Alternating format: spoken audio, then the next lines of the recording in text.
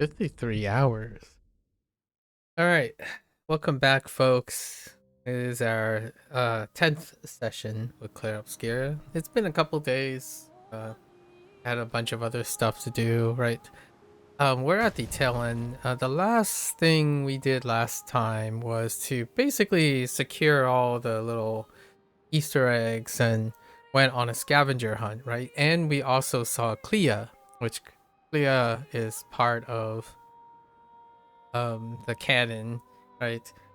It seems like Clea might have been a projection, and then she like painted over herself so that she allowed herself to not be clouded, or prevented herself from being clouded by the painted of her soul. And she pretty much axed herself out of the paint canvas at the moment when Versol was resonating, right?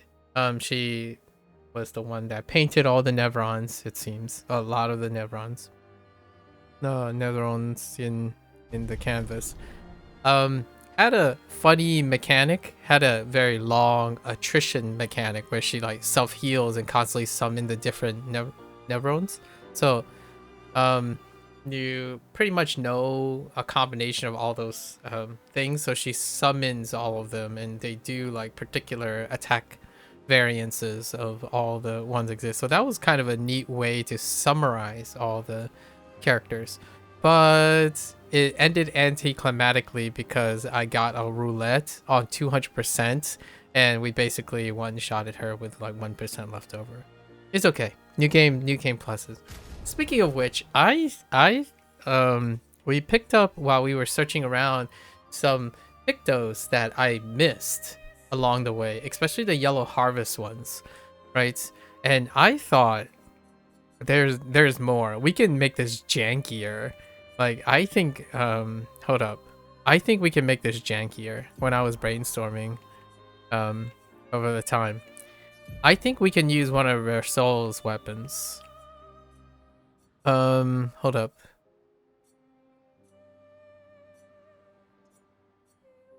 I'm not sure if I bought the hang on. I'm not sure if I bought the pictos. So we also did the endless tower, and the endless tower was a great way to bootstrap and learn all the pictos for the team. Not all of them are done, but it's a good enough of them. Yeah, auto def.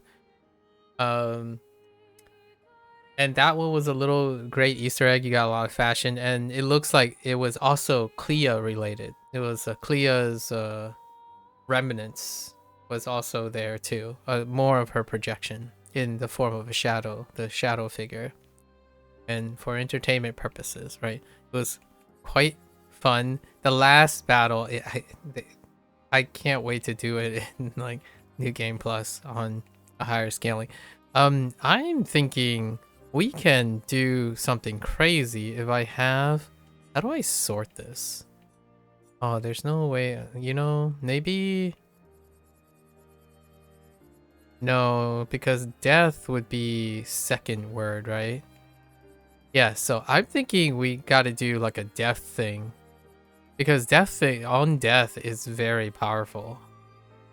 But the question is, did I buy the pictos? Pretty sure there was something called Breaking Death. Burning Death. Breaking... I need to get Breaking Death. I'm pretty sure I know where it is too. It's gonna be... I have a great idea. Where was I? This is not where I thought I left myself. I left myself in front of Ray Noir's draft. But that's okay. This is probably close enough. I have a great idea, and it's probably going to end up one-shotting whatever is going to happen, but that's okay. There's still New Game Plus and hard diff. So I'm not too concerned. This is about... yeah, I'm going here, so... northeast. I miss you, game. I was talking about this with some of my best friends. Such a beautiful, wonderful game. And I'm already getting to the bitter, sweet, sobering feeling that it's gonna be a very quite some time before the next game. Not that I'm thinking that there's gonna be a sequel or anything to this game, but just this type of mentality, this type of philosophy as a showcase. This universe is I'm so invested in this as well. Like, it could be completely unrelated to the canvas, but more from the painter and writer perspective. Now, how do I get to the place?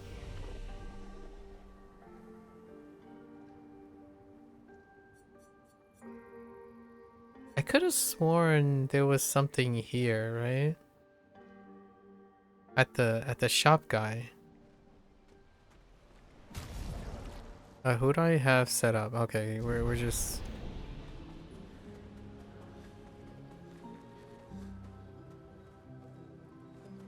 I don't remember. Where do I go from here? I think it's the shop guy. Oh! I didn't even realize there's a painted page here.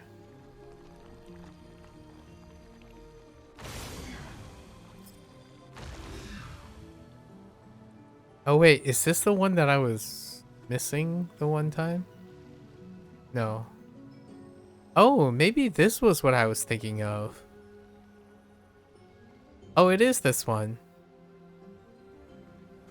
I couldn't find the missing thing here. Because... No, maybe it's not this one. Just kidding. It's not this one. C'est un avantage. That feels about right.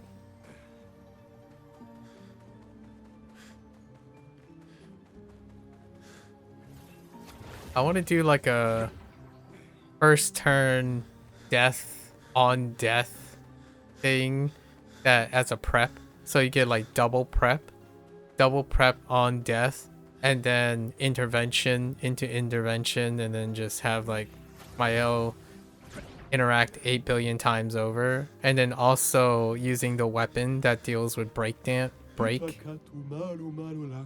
But I need this one thing. The centerpiece is like some sort of like breaking death.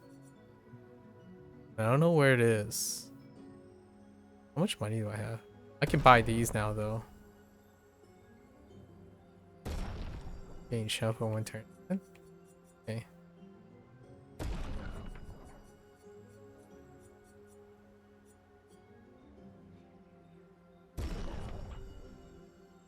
Oh, apply mark on break. Oh, that's useful. I need lots of break stuff too. All my break stuff. No. Wait. Could have sworn pick something up. So we're doing like a death and a break. Death and break kind of thing, because the auto death is very inspiring. Oh, never mind. It's not here. What do I have? I did hear some interviews about what is next for this game, and being able to sort things is fantastic.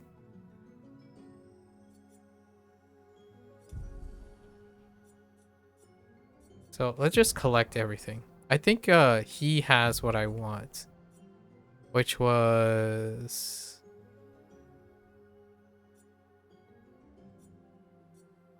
So I'm either going to go 2 weapons. There are 2 weapons. This weapon, which you do bonus death from perfection, applied to all allies at half value. So he would be providing the value to the others because he would be our sacrificial person. Or I'm pretty sure there was one that give you break. If you break something, he immediately becomes S rank. Here it is. Switch to S rank on break, and then base attacks can break. So, I could use this, which is 100% chance on 100% crit chance on rank S, so it could circumvent the need for crit stats, which this one has agility and defense, right? But defense is out of the question, but we can apply the rest into might instead. I think I might actually do it this way, where he can then lean on even more damage without... Yeah, so I'm debating, but I think I have enough materials to do either or. So the alternative is to do this and use the use skills. Oh wait. Yeah, perfection gain is increased by 1 while powerful. We could use powerful and combine with a free aim system to get to S right away. I think this one's safer. Support skills. I'm not sure about what potential support skills they have. But this one's pretty neat because you can trigger a lightning strike on critical hits, which compound. You know what? We're gonna use this one because all the lightning strikes are going to happen because the skill I'm going to use is the big one. So that's probably what we're gonna do. So let's see. So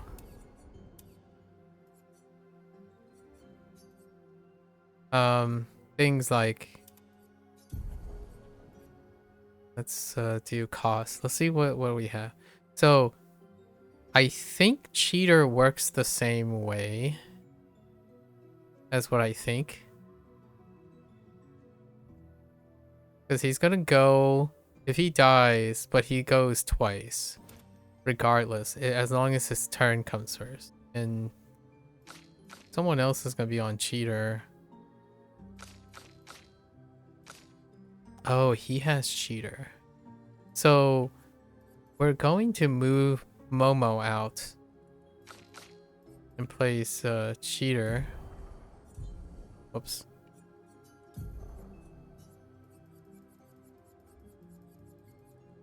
Alpha. Give me alpha.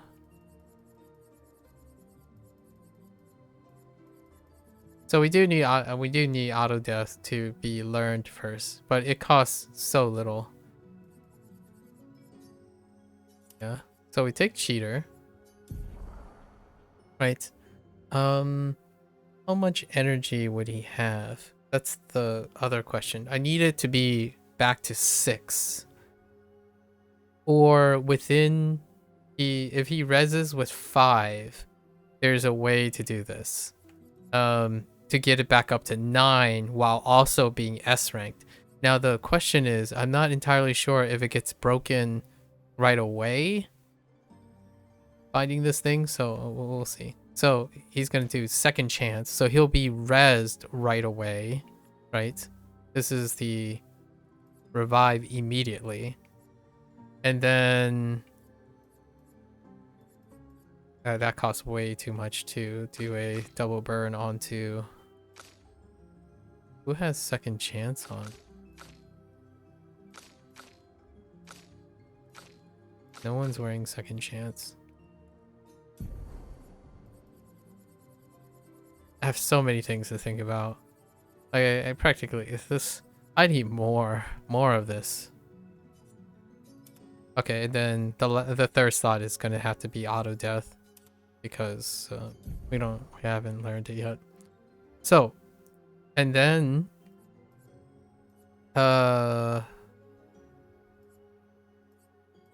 we could even add like damage. So I'm not too sure how much energy he has yet. So we'll see about that. Survivor does not. We don't need survivor. So now we're doing. Honestly, I wonder how this scales with that one thing. So we'll wait on doing those. Where are my death things? So sniper, we're gonna use sniper. because free aim can break. Longer burn might apply to that thing. I don't know. Warming up. What is warming up? What do we have? Burn affinity. That's after, so we can still do that. That's probably going to be extra damage.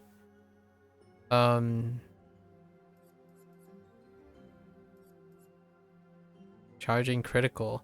Oh, charging critical is good for gradient off this.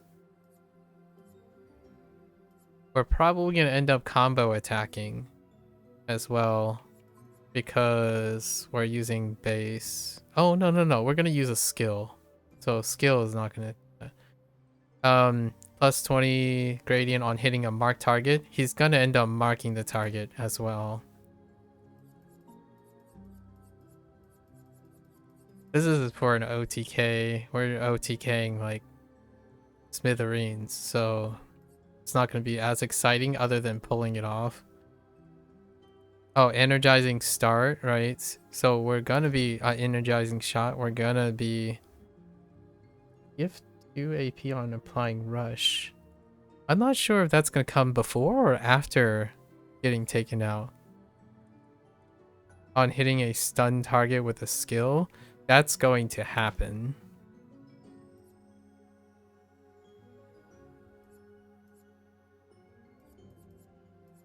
Enfeeble attack.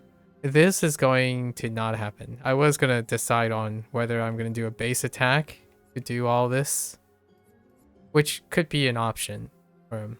And of course, we would need first.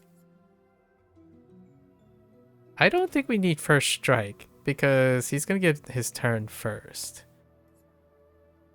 And this is going to be just extra. He's gonna receive a hit regard. Oh, I'm not even sure. If you detonate yourself, is that considered a hit? That's an interesting thought. That stuff, I don't think that's gonna happen.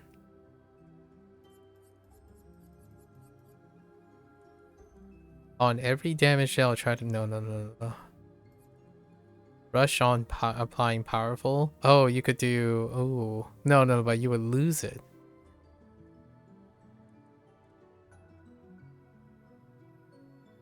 That's interesting. I'm not sure if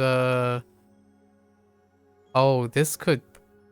I'm not sure if death causes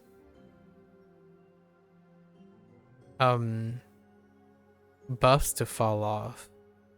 So here we have on death allows allies to gain 3 shields, but we don't need shields because I have a feeling we're gonna get anti by shields. Apply powerful on applying shield. Interesting.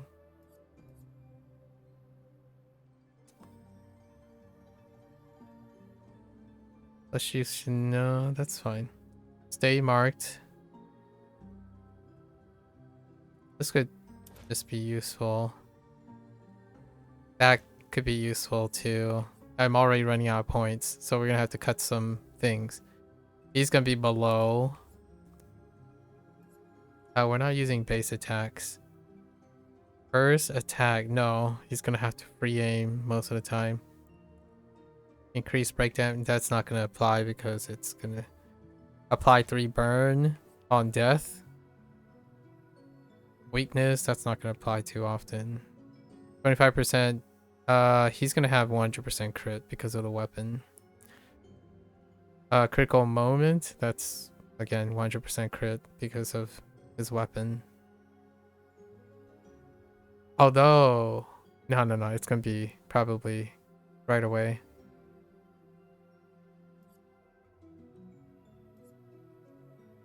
And then we're doing energizing death, right?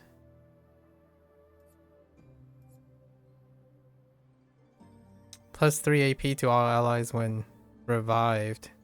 When revived. I'm kind of curious if this triggers off second chance. So we'll see. Breaking a target doubles its burn. Yeah, I'm gonna see if that happens after the fact. We don't need to heal. We don't need to do that. Yeah, he doesn't heal. Oh, it's WoW inverted. I think this is gonna reset his invert, right? Probably. Gain powerful on hitting a marked target. That could be backup. We need painter. Sure. Well, rewarding mark. Oh yeah, we can do that too. Okay, there is way more than I thought. Hold up.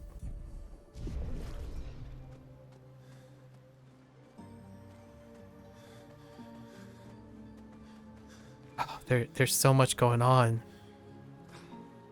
Alright, I need to get to... Oh, this can work really, really well.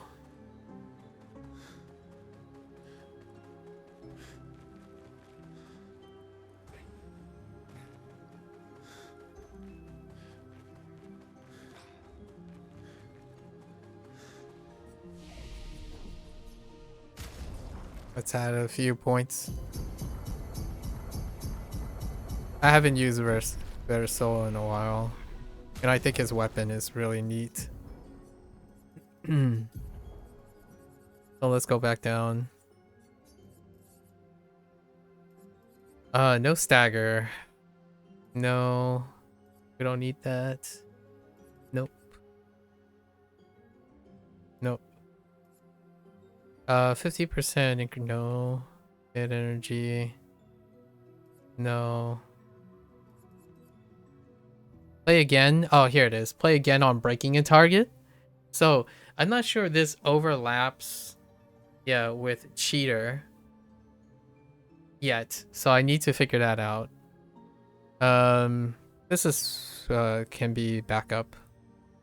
Apply powerful 3 turns when revived. So I don't know if this, yeah, I don't know if this triggers off of second chance, right? So there's so many things. 20%, like we're just gonna take that for security. Plus 3 AP on breaking a target, right? Like there's, and then this is just for insurance. Apply 3 perks on breaking a target. Like I don't know if any of this. We're not trying to do damage. Just at the free aim base attack is. We're not doing base attack for now. We're using a skill after.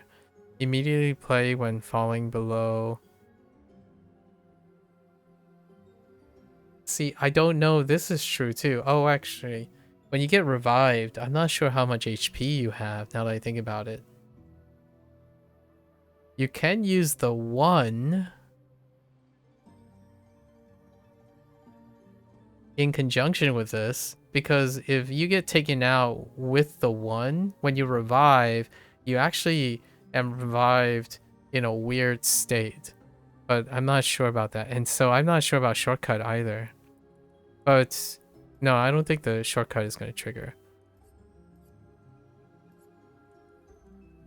And then we can do roulette. And then we have rewarding. So hold up.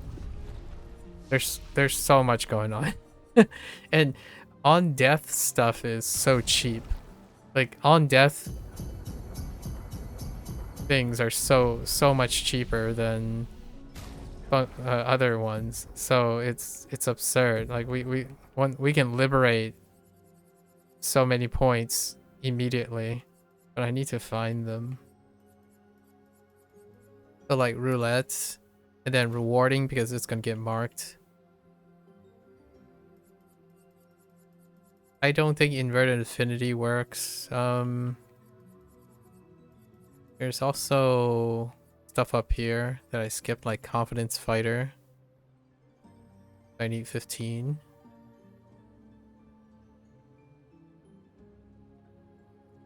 And then we can plug in survivor as well if we can survive with 1 hit. Point, that's fine too. There's still energy concerns, so I gotta figure out what the energy concern is for the time being. So place in I want to realize this. I want to realize this build. Oh, where's confidence fighter? Okay. So I still need this particular one thing, and I have no idea where to get it. Let's find out. So let's look at the stuff that he has equipped. Right. All the death stuff. So we have omniv, auto death, burning death.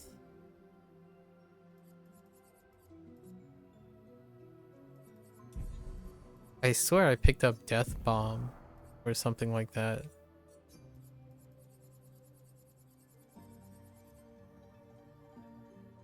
No, I have not. I'm gonna go back. What else? What else we got here?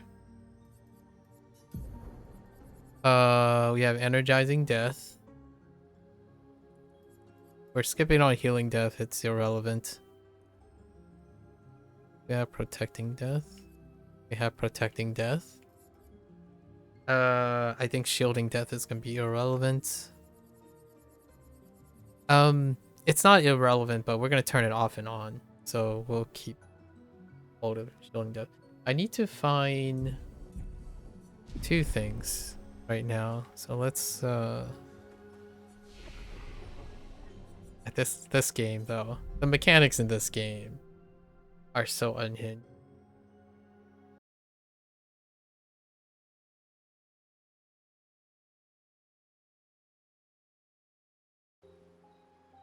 Apparently, there's a guy that I haven't fought.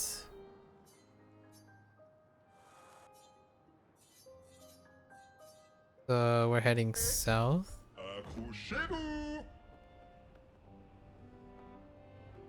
It's gonna be great. Even if it one-shots whatever is to come, I want to realize this.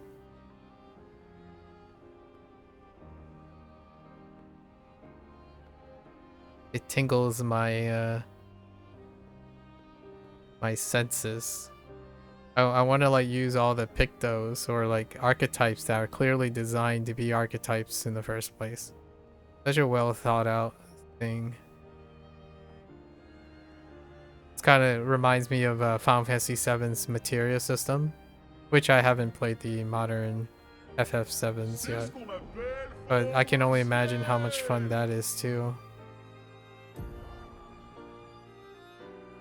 Did I miss it? C'est parti mon kiki. Accrochez-vous. C'est parti mon kiki. What are you? Why are you just chilling there?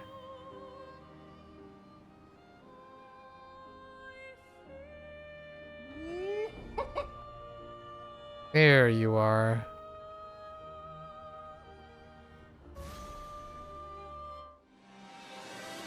This is gonna be a one shot. Ah, the music. Oh, I've missed you.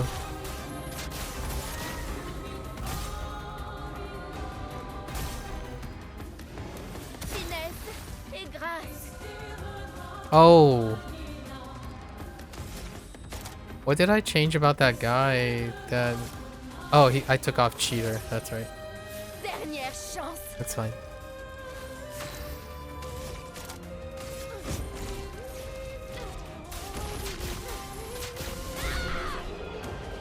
This guy apparently has this. Yes, the breaking death. Give me this sucker. Oh, I do need to learn breaking death though, so... I guess we need to... farm some battles.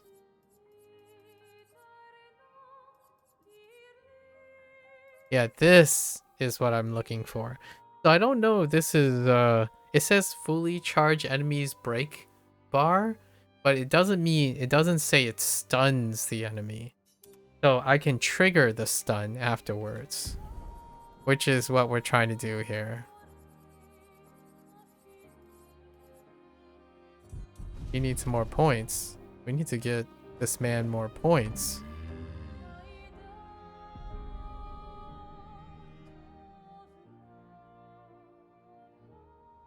Oh, this is gonna be so epic.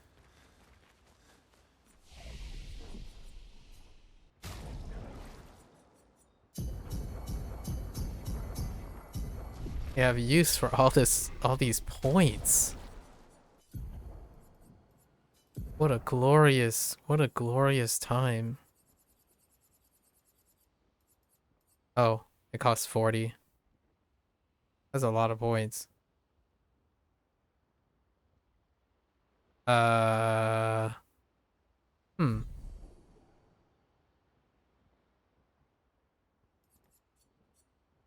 Maybe I test this out first. So basically, I wanted Versol to replace Momo.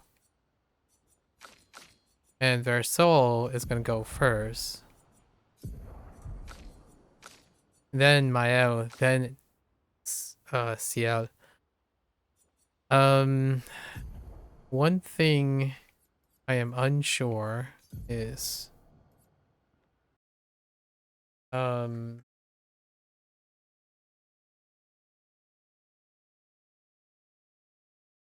let's look at what he has in terms of break, right?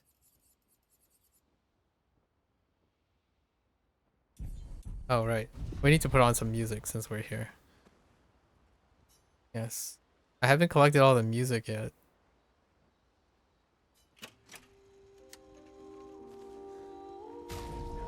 Love it. Love it. Okay. So, do we have...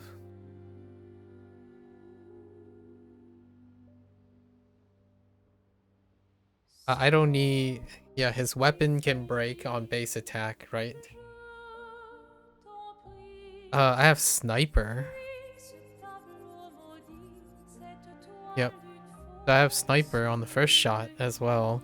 So that doesn't expend a turn, which is pretty wild. It says it can break, so I'm not sure if it can fail. And we also have the weapons base attack. What else do we have?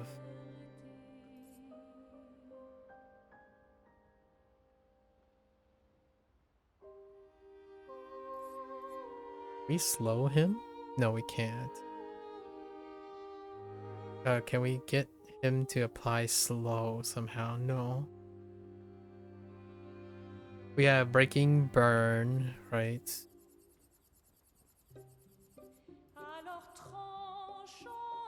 Just extra stuff.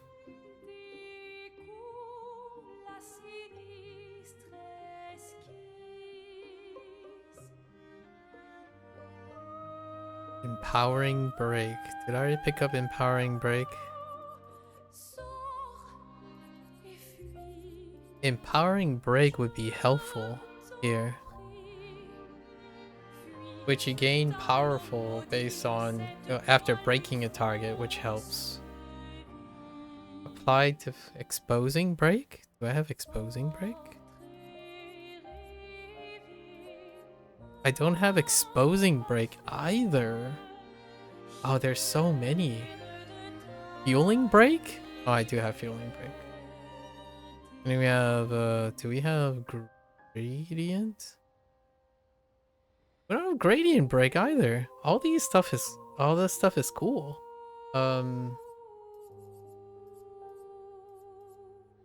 Wow, we have so many things to pick up. I must have not picked them up because I realized I didn't have any use for them yet. About... Okay, I'm gonna go for hunts now.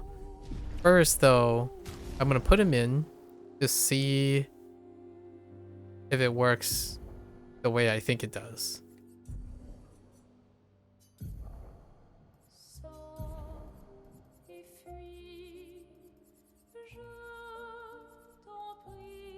Let's find out. I do want to upgrade his weapon too. Who do I have? Oh, I haven't upgraded her weapon either, but I think his weapon is necessary.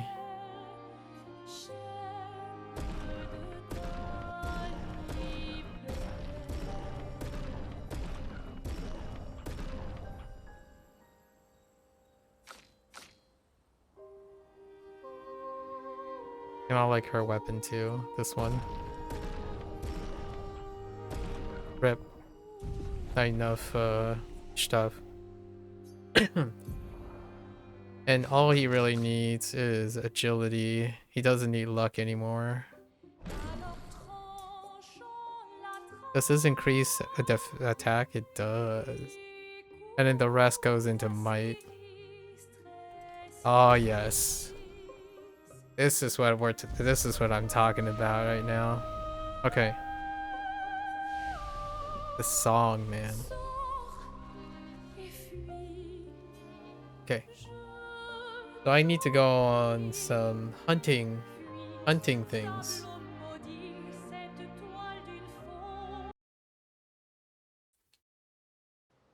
Oh, I didn't buy these.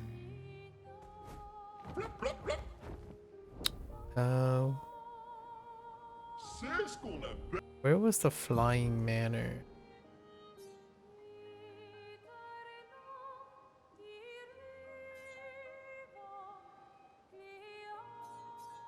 This thing, right? No, no, no. That's Renew Artist. Oh, no, no. Yes.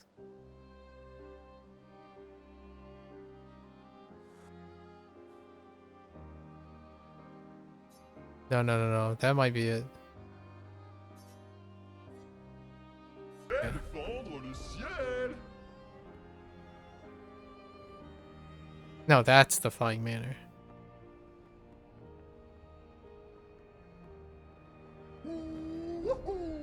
I can't believe Mael written that on the monolith. So funny.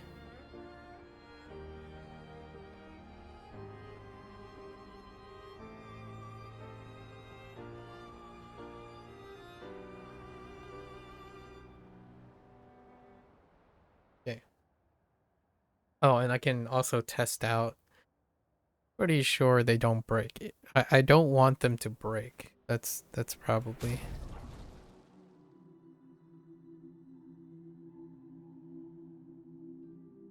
Sorry, let me check something first.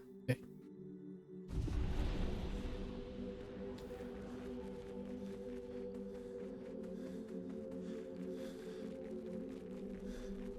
There was a merchant here. I think the merchant was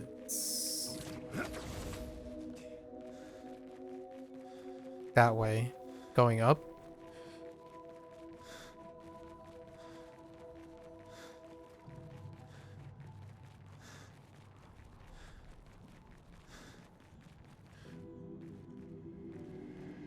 I just realized. No, no, no.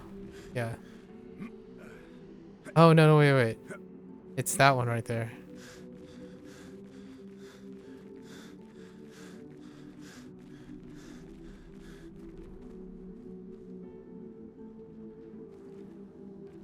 I don't remember which one it is. Let's go here.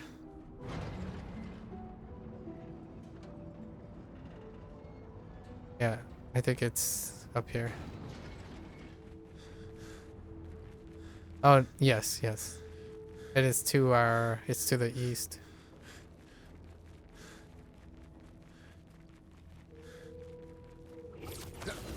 But let's test this out first on this guy. You're really big, man. Hey. Okay, let's see. Okay, so I don't have anything to immediately act because he doesn't have second chance. But is your yes. So their stun bar is filled without triggering the break yet, which is exactly what I want. Exactly what I want.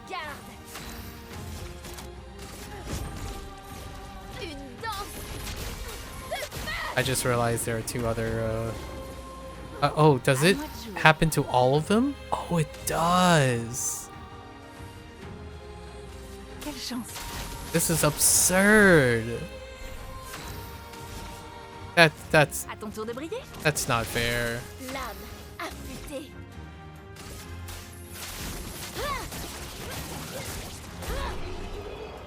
It it applies to all enemies. What the heck is that about? Okay, it's this guy. I'm gonna have to switch heaps. Are we wearing all the pure outfits? Yeah. Stick with the pure outfits. I was gonna swap up. What kind of wardrobe do we have left? Do we have like a No, I think this is fine. I really like their pure outfits. There are these things. Painted me. Interesting. He doesn't have too many outfits though. Oh man, these are expensive. Hang on. I mean, I could buy that. Where is it? Gradient break? No, that's not what I'm looking for. Can I afford all these? Oh, I need some mad money soon. Flowing break? Give me that. We'll try to buy all of them. Okay. Think about it later. Thank you.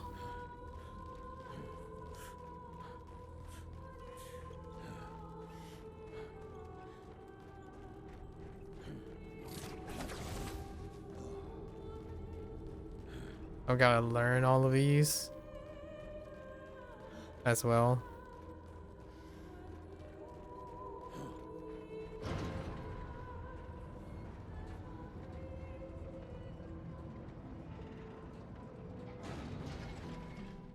That's okay, because we have to do some hunting. I need to do some hunting.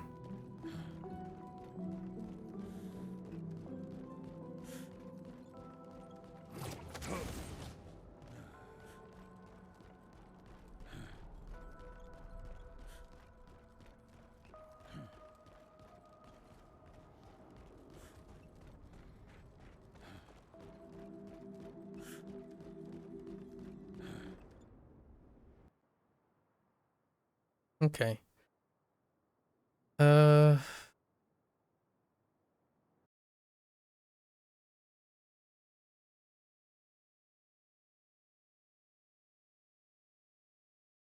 yeah, so I don't know if this lines up with cheater or not.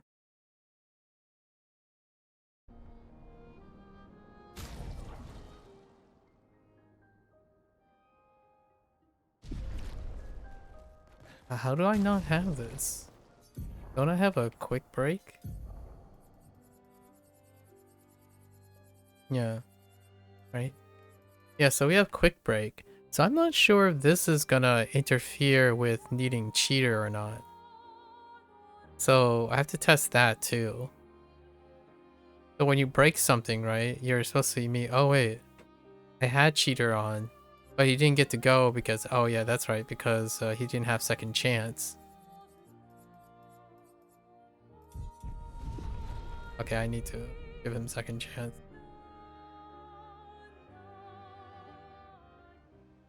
I'm so curious how this interacts. It's so weird, but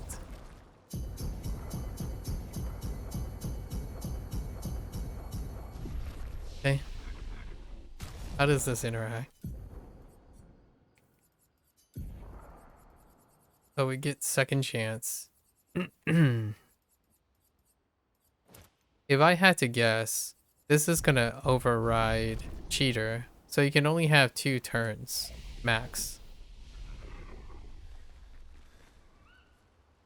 That's usually the case. So we might not need all of these.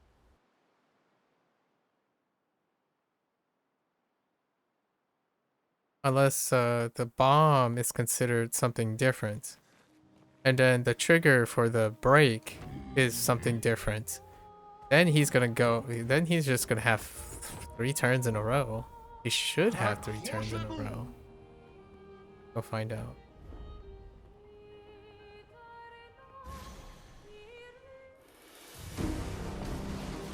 Right, he takes himself out. He gets rezzed. Prête à frapper fort. I need something else. Fais tes adieux.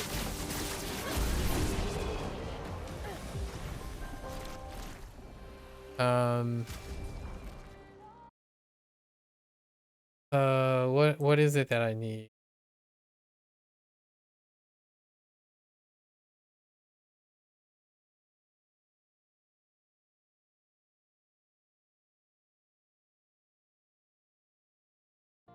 Maybe it's supposed to work with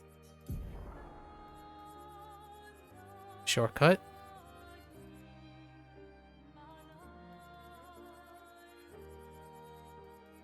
Where's shortcut? All right, so let's go find.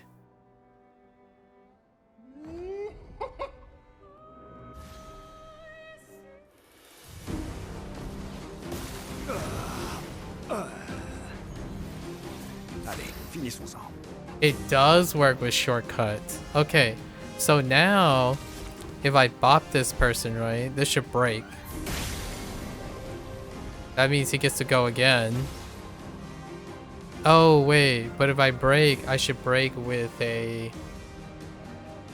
Okay, so that creates an S, right? Because he broke something, so he immediately goes to S. And then, do I have anything that breaks? His Phantom Star breaks, right?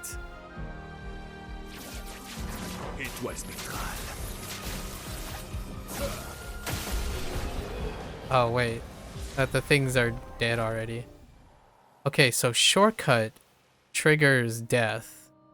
Is triggered on death, so he gets the turn. But the question is, now that he gets a second turn, does he get another turn that follows?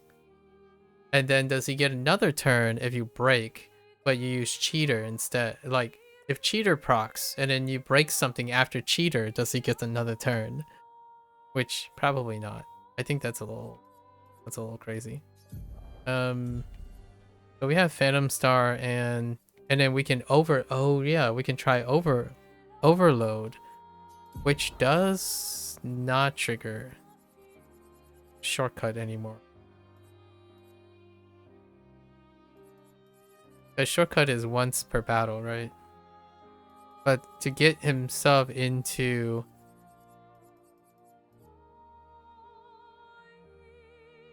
to trigger this, he needs to bring his life down, so he could use overload, but overload just sets it at A, so I don't need this anymore.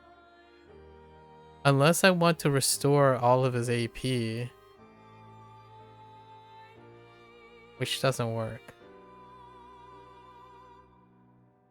So we don't need at death's door. Unless I'm using the 1?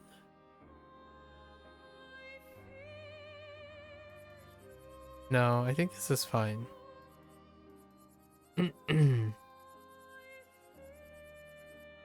I just need to ensure a second turn, right? So if cheater... The question is, does quick break trigger or cheater triggers? Okay. So let's go find another target. C'est ce qu'on appelle fendre le ciel. You. So I won't break anything. Tu peux faire mieux. Okay. So let's say I use overload. Overload, right? So I should have another turn. J'ai déjà connu pire. That's cheater, right? And then I'm gonna use Phantom Star. Or I'm just gonna hit someone and break. Oh, not break them. I need to break them by hitting them. So I can use my basic attack to break something. Prête à frapper He doesn't get fort. another turn.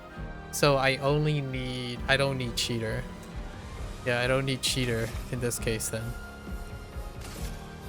Fais des adieux.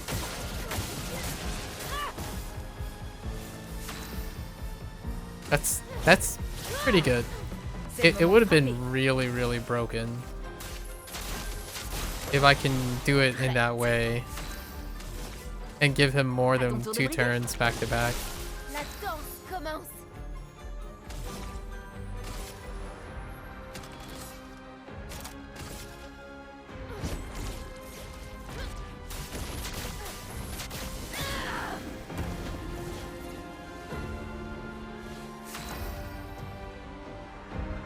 Oh, technically I can keep cheater because every other turn when there's no breaking target, he could act again with cheater. So that's fine. Par le feu. Whoops. Détruit. Yeah, and he always crits and he always has electricity. So I would keep cheater for the following turn. But the first turn, I would... That means I don't need breaker, huh? Or quick break. I mean, even though quick break is super cheap anyway. Yeah, play again on breaking a target. Cheater will trigger regardless if I break or not. Okay, so we covered that. So shortcut gets triggered immediately is how that's gonna be working, I think. Or we use first strike. I don't know if first strike triggers before the bomb. No. That's too much. We're thinking about too much. Now I have to go and find some other stuff. Some other stuff. So much shenanigans.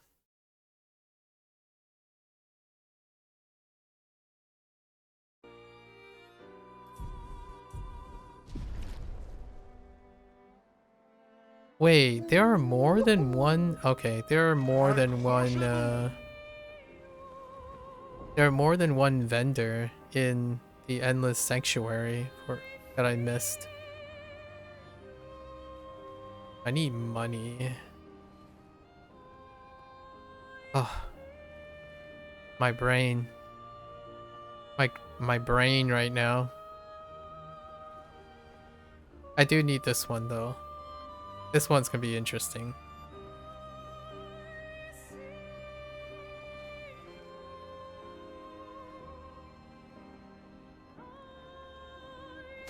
This is so overkill. C'est ce qu'on appelle fendre le ciel.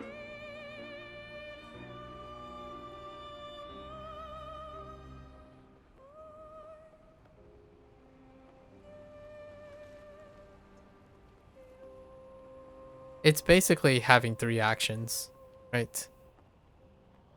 I'm trying to increase the number of actions I can have in one go.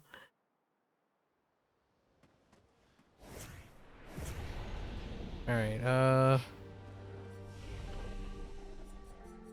so I'm missing someone here somehow.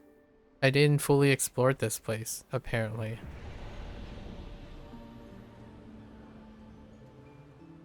Unthinkable in this game? Not being able to explore everything? Who would have thought that would happen? I honestly have no idea where this person is. For a moment there, I was thinking, were they standing right in the way? I remember here. This is where we fought the boss guy. Oh, for a moment there, I was like, are you serious?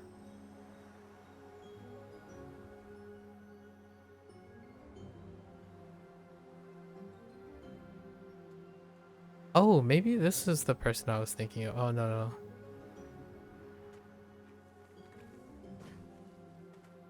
Was this the person I was thinking of? Or is that the same merchant? Did I go to 2 different merchants? No. It's the same person.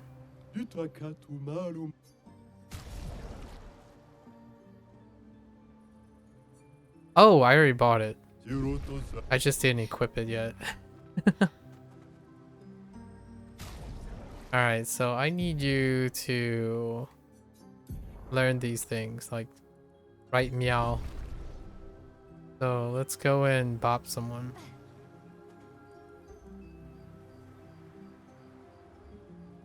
Or bop no one. Because we don't have any targets to bop.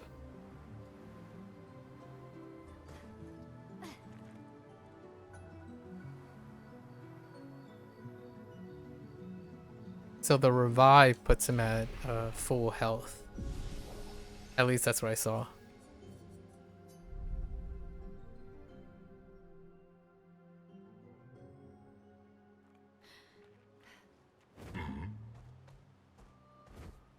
Attention, décollage. Okay.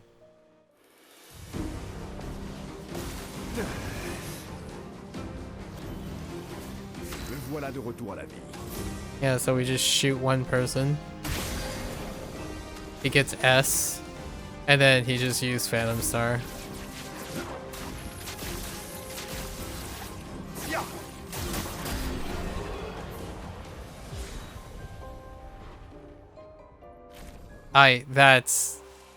That's gross. That's absolutely gross. And that's Phantom Star only hits 5 times, but it's 5 times plus all the lightning. So he could actually break shields with that as a follow-up. And then he has Endbringer, which does 6, and it has increased damage if the target is stunned. That's just stupid. That's absolutely stupid. All right, so we need marking death.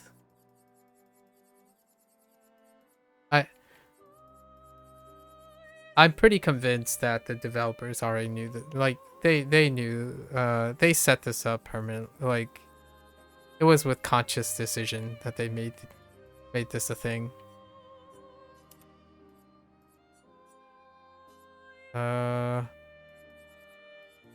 What else did I bring? Break specialist? No. There was something else I bought.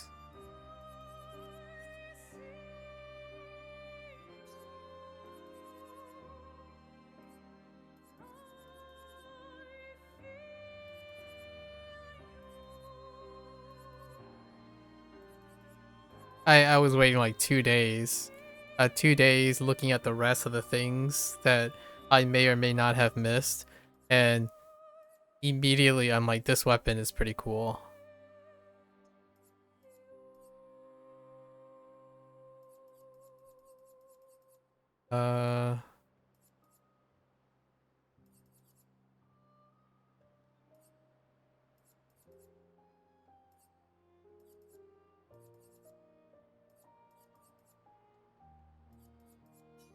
There we go.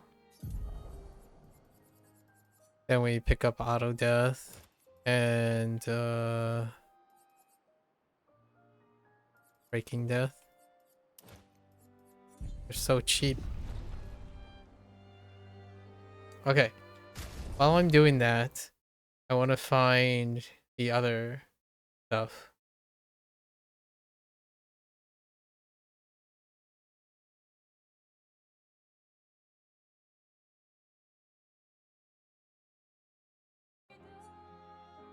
What? It's still pretty much all the stuff comes from this area. I missed a lot. What the heck? Where's the entrance? C'est ce qu'on appelle fendre le ciel. I don't know what's more rewarding. Playing the game in a manner in which you're responsible for C'est parti, mon kiki. like hitting your parries or your dodge, or doing the same, like absolutely demolishing your enemies is incredibly satisfying too. In like weird ways. And all of them don't overlap as well. All these archetypes do not overlap with each other. Apparently.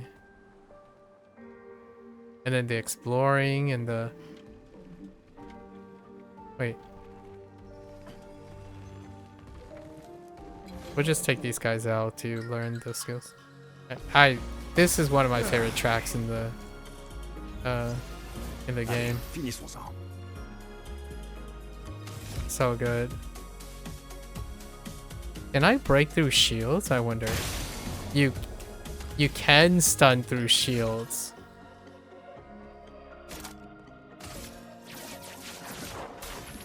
I get to use his skills now, which looks so cool.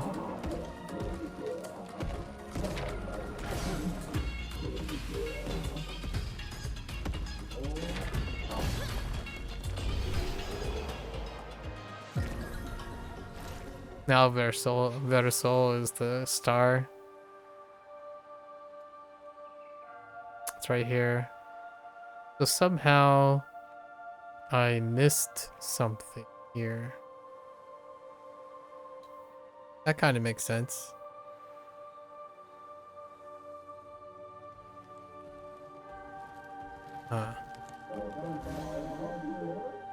Some XP.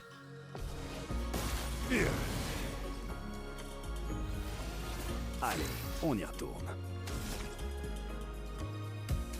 Oh, you know what? You could just break with... Oh, no. That would spend a turn. That's why I didn't do it. So cool. This weapon looks awesome, too. Attention, Maël. Maël,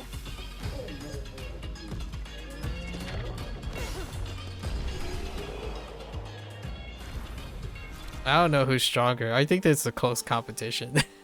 Although, technically, Versol could do... I mean, Maël could do everything Versol can do outside of the weapon. So the weapon is really good because when I saw this weapon, like, you switch straight to... What is the fastest way to get to S rank, right? There are a couple ways. That's why I like the... either this, which gets you there. Like, there are different ways to get you there, right? The one that I stuck with was the one where you start at S. Which was...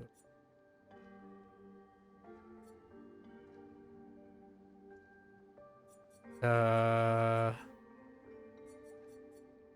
don't even remember what it was.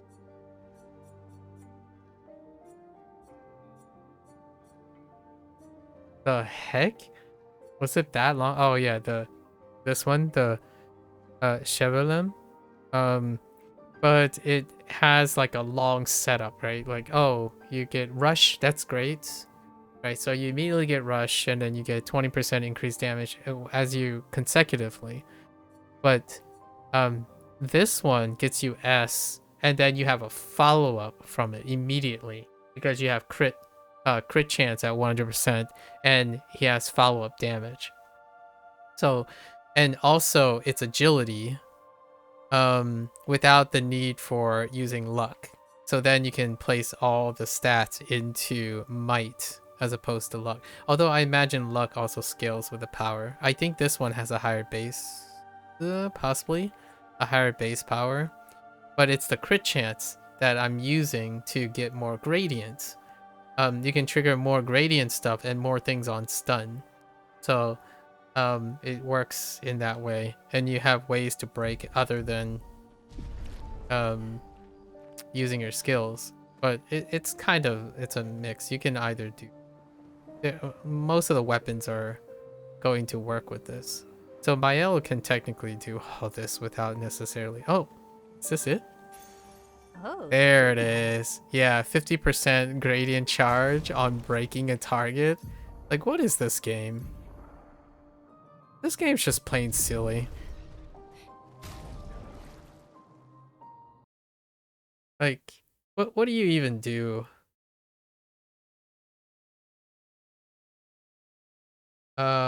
Do I have exposing break?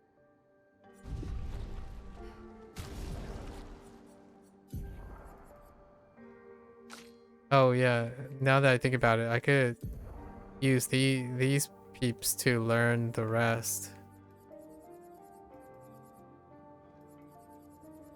Just go through and learn the rest. Because I was already doing that, huh?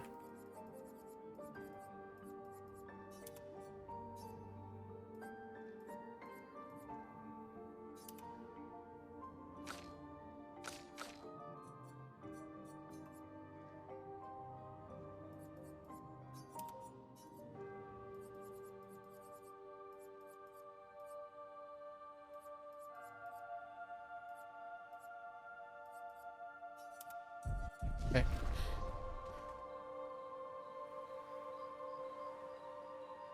Hello there, buddy. Characters in this game.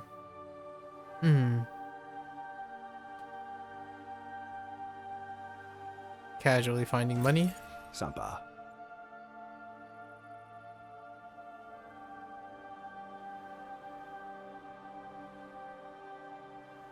I'm gonna need more money. How much money do I have? Okay.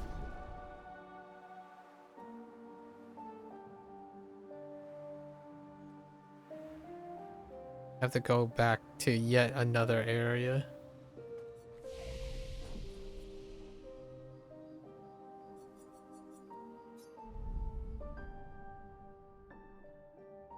Where is this? Where's the merchant? This one. Oh, I know where the merchant is.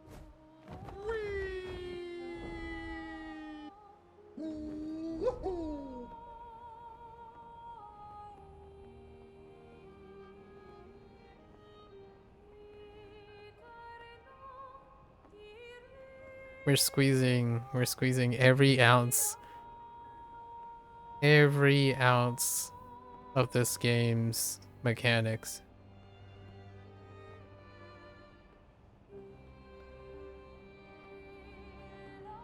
Prior to the new game plus. Then we do like the other stuff. There's plenty of room now to, no matter how brutally like punishing the scale up is, there's lots of rooms to practice C'est ce qu'on appelle fendre le practice the ciel. patterns and windows and whatnot. And with that practice,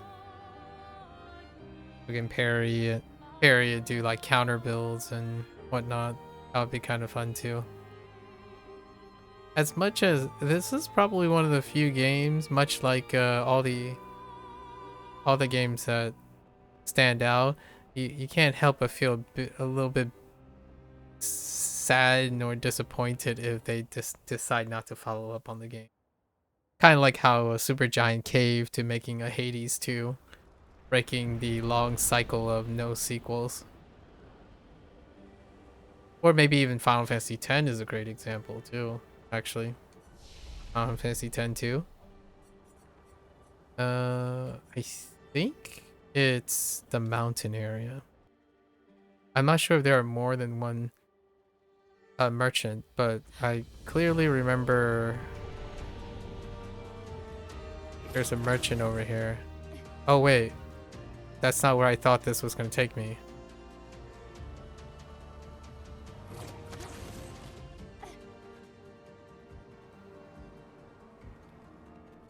Wait, I thought it was going to take me in the one area. Hold up, maybe it's in the foggy area? Yeah, here we go. Right? I should be on a mountain, yes. Or yes, yes. I think there is like a merchant right up the side. Let's take out some of these people for some experience. For some. Oh, we can use Retour à la vie. oh my gosh, and it gets marked. And then we can use Endbringer. You can't even see how much damage he does yet. 1.6 from 2 hits. Oh, and you can add all of that stuff to Mael too when they're broken. I don't know if bosses stay broken right away, so that could change the benefits.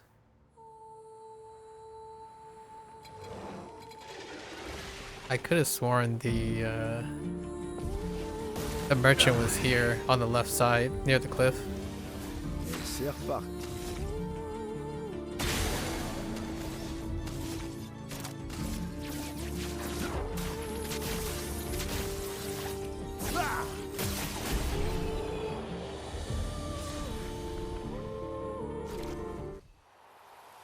Okay.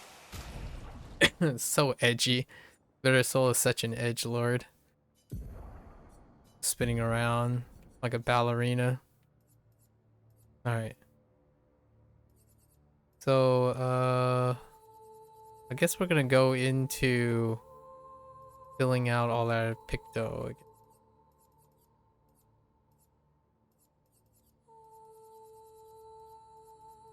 Teamwork.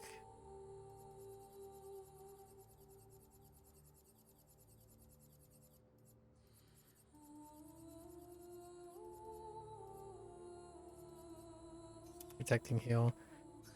So what were we missing? What did we gain? How much was marking break? Was 5.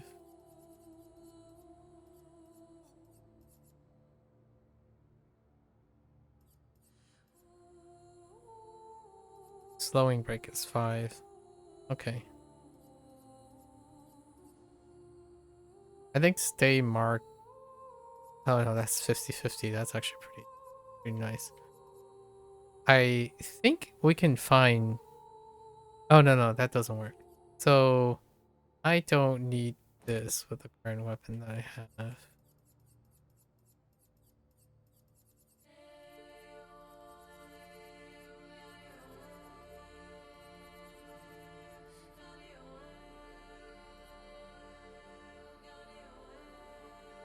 With the hit it, yeah, you get +1 for hitting a stun target. That's just follow-up stuff, right?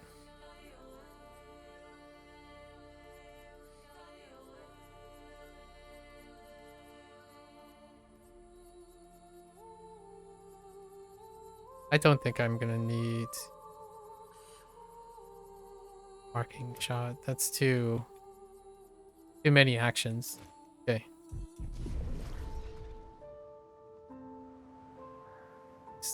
Where are you, merchant?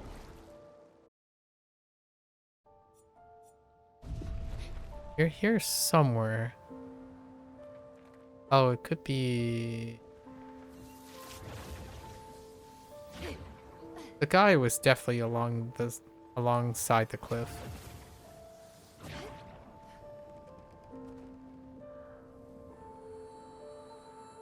Whoa. There's still stuff.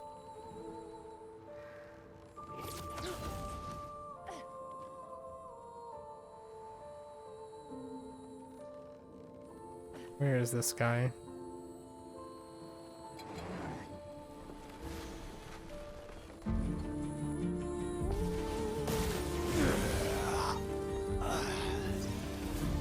Voilà de retour à la vie. Étoile spectrale.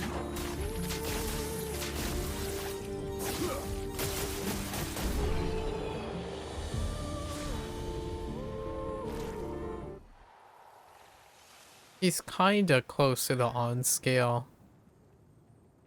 Right. So. Oh. You're done with this one. Whoops. Already working on that one. Got any more stuff?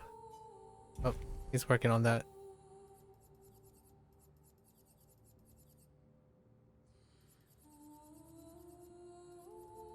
Here's some stuff. What?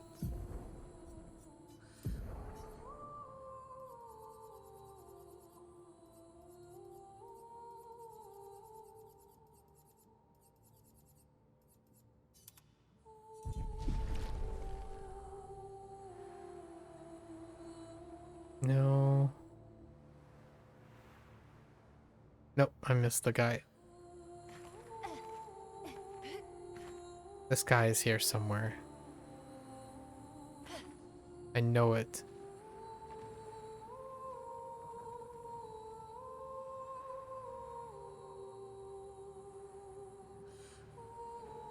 Mon ami, doko desu ka?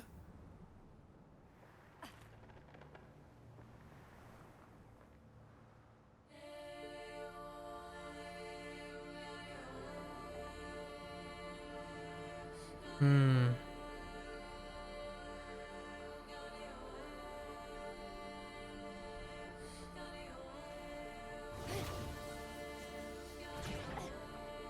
Oh.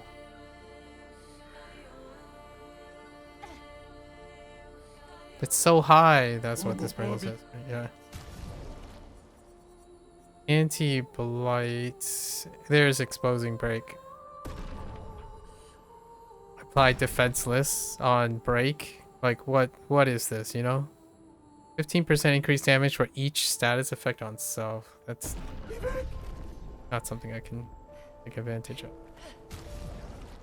Let's swap up right now. So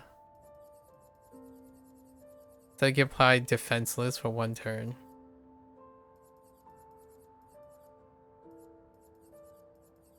Which increases more damage.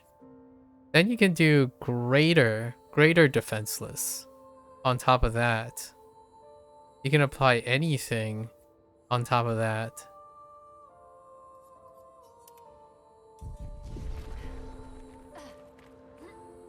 As debuff. And then CL will apply all the buffs and all the greater versions of the buffs.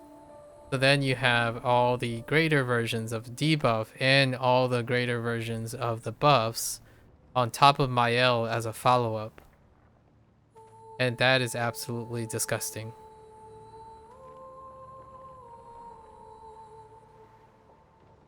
Where was the flag? This way? That's absolutely gross. Oh no, this is where the parkour thing. Oh no. There it is. Just kidding.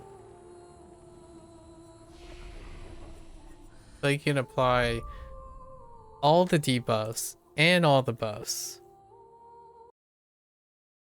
What is even this game? What else can I do?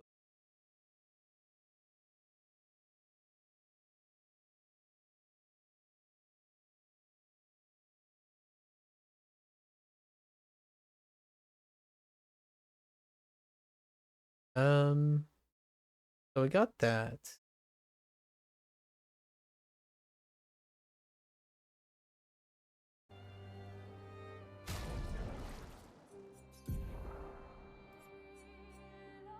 You can still make the other weapon work too, because you can ensure that he gets powerful. He gains powerful on break. So then you can make the other weapon work without having to powerful yourself, which I'm pretty sure there's an auto powerful. So like for this, you gain you gain 1 perfection, is increased by 1 while powerful. You can ensure that powerful ends up on him, and then you can use the level 4 bonus to make Mael stronger, like boost her damage. But I kind of like watching Versol going at it. So you can technically move all his bonus, half his value of his bonus to Mael. So the question is it higher to have both Versol and Mael attack, or have just Mael attack? An interesting question. What other do I have? Do I have empowering break? I do not have empowering. So many tools.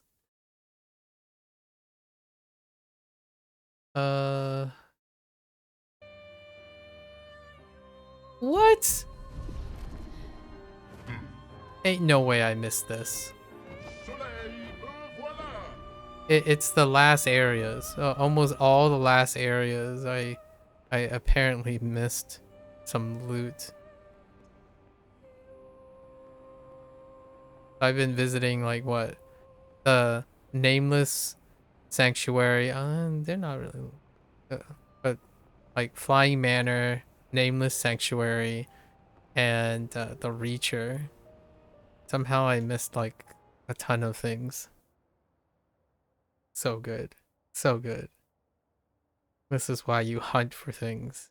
Oh, you know what this kind of reminds me of? A Monster Hunter.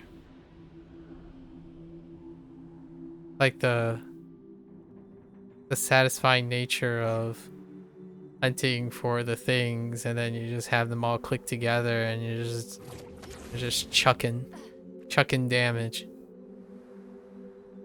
And then obviously if you get caught with your pants down, the monster just clobbers you in 2 hits, right? That's that summarizes what this feels like right now. Really. Cold Blue was still up here, right? Like, you know you can deal and dish a lot of damage, but you know you are also as paper thin as possible. And you just get whomped if you're not careful.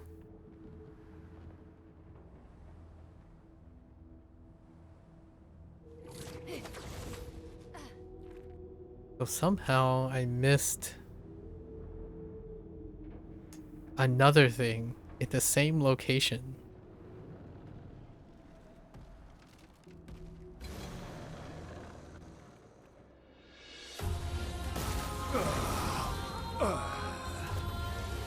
Prêt à frapper.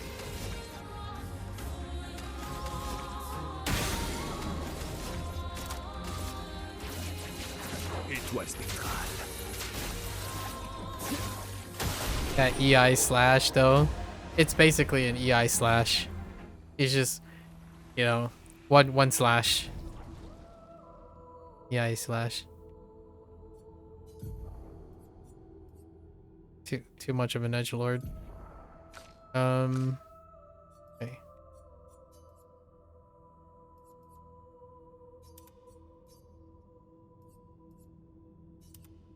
Okay, more stuff to learn.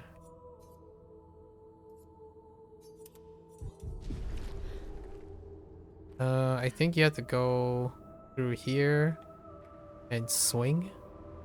Where's the swing? Or not swing, but what do you call it? Grapple. Grapple across. Vous étiez encore mort? Étoile spectrale.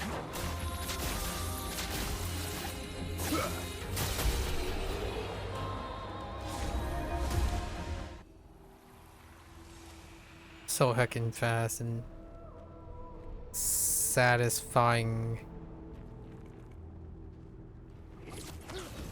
Pretty sure this is the Go Blue fight.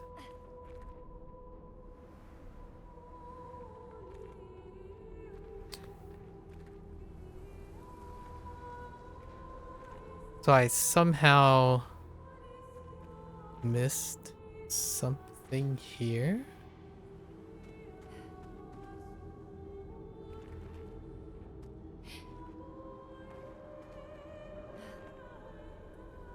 What?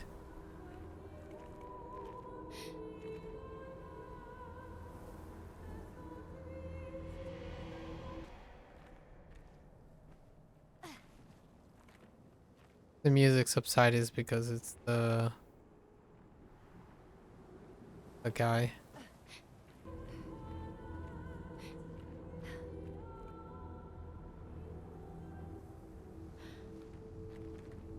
Oh. Hmm.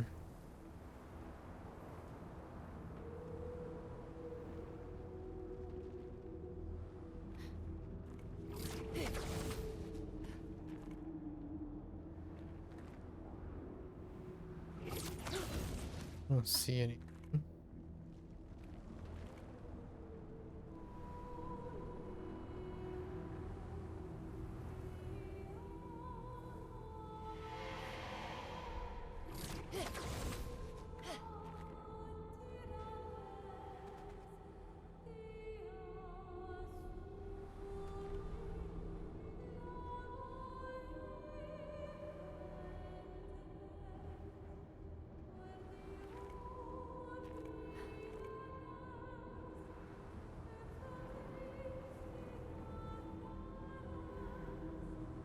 Hmm.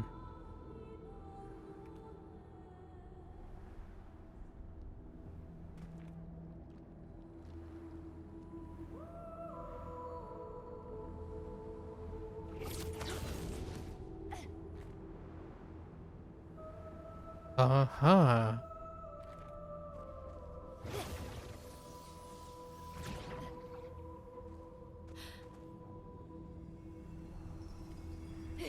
Is that you? Excellent. That isn't. Oh, oh. Wait. Oh, what the? What is this about? Oh my gosh. This game's level design though.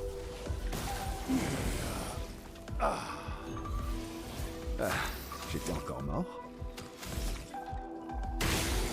I can't believe you can. I didn't know that you can stun targets through their shield. I figure it just negates the stun.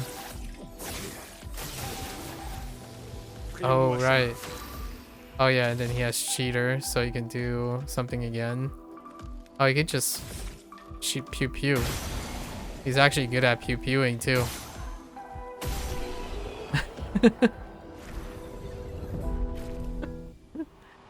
Like, he's actually good at pew pewing.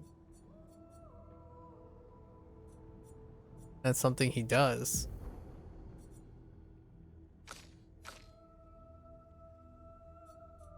Alright, we finished that. What else? I didn't finish teamwork for whatever reason. There we go. Empowering break. Let's just place this on him actually. I remind myself.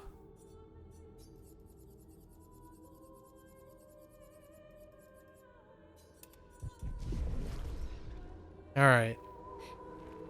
So somehow I missed this part.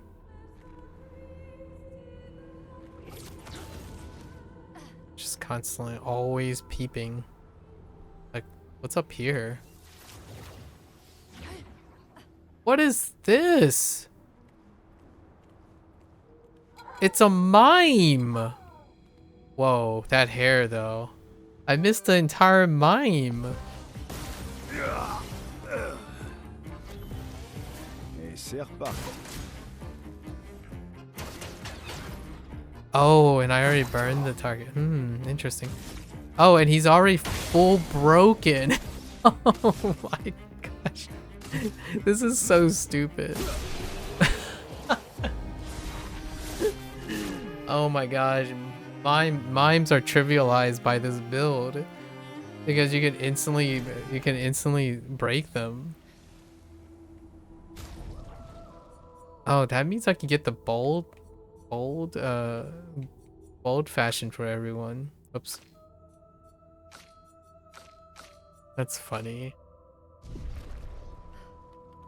Well, I found the mime. We'll do that another time. Yeah, that kind of trivializes a lot of things. Because you'll instantly break them. Well, there's certainly ways around this game. There's definitely certainly ways around this game. Which kind of reminds me of the design that Final Fantasy 15 took. And Final Fantasy 7, like the remake and rebirth stuff. Where like you get a combination of the satisfaction of understanding how interactions work and all that stuff. Archetypes work. But at the same time you can still engage as much as you want on how you want to go about doing it, quote unquote, the manual way. Now I'm starting to wonder what else can you do, Better Soul. Hey, so we got that, right?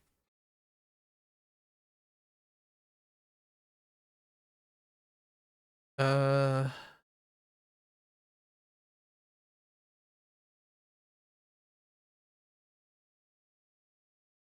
uh,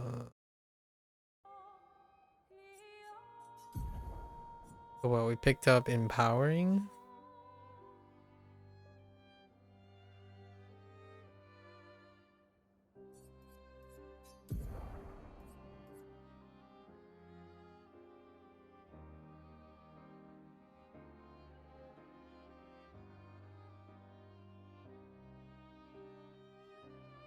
We're good. And then there's one more to see if I really got a lot of things. So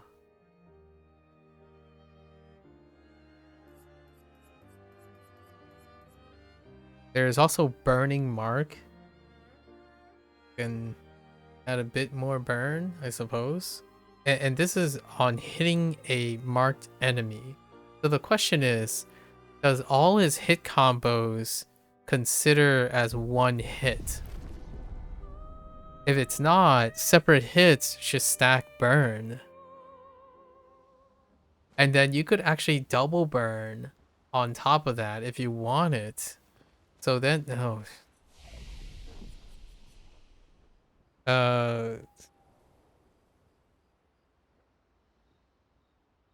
What the heck? I didn't come across this. Hold up. There's just so much going on. And then what? Do we have? Oh, we need music. Where's the music?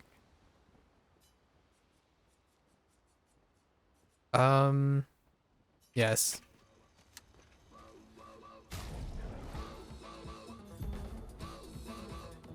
This track.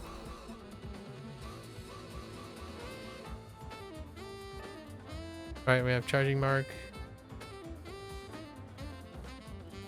Enfeeble mark, interesting. I don't think I have enfeeble mark, but that doesn't really matter. They're gonna do all the damages to me regardless.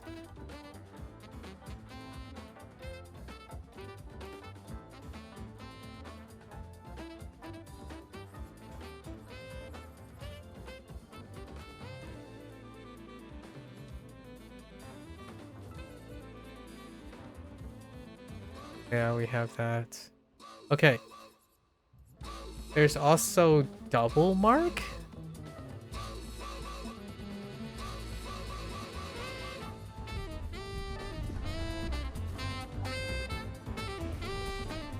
This just keeps going.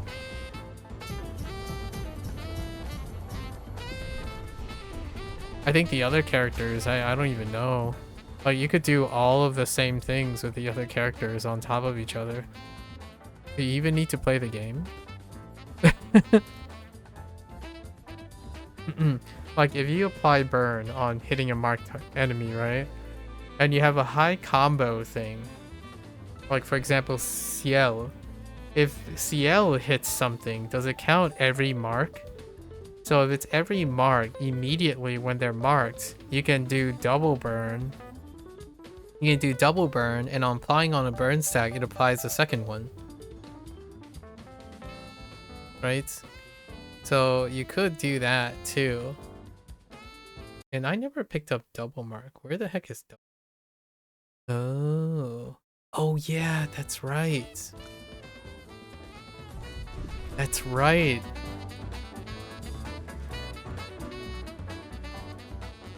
When I first heard this tune, when you were dueling Momo, so good. So good. I remember this vendor. Whoops. I hit the wrong button. I remember this vendor though. So where would this vendor be? I think it's in the... It's, okay.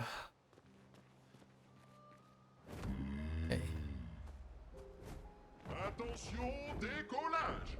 So we're going back to Serene. Serene. I'm pretty sure these spots respawn, so you can just Parfait. get as many Lumina as you want. I feel like they're randomly generated in the ocean somewhere, because I keep coming across more spots.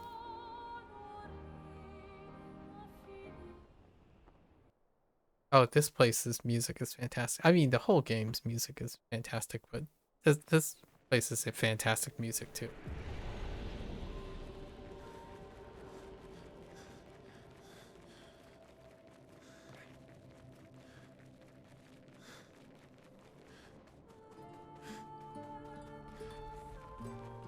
So good.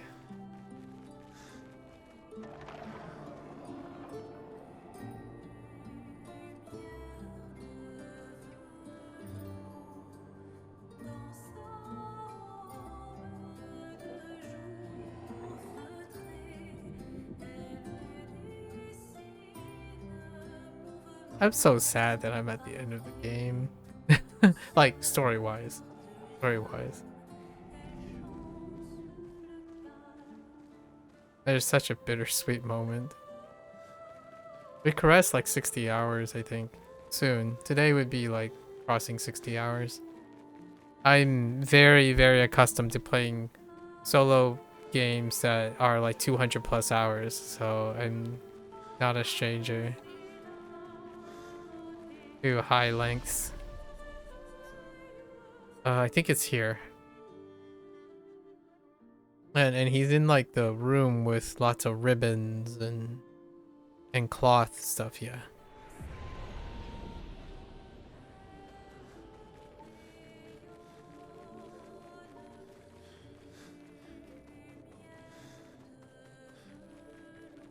Was it over here? No. Over here.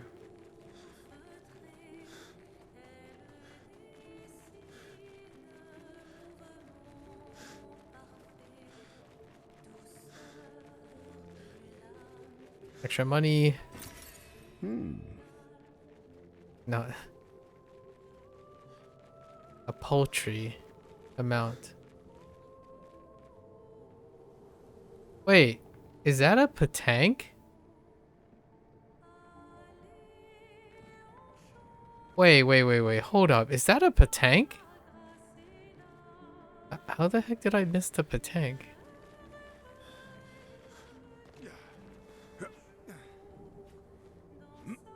I mean, I asked that, but you miss a lot in this game. I hadn't even gone down here.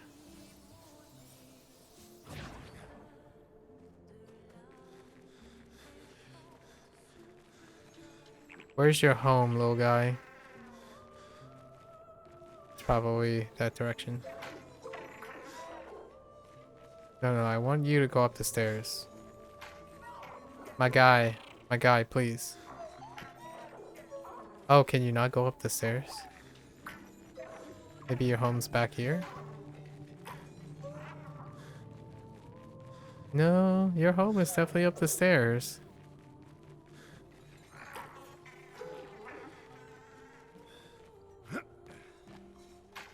Okay. There were 2 patanks in this area. Ooh, oh, there's a... Actually, no, I didn't know that this vendor was here. Just completely missed it.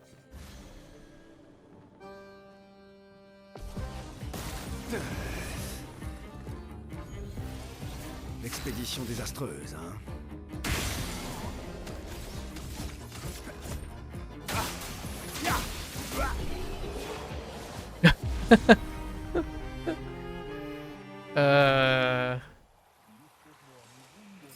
Yes. Yes, indeedy. Okay, how much is expensive? Like 5? What's the most expensive thing? I need to start. What's the whoops? What's the most expensive thing you have on you? Cheater. Oh wait, that's fine. And then second chance. I can play second chance on you so I can fill out your closing break. Closing.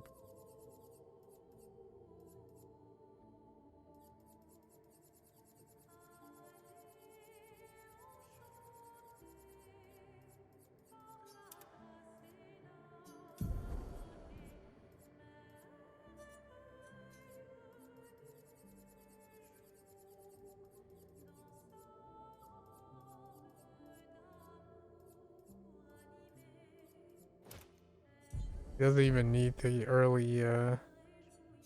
early stuff.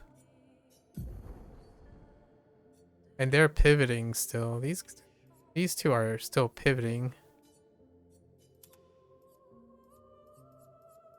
So we haven't even equipped any Pictos that they require.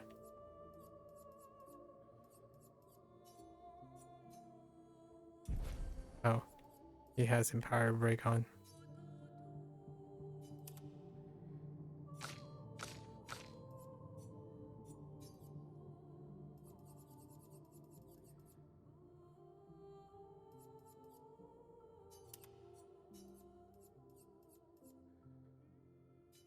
Nope, that's...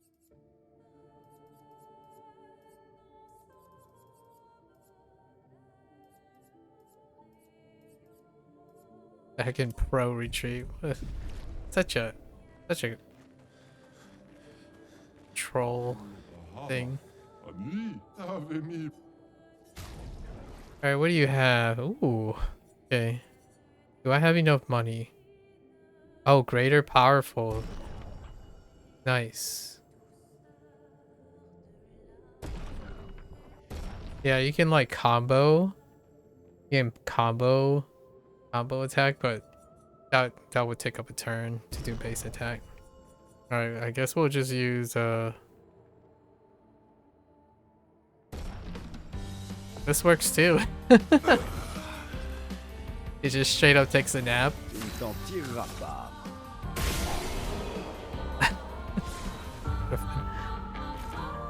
Alright. Alright, what do you got? And on turn start, if stanceless, switch to... Okay. Let me add to the collection. Oh, wait. Do you have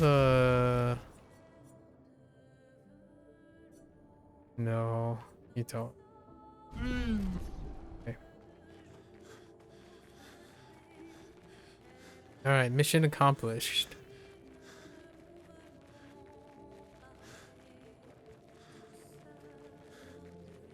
I don't even know what I was looking for. What did I just buy? Was it... Wait. Did I buy no, I don't think it's the thing I was looking for.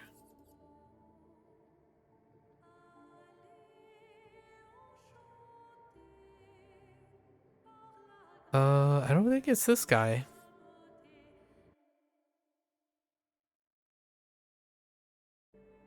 Oh, what?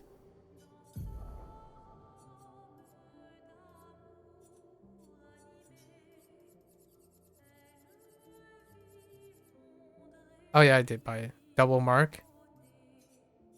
This could ensure that the mark gets carried, right?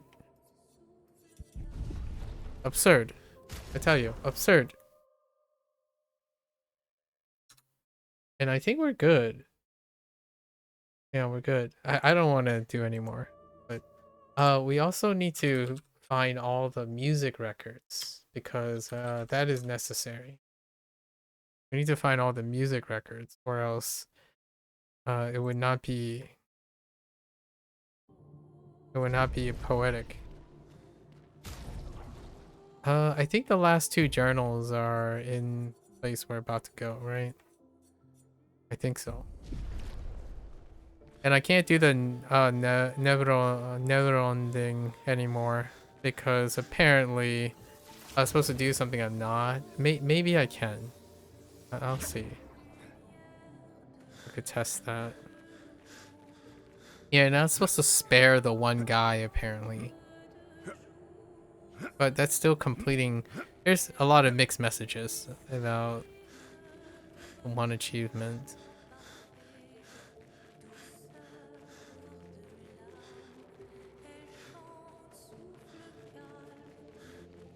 Music.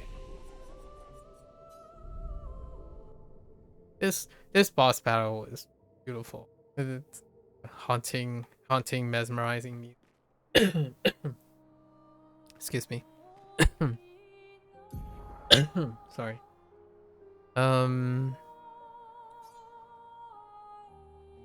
We gotta go to camp. See what records we're missing. I hope we can get the one record.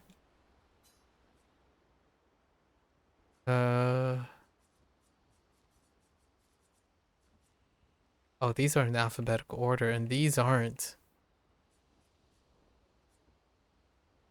Okay. Oh, let's put on something first, though.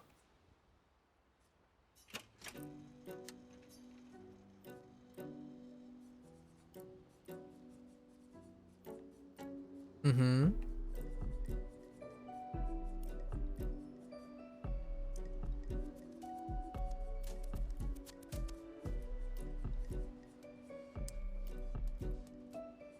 Okay. Yes. Uh-huh. Yes.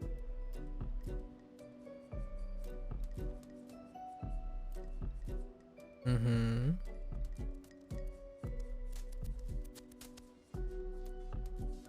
Oh, that must be it. It sounds like the... Oh, okay, we're gonna get it. It's not... I don't have access to it. Okay.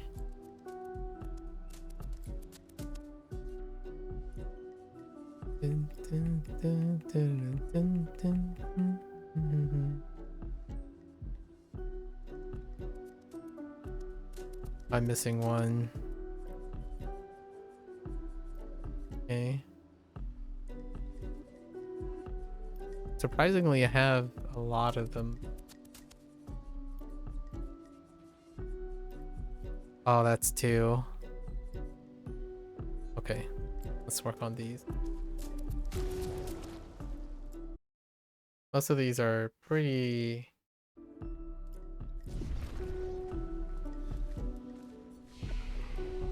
not too bad. You know, what other skills do you have? I want to see what you can do. So we definitely got... These two are most... Oh, I can't use Steel Strike. Oh wait, I can use Steel Strike. Because he has double turn. S has increased energy. Oh, I want to know how much Steel Strike does.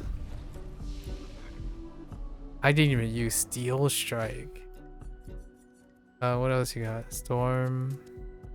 Critical attacks generate 2. That's fine. Yeah, Phantom does extreme too. But all the others, those are our highest scaling stuff. Yeah. I'd even see how much you can do with Steel. Steel is 13 hits. Absurd. Whoops. I keep hitting the wrong button.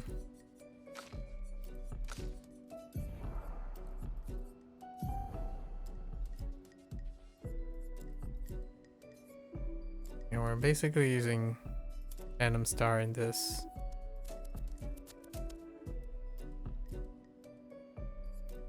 I don't really know which one's stronger, Steel or Endbringer. Yeah,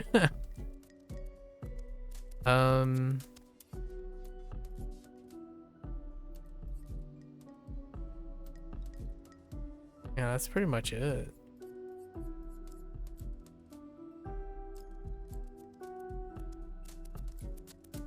Interesting.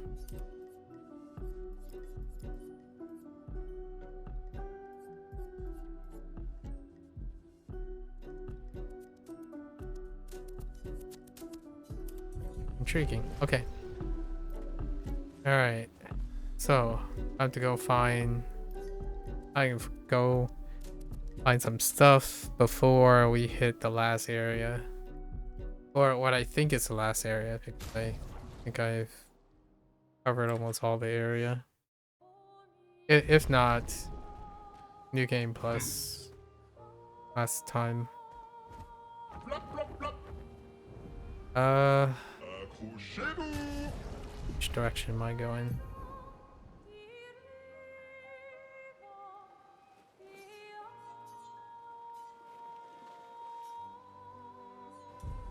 Straight south?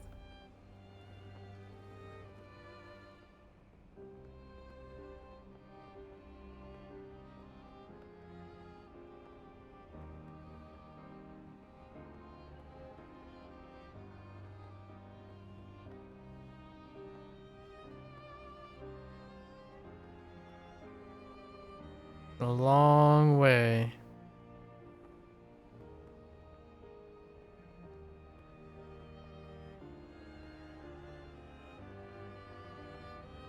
The first area seemed tiny now compared in relation. It's pretty dense though. The first area is pretty dense. Oh, is it because it's this guy or something? Because I need to meet another expeditioner? Find an expeditioner. What does that even mean?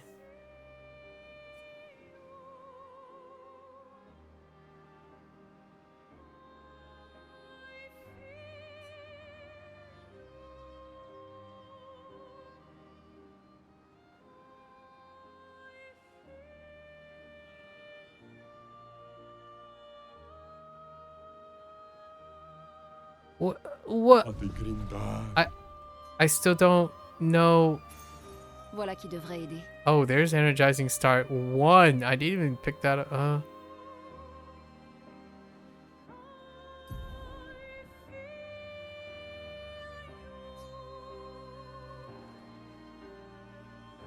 That's not even the guy I'm looking for, I think. Is it you?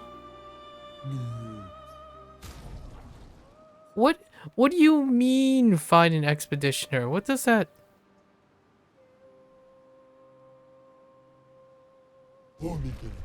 Yeah, these two, I haven't been able to unlock these two.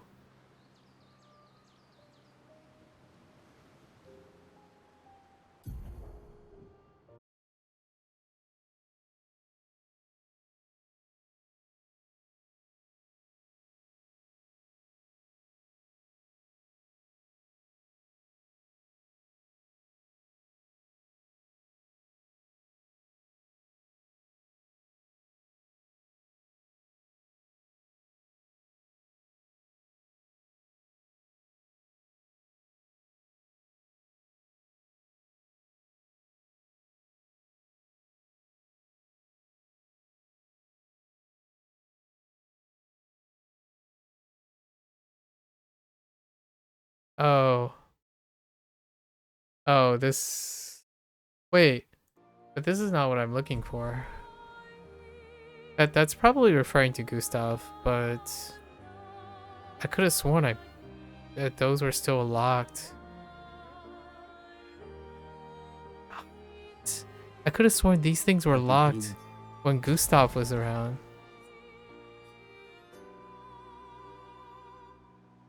Gracias.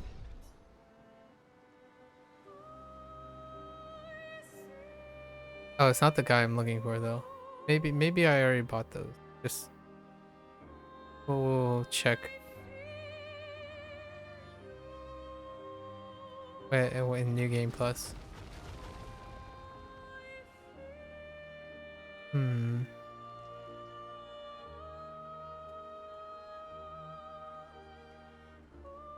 There's another merchant here somewhere.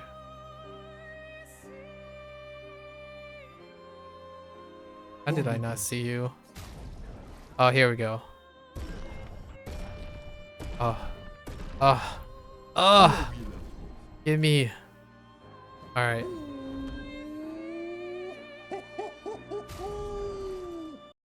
So we have that. And I'm missing...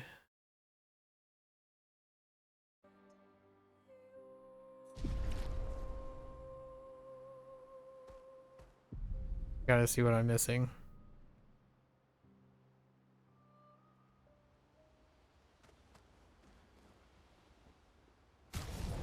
Oh, am I missing this one too? Oh no, that's later. Okay. Alright, let's check. Let's play another song. How about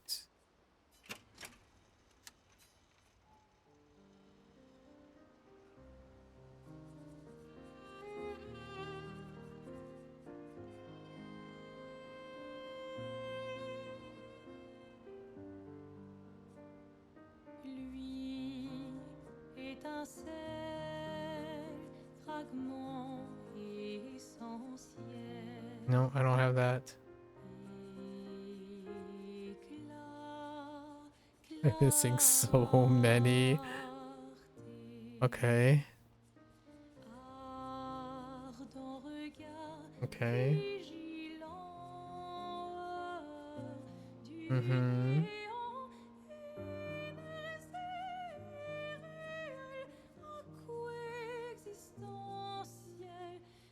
Mm-hmm.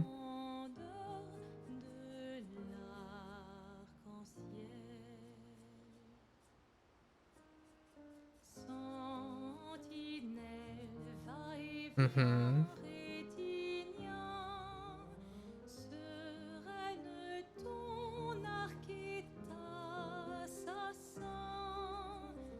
Libre le vent, délivre ton cœur, aérienne ton élan. Okay.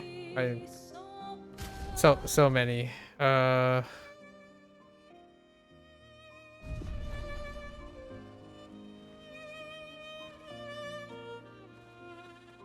Okay.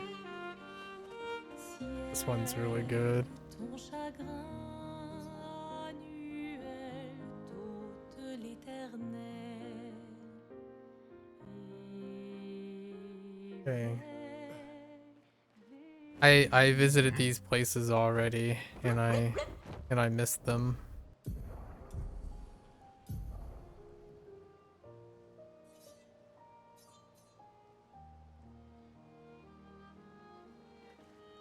C'est parti, mon kiki!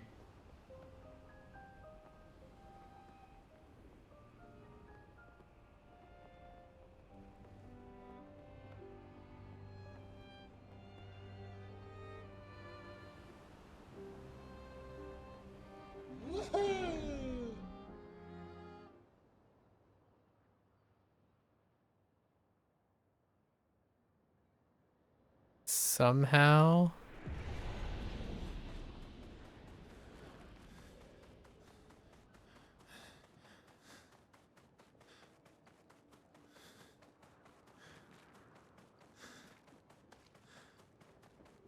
How did I miss? This was when I was very vigilant.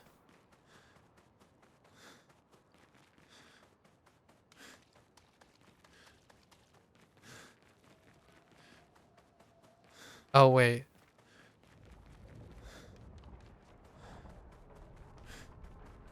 No, no, no, no, no.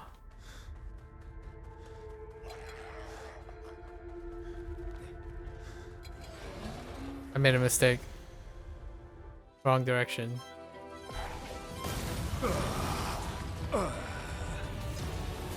Et c'est reparti.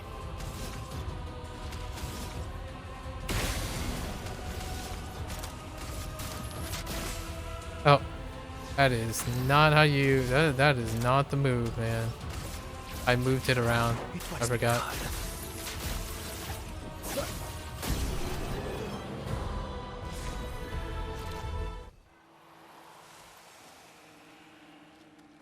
Dang it. I may have to go back. Wrong entrance.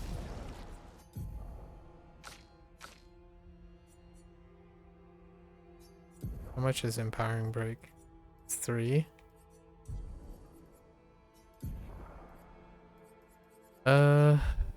Whoops.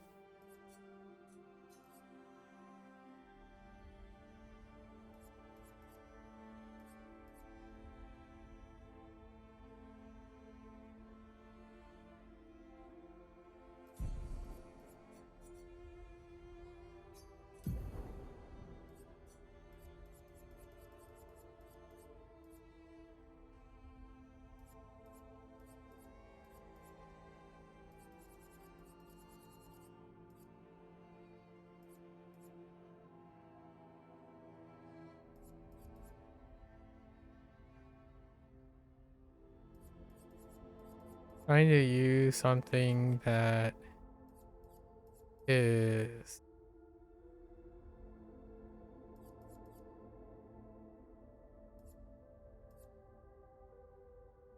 completely extra.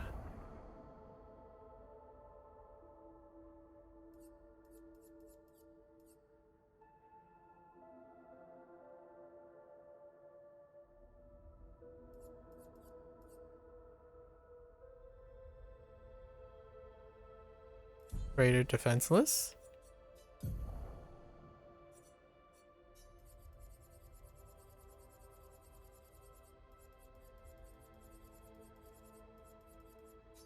That works.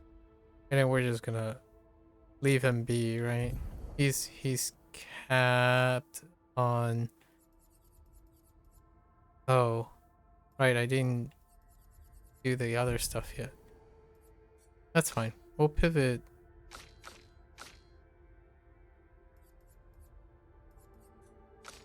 There's. I do have double mark. Yeah, how much is double mark?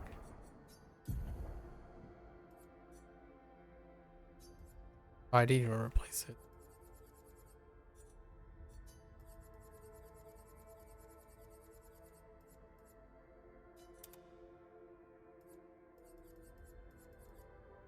Oh, double mark is 20.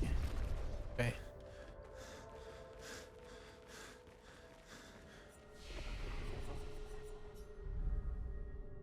Eat this. I can eat these music pieces. Give him. Okay, so I have no idea where this thing is. Presumably I go this way. I somehow missed it.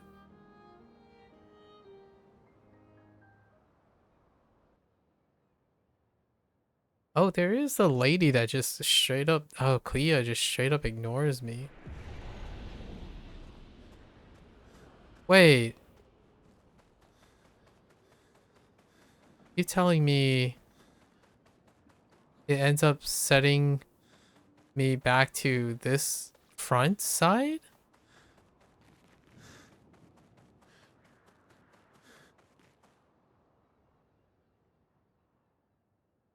Oh. Oh, oh, oh, oh, oh. No, no, no, no. Uh,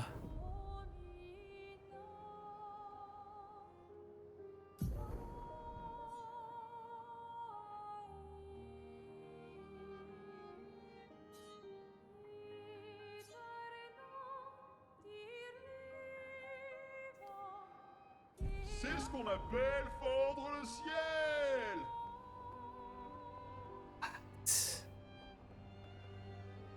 all right, guess we're flying to the monolith.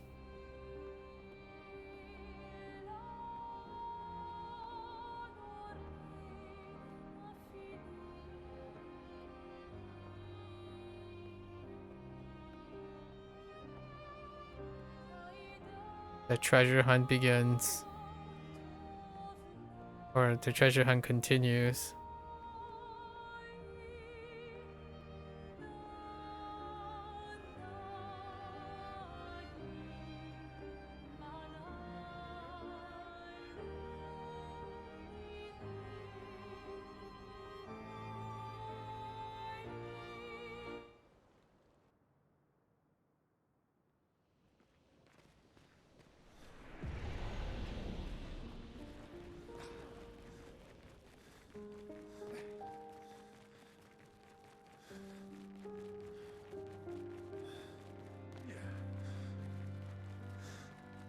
I don't see how I could miss this from here.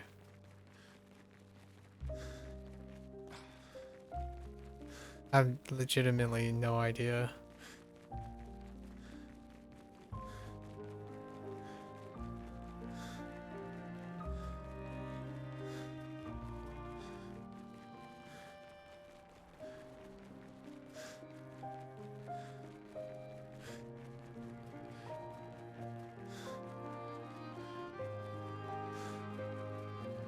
Was it here? I definitely was bolting. Did you sneak something in here, Sandfall? Doesn't look like it.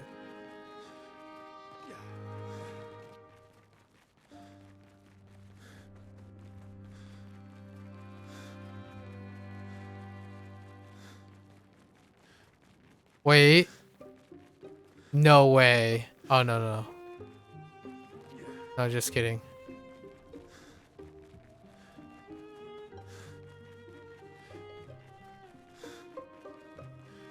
No, no, no, no. I don't actually know what they're referring to anymore.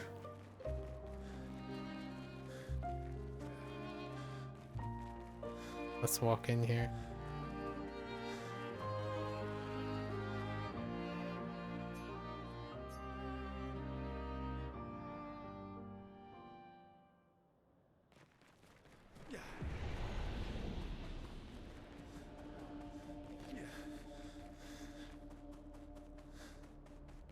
Hmm.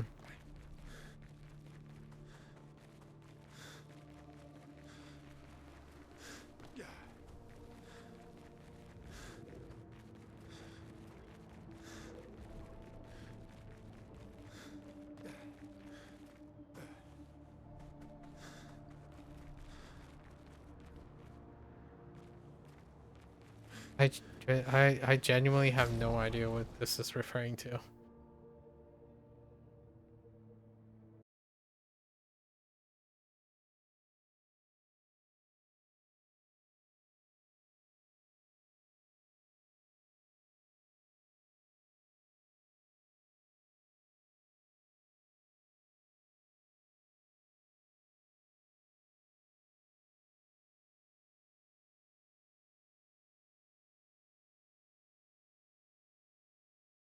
Is it referring to...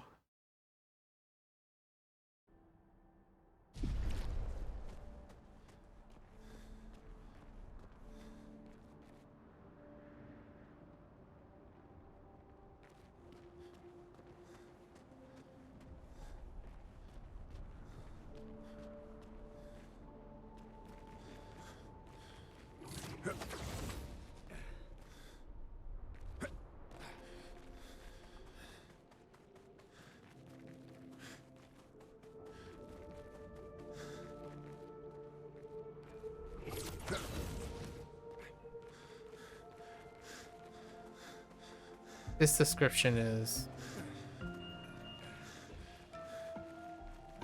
Yeah, this description is not helpful. It's listing 2 locations in the description, but neither of those locations are next to each other. Allez, on y retourne.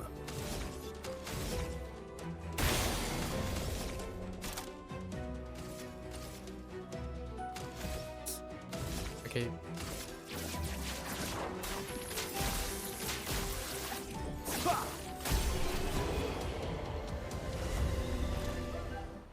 Okay. It says enter the manor through the monolith entrance from the tainted battlefields. Oh, it's a tainted battlefield. It's not... Just kidding. Can't read.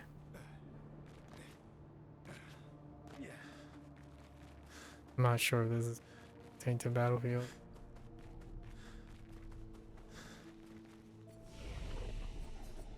No, it's not.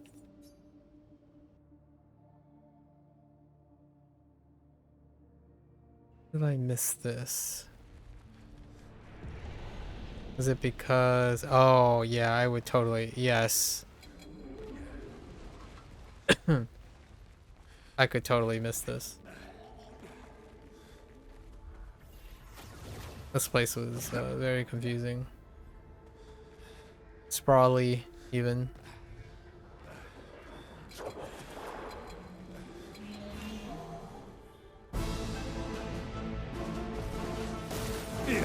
Maybe? Frayons-nous un chemin. Oh my gosh.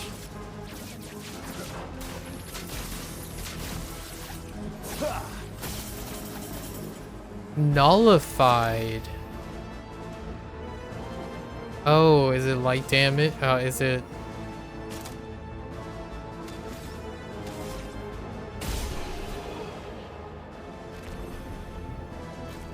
What was that, light damage? It was probably immune to light damage.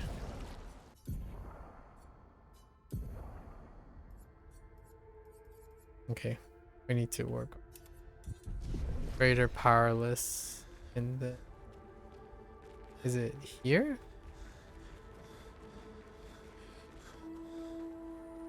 This looks... Or not?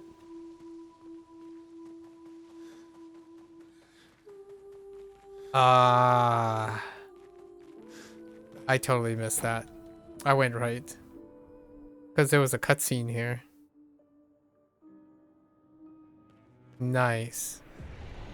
Oh, a journal. Son petit sourire. Quand il était fier de sa dernière création.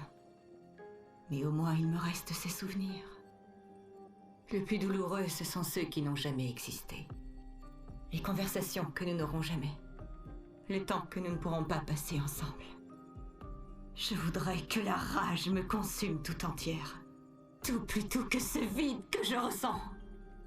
Mais elle refuse de venir, me laissant flotter dans ce néant infini. La personne dont je ne supporte plus la présence, c'est Alicia. Sa souffrance est comme un miroir brisé dont les éclats décuplent sa douleur et me la renvoient. À chaque instant que je passe avec elle, mes plaies deviennent de plus en plus profondes et béantes, et je sens mon moi intérieur qui se délite toujours plus. Je sais ce qu'il dira en l'apprenant. Mais c'est la première fois que je ressens un quelconque répit. Chaque jour, pendant quelques instants, mon cœur se remet enfin à battre. Dang. Son petit So much pain. Oh, it looks like I was missing a journal that I wasn't aware of, so that's kind of neat. Parfait. There it is. How do you get back into the manor from here? Usually these things are connected. Like you would be able to get back into the manor from here. Oh, here it is. What the? I didn't even realize you can get up here. Oh, this is that front. Oh, this door. Oh, I'm still missing a door. Wow. This game. Can I exit the from here? No, I can't.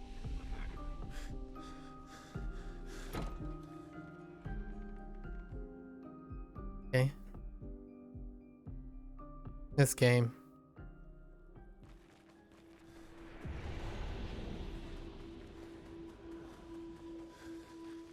There might be maybe another flag down here. Or not.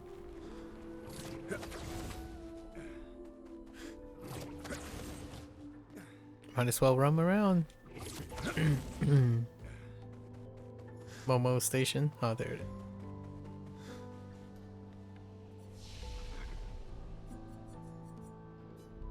Right as I leave, it's like, no, you gotta go back into the monolith because you forgot something else because you missed it. Décollage. C'est ce Alright. qu'on appelle fendre le ciel. I think the carousel is C'est parti, mon roughly kiki. this direction. C'est parti, mon kiki.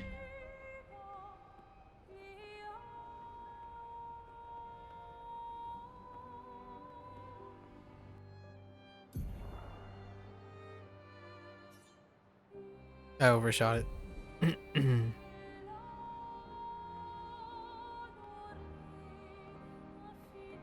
Somehow I missed a thing in the carousel, even though it's a very modest place.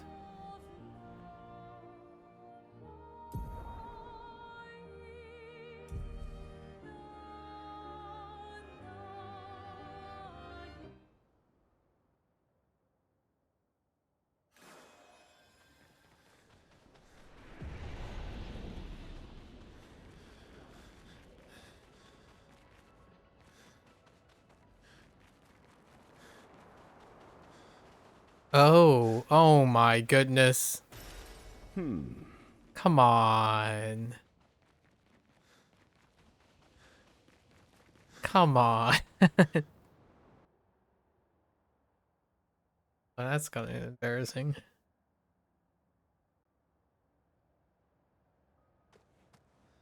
Alright. Let's go back.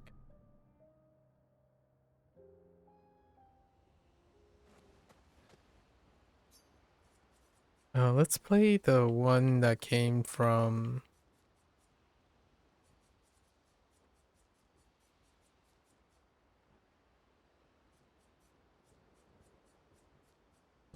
Was it this one? Yeah.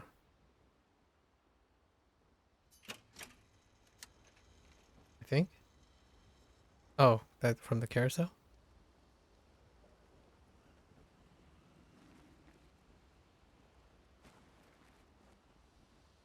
Do you hear like nothing?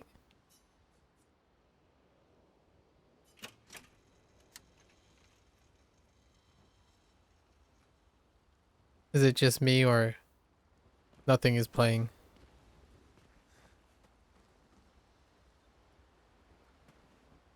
That's weird. What about this one? I guess we'll... That's weird. A track that doesn't play anything? Huh. Or is it maybe very quiet?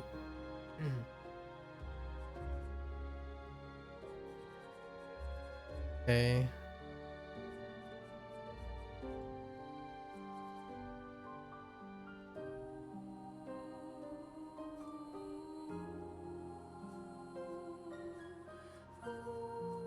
Oh, are they gonna make me go back there? No, I picked it up.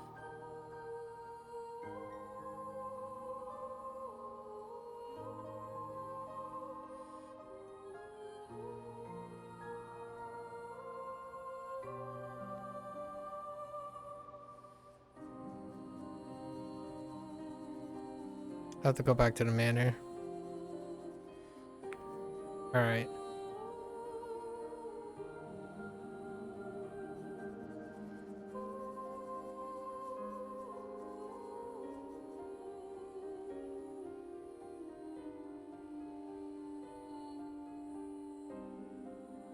Oh, okay.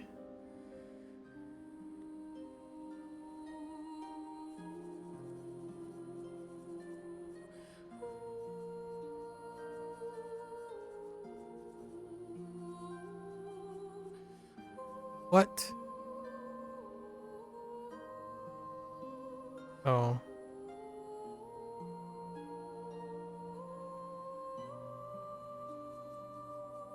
Okay.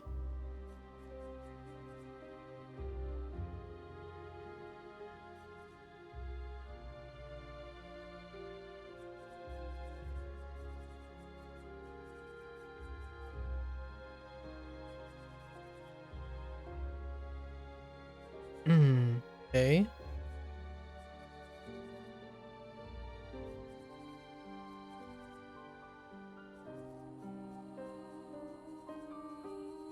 Okay. We actually got most of them.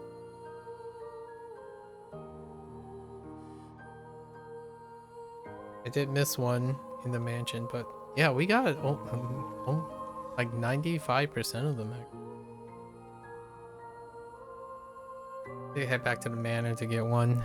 Yeah, it's the one that I wasn't sure.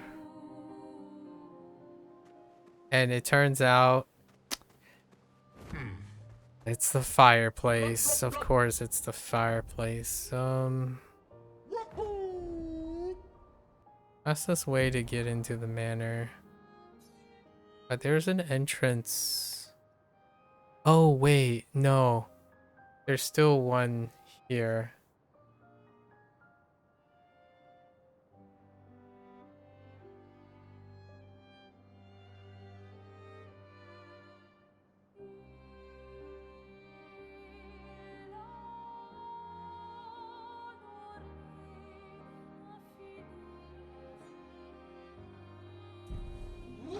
No, I'm missing two. So I can get both of them at one swoop here. Oh, Lumiere.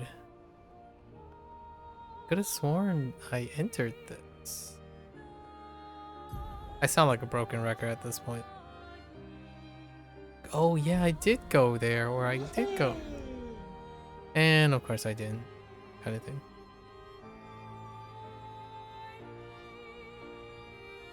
And then we're gonna hit Ray Nuada's strat.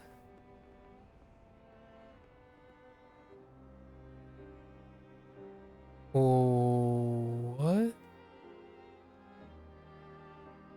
the heck are you? I completely did not see this guy.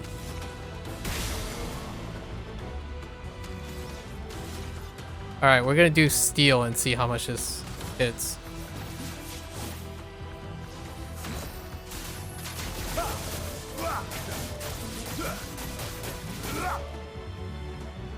I don't know how much damage that was, but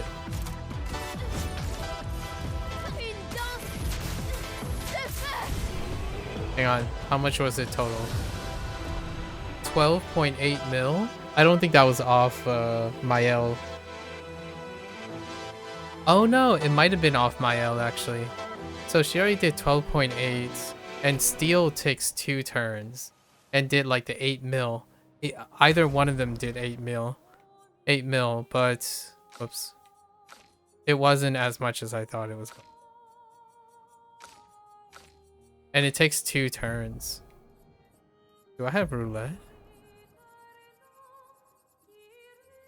on you? I do have roulette. Maybe I should take off roulette. So they're about the same if I were using that. But I think the stun thing already works. And I guess you can just throw on teamwork.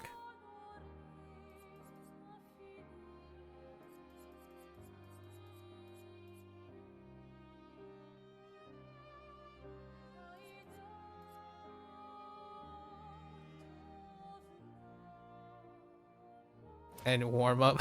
Just throw on warm up.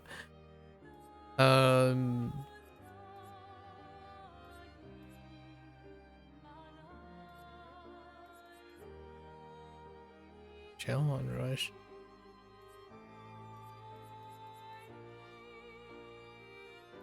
Don't really need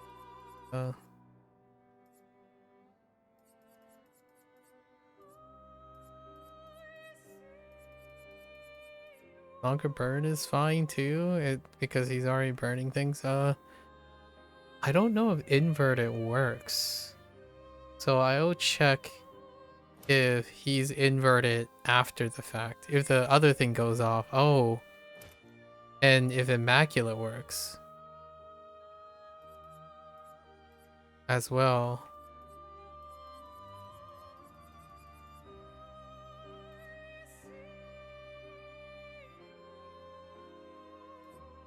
Oh, and there's greater defenseless that we just unlocked. Wait, is he using... Who just finished greater defenseless? Greater powerless.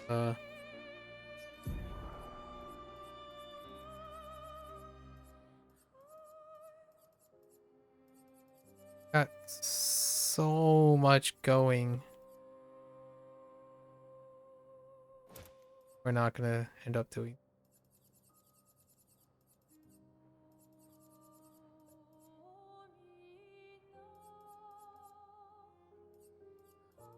Yeah, I don't know if these things work. So I can test this one because of based on the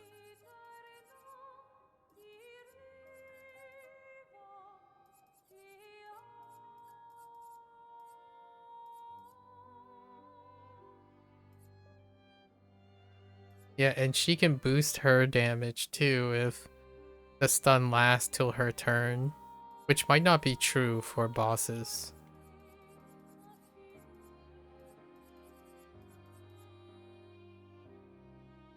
Yeah, I'll add more. Just a dude. A dude just chilling there. Nothing else. Accrochez-vous! Okay, what was I doing? Oh, things are done.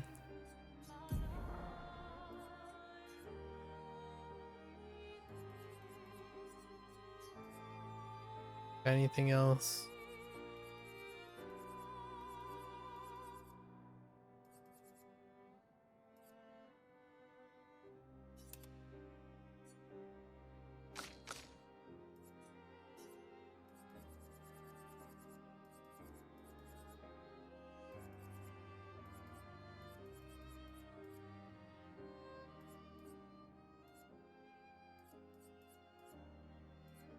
And I don't know if double mark counts as per hit or per skill as well. There's also that.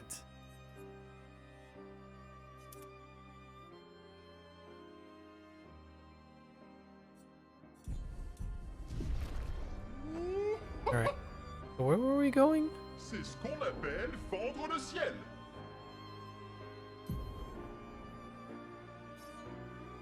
Accrochez-vous!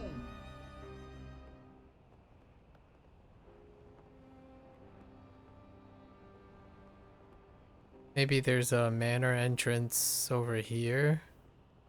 Is how I missed it.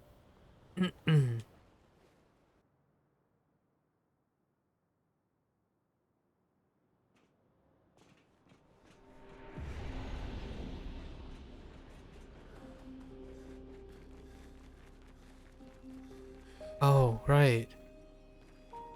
There's... How do we get in here? Wait.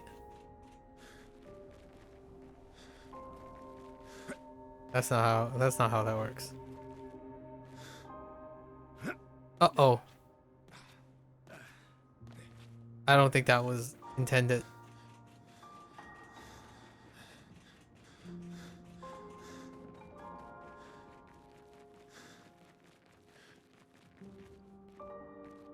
The heck?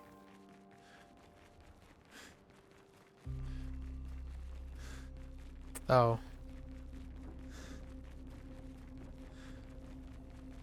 That's awkward. Ah, wow. Is there a manor entrance here? Yep. Okay. Of course. Of course.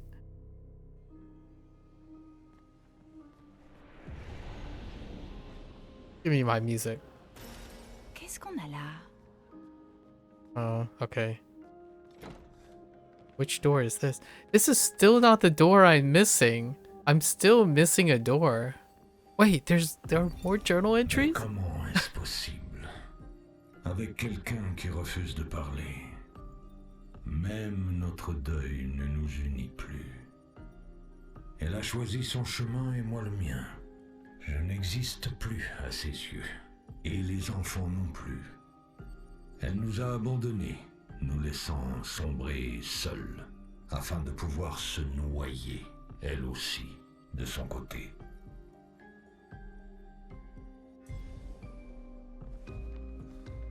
Yep, that sounds about right. Oh, yeah, okay. We got all the doors now. Okay.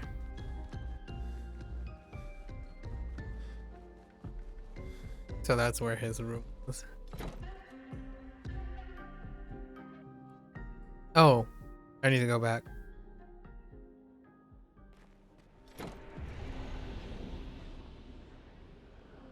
And then we have all the music.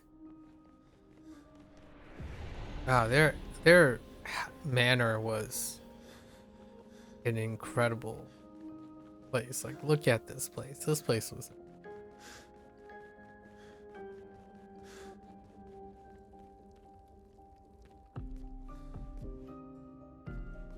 Is there something here? I swear.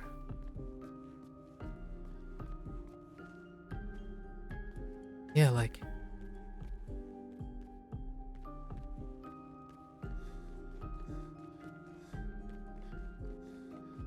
What?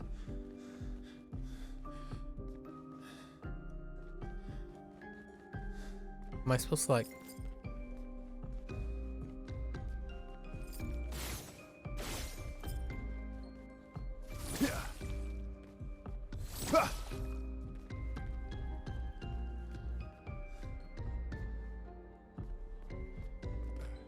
What? Yeah, I don't understand. Yeah.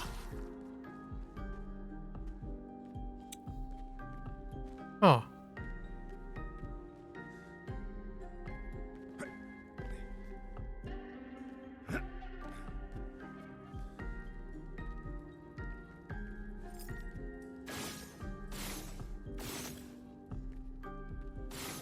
I don't understand.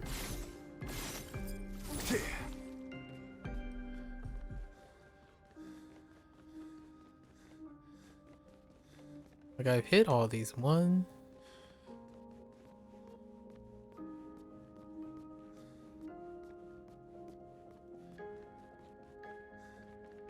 There's two over here. Wait.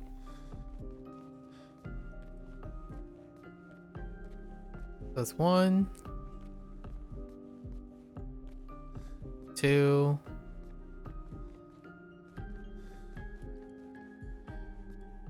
Three above the door. I think I'm missing one then.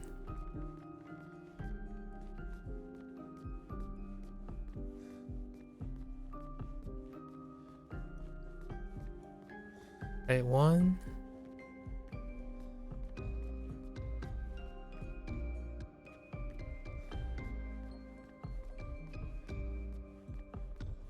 Two. Three. Four.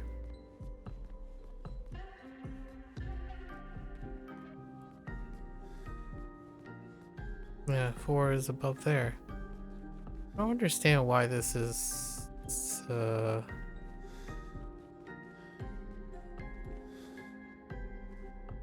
like, I don't understand this.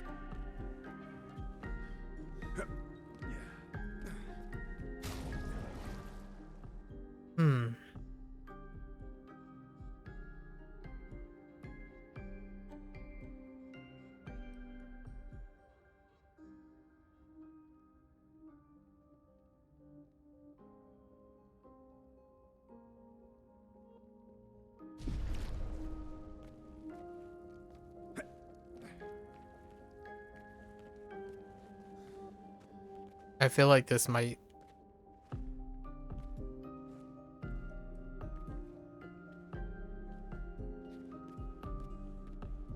Wait. There is a... I can enter... I know where that is.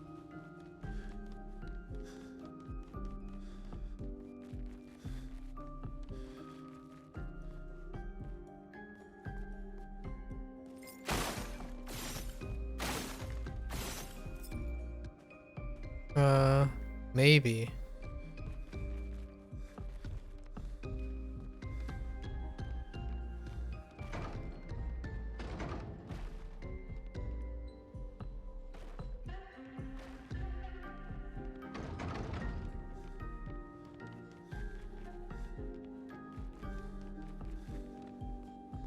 I thought it looked familiar.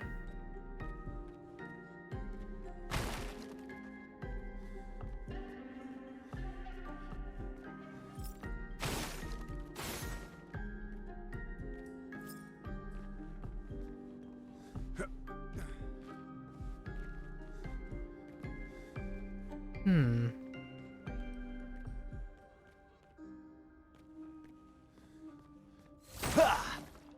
I don't understand.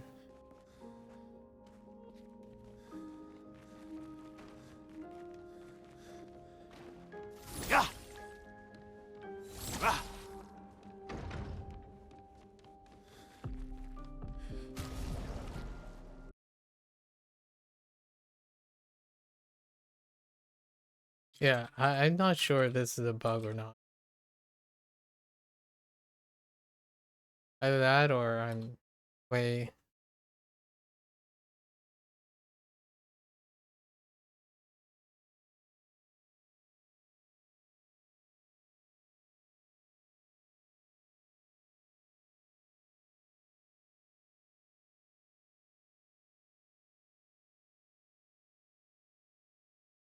Yeah, I think this is bugged. I'm pretty convinced this is a bug. So I'm like locked out of the music records.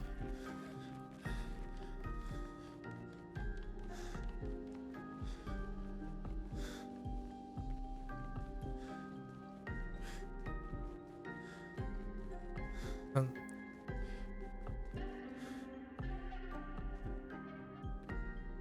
I'm pretty sure this is a bug.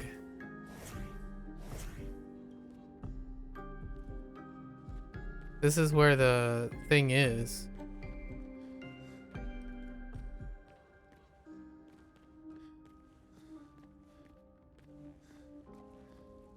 That sucks. Unless I'm... Let's see. Banner.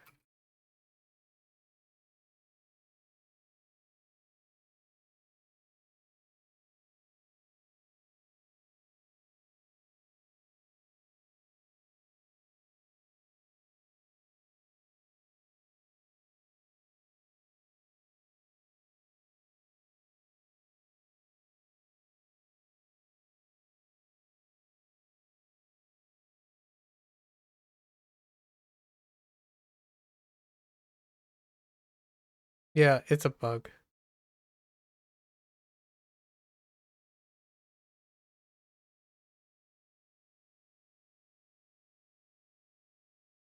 Wait.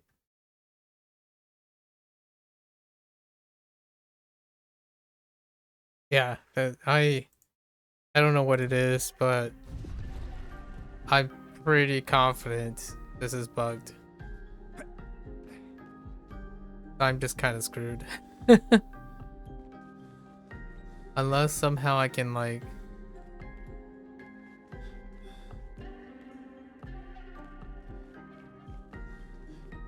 So there's nothing like strange about this, but this is definitely...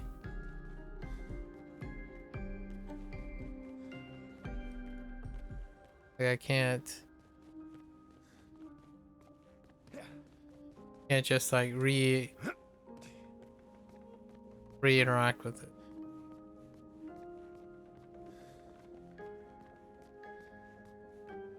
I want one.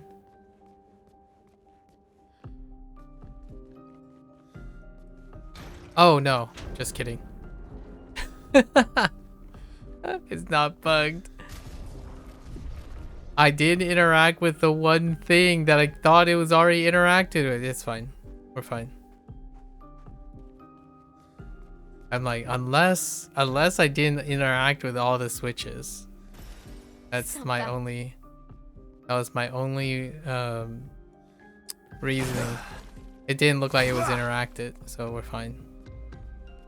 I'm like, what the heck is going on? All right, we're good. Okay. Honestly, I'm gonna tell you now. I spent so many hours assuming, so many hours, or not so many hours. It was like what, 1.5 hours. I'm like, what is going on? And I didn't click on the switch, of course. It looked like it was activated, but it wasn't because of the shadow and whatnot. All right, that's fine. You know, you live and learn. Go back to the drawing board. That was the last thing I could have possibly think about. Like, might as well go and hit all the buttons again. Oh, that's good. All right, now let's get to the draft. I feel like we're just gonna end up one-shotting everything. That's perfectly fine. Or the reward of going and scavenging all these.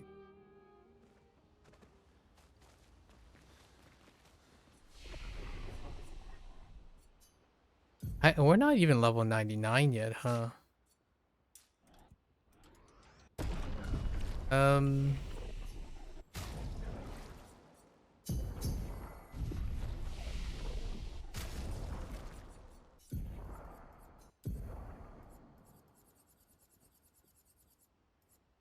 Oh, I need to find out. Yeah, we'll find out inside. We'll find out inside. See if inverted stays. If inverted doesn't stay, that's perfectly fine. And I'm not sure if immaculate stays. I can't think of a way to confirm other than no, there's too much spuriousness in the damage in order to know. C'est ce qu'on appelle fendre le ciel. Okay, so the draft is here. All right, let's go in. We're finally here. Okay.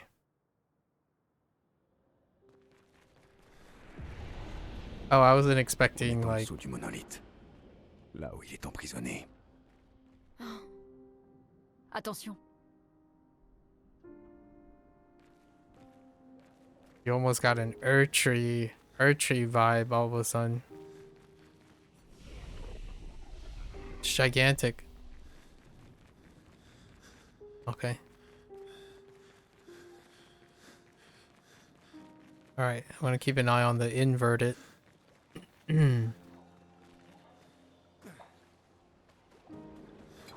Hello, guys.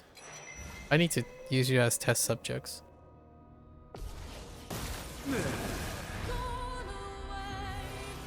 J'étais encore mort. Nope, inverted doesn't stay. Okay.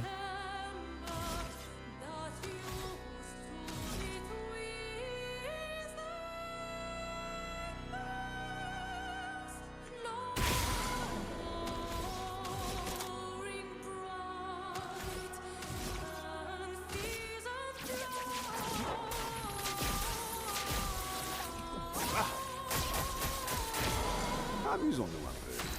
Yeah, and then it stuns, and then he gets another turn.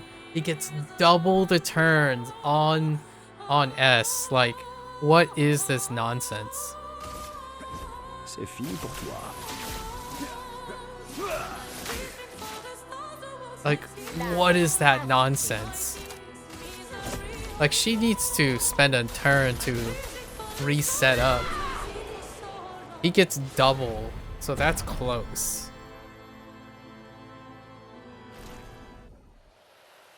Absolutely absurd.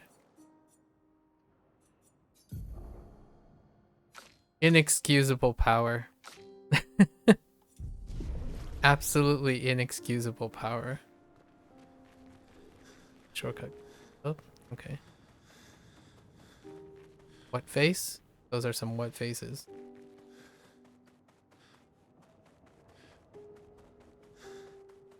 There's quite a lot of what faces in the game.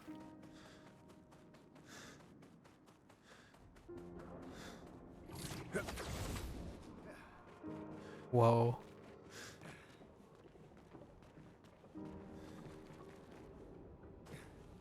What are you?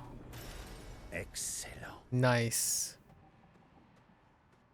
Record? I think I'm missing like one record left.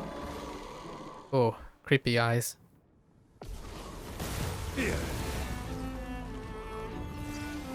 Allez, finissons-en.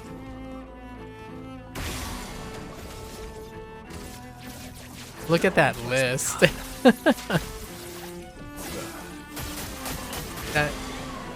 Look at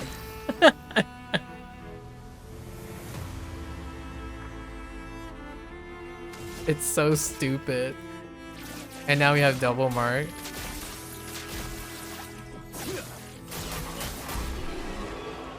That list covers the whole screen.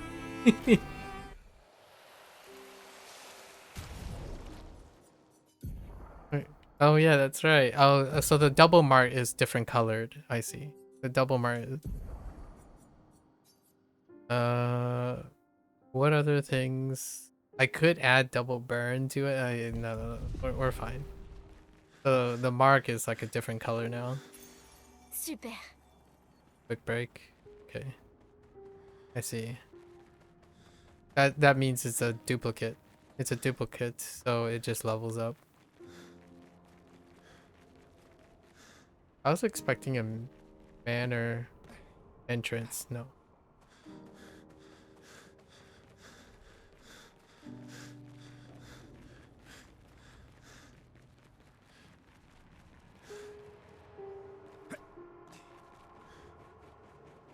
So silly.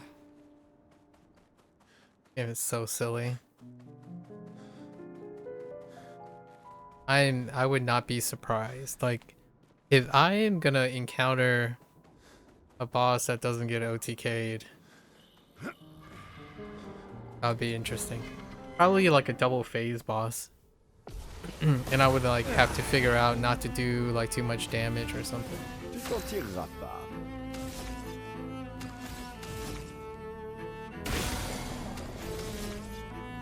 Oh, those guys are flying, huh?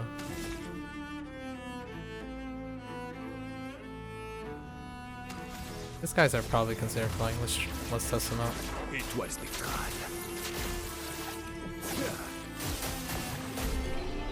They still got hit because of the extra damage.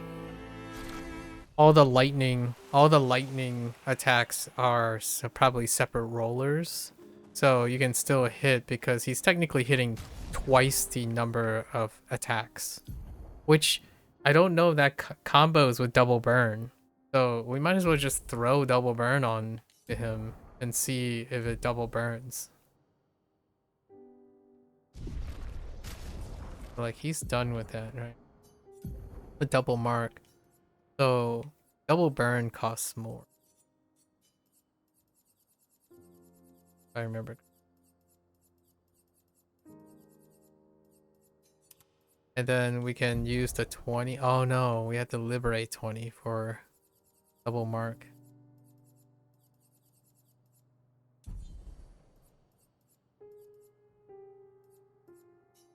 That won't come in handy anyway. It's fine. Let's go back to...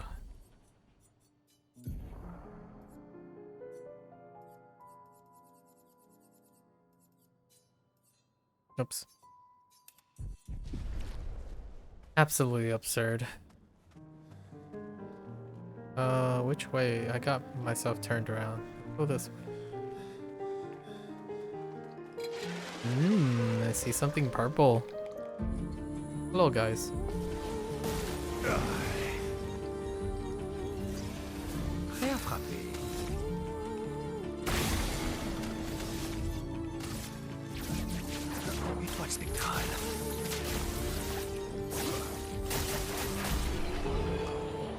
Who needs Mael now? This is a great way to unlock all the rest of the Picto. I don't even think I have all the Pictos. I definitely pass on buying some too. Greater powerful? Yeah, he gets powerful on break, so he can use greater powerful.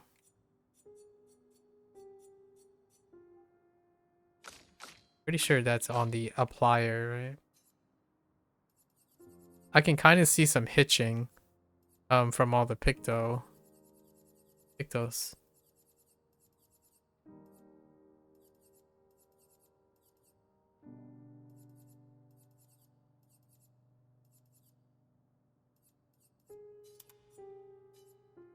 There's still more.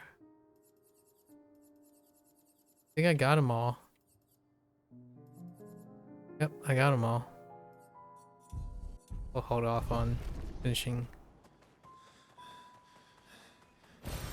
Oh, génial.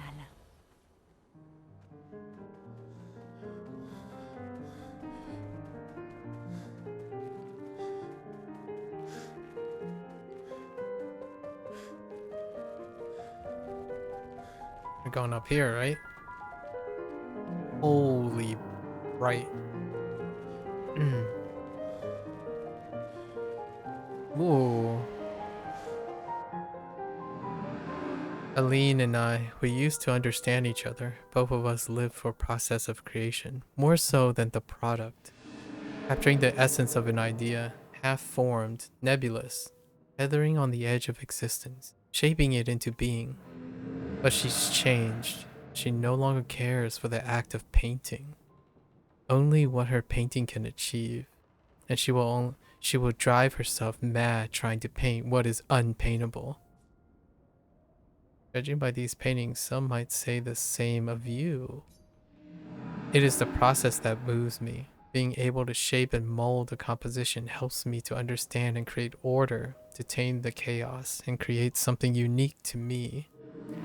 Creation requires the will to act, so every painting I make is proof that I have not surrendered to despair. That's supposed to be Renoir, of course. Alright. This is a part of his soul. So these are all these projections are part of their soul, which reveals a hidden truth behind all the projections. So there's the projections that are the actual people, and then there are echoes, or I'm gonna call these echoes or souls, that are reminiscences of their inner like memory and desire. So Clea Versol is the little kid. Clea is like the kind of the dress like women, and then this is Renoir. There is I'm not sure if Aline showed up in any way, but these are like the other reminiscents. They're kind of like more like the conscience, the soul remnants of the souls of their projections. And then there's the projections, and then there's the painted stuff, which is all a consequence of Aline and Versol, the deceased Versol. It is pretty cool. Now we just execute everyone, because look at that list of procs. Étoile spectrale. Dégâts maximum.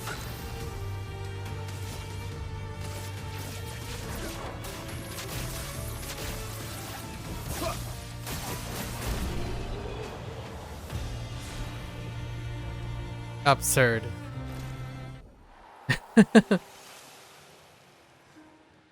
Absurd.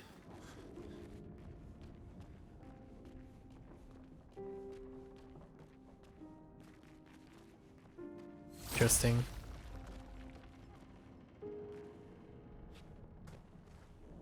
Oh, is that the beast? That looks like a beast. So we could have gotten it here too. Oh, there is still something I haven't done. I didn't do the chromatic petanque. I didn't find the chromatic protect. Hi, my guy. You're really big. But do you mind if I just walk around first? Okay, I think we're fine. Are you friendly? If I just look at you. Oh, no, that kind of startled me. The creation. Creation. Encore mort? Let's see how this works. Whoops.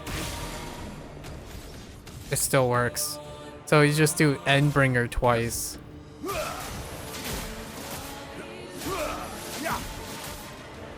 What is that? 8 million? Oh, he didn't proc enough. Because he needs to hit.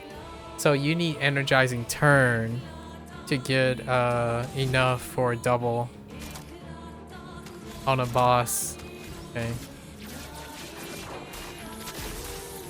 So he can do 16 million.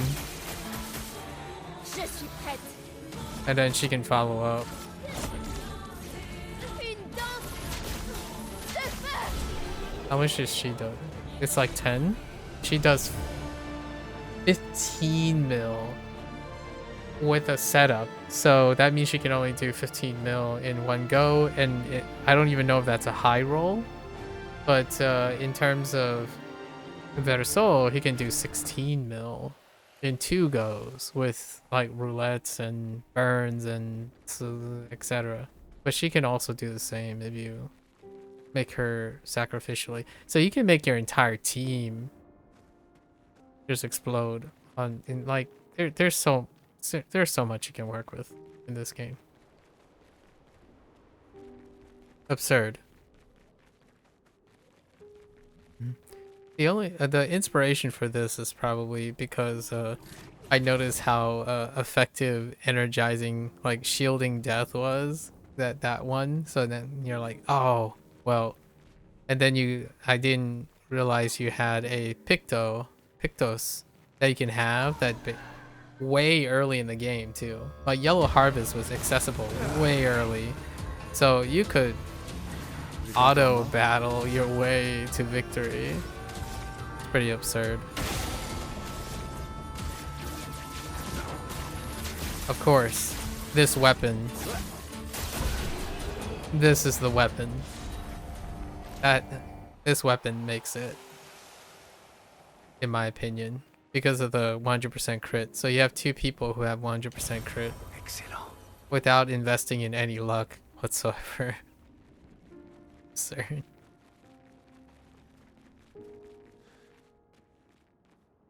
Okay, we're back here. I'm gonna head this way.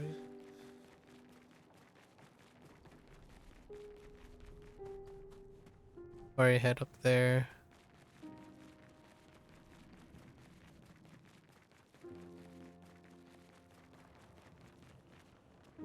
Me?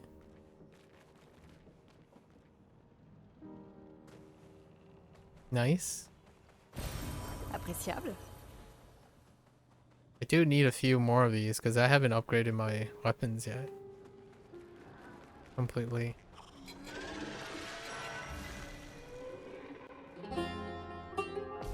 Ooh. Tu peux faire mieux.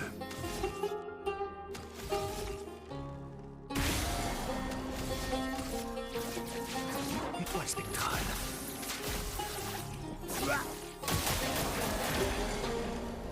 That's just stylish execution. C'est fini pour toi.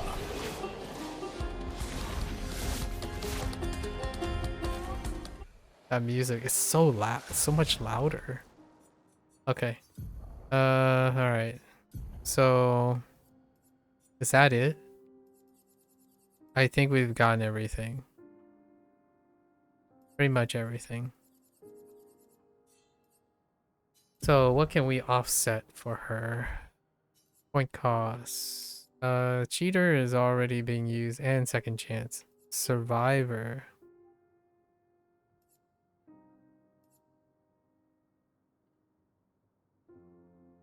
So confident.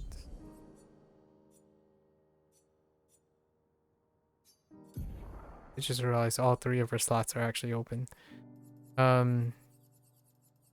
So confidence.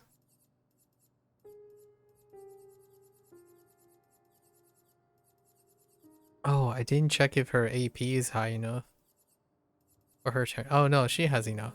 She has enough.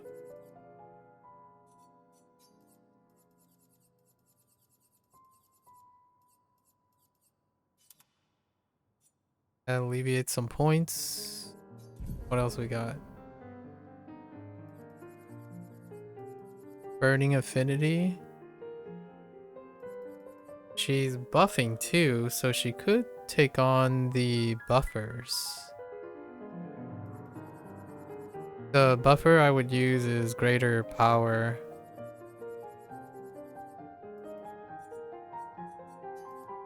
How much does greater power cost?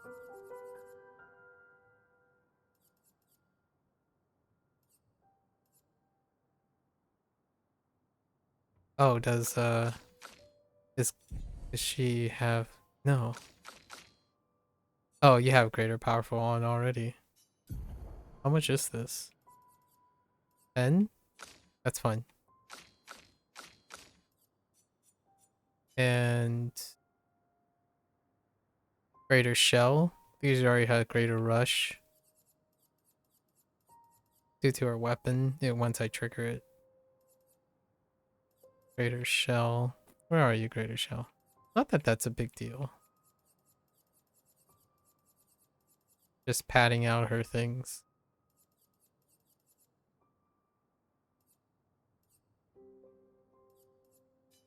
Which probably costs 10. Yeah.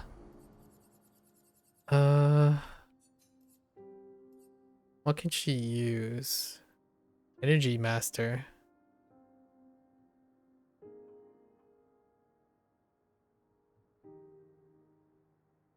Oh, she can use Energy Master. Or I would place Energy Master on him to guarantee the double. And then apply double mark later. Energy Master.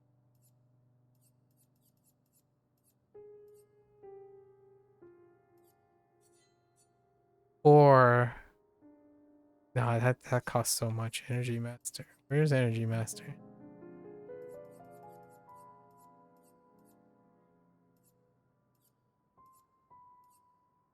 On turn start is fine. Oh no. It's every AP gain is increased by 1. That's not it. We're doing energizing turn.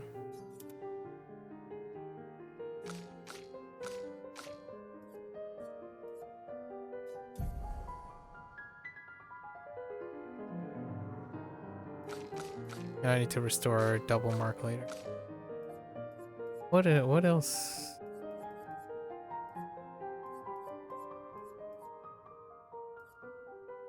And nothing for those, nothing for those. You don't really need anything. Are you gonna ever do damage? No. Not really.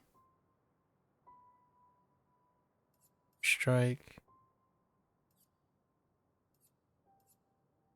Oh, right. I need to take off inverted.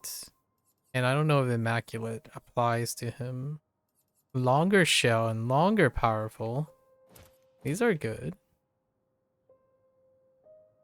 He's applying all 3, so not really that big a deal on those. What does this do?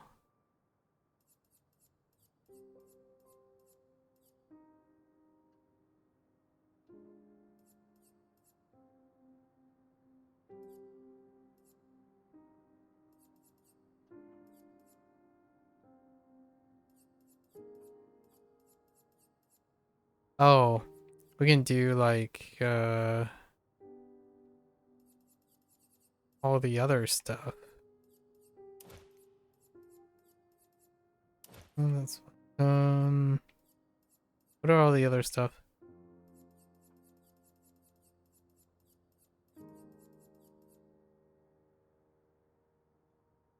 She won't be able.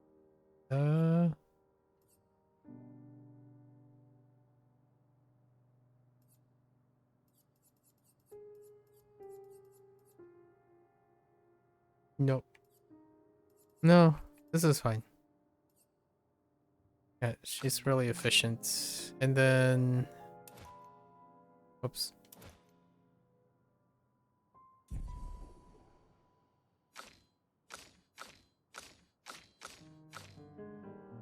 Now we gotta fill her out. Okay.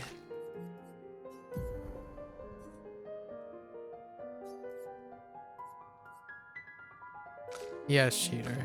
Okay. No, no, no. Don't need energy. Survivor.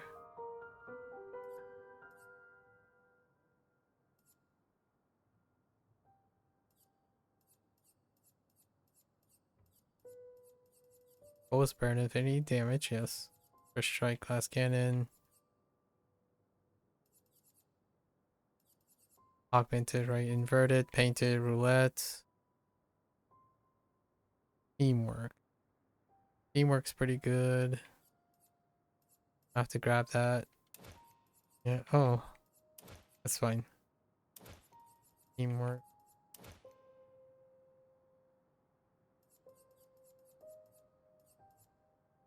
What's it? Okay. So I think we're set. Oh, right. I can equip stuff for her. Confidence is taken.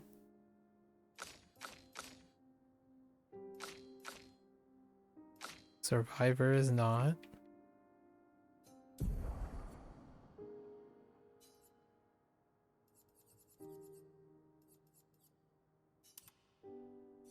Red speed and crit rate. Gives you even more points. I don't know where the points are gonna go.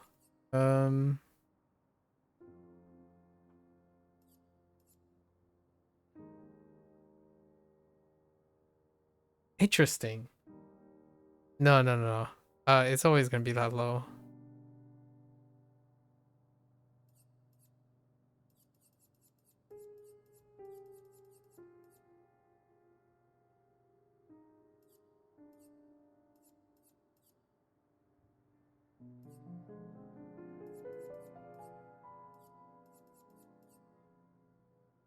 So it's not.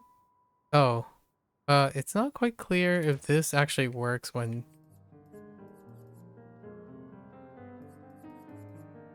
she's doing that, but we'll add that and stay marked.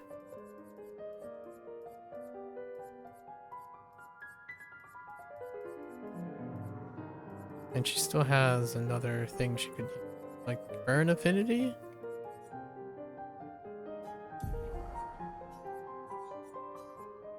What are the stats on burn affinity?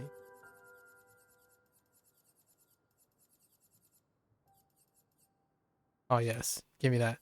All right. She still has points.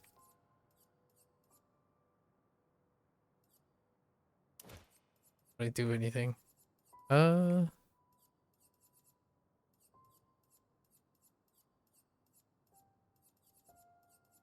guess she can have a breaking death. Now that I think about it, that's pretty good.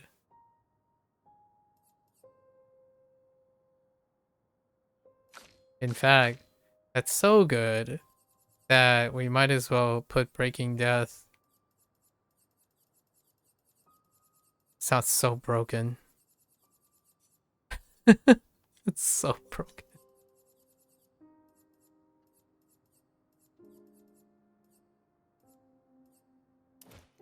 That's pretty broken.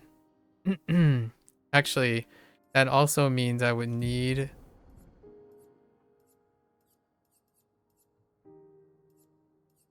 a low costing breaker.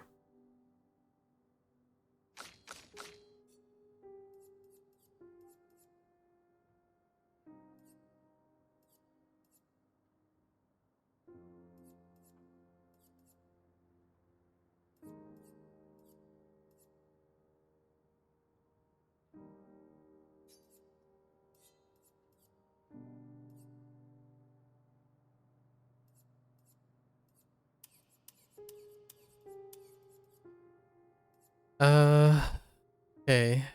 So what do we usually go with? Probably this. This. Last chance. I'm gonna have to get used to hitting this combination. I need a breaker. That is very, very cheap.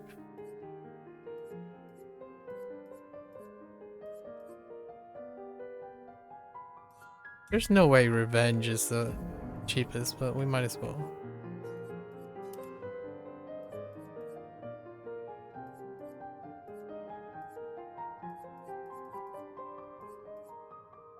We'll see. And oh yeah, right. She can double damage. What is this? Alright. She's definitely not gonna use this.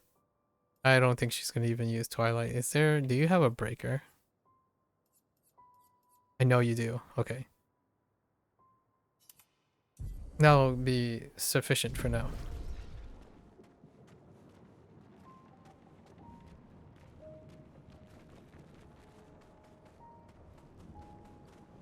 How more broken can you get?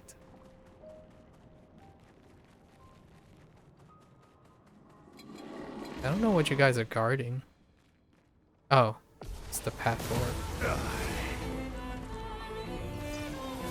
Alright, moment of truth. Let's see how oh, you can stun both of these at first, but let's do this. Whoops. Okay. I want to use Endbringer twice. Oh. He's gone. And then you can still shoot this guy to stun him. And then use Endbringer again. C'est fini pour toi.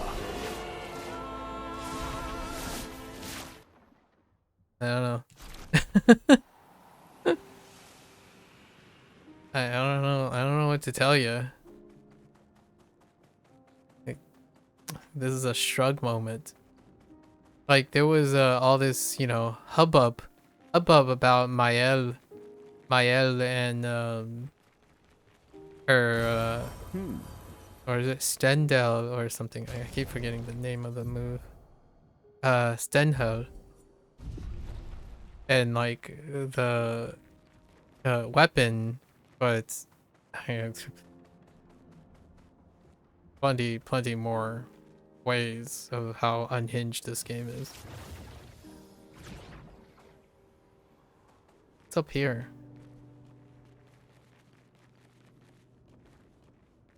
Oh, okay. C'est un avantage.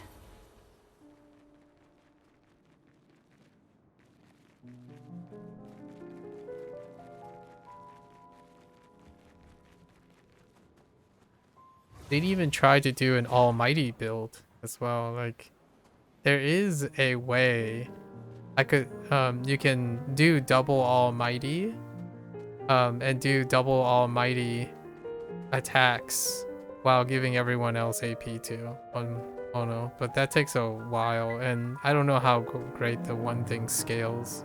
But there is still one weapon that's very interesting. Maybe two weapons that are very interesting on Momo. And Ciel as a non-damage dealer is pretty wild. Because we didn't even get into the second contingency plan. I can only see a boss that would auto wipe your entire team. That's how you would get it. But then you can move Versol to the second team, and then have Mael and Momo. Like you can have two OTK teams at once. Because you only need one of the characters. Like Versol can do it all on its own. So you can move Momo. You can move Momo with Ciel and Mael, and then you can have Versol with Lune. Pretty okay. Pretty okay. Let me look at skills. What is the... No, he will break no matter what. Hey, do you have a really... cheap break? 6. Payback's too expensive, but revenge is cheap. Yeah, revenge is your cheapest break. Interesting. Technically the cheapest break is base attack. You can equip something. You can equip to break with base attack. So you don't really need to use the skill. I'm just curious.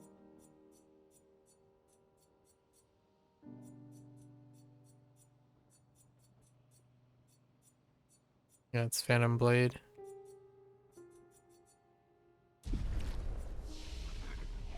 And make your either your free aim or your base attack. In fact, sniper is probably what would be default on these guys.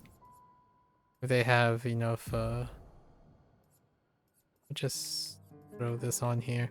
I think I have to do an achievement with this move. So we'll have to do that. Okay. No, we're not going over there yet. There's something over here.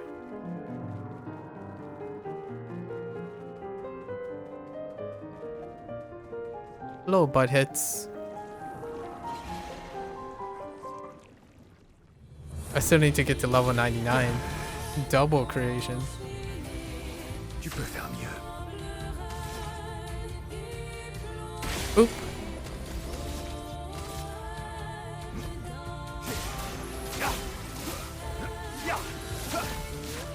That guy is dead already, man. And it's just like boop, right? And then you get all of his stats back.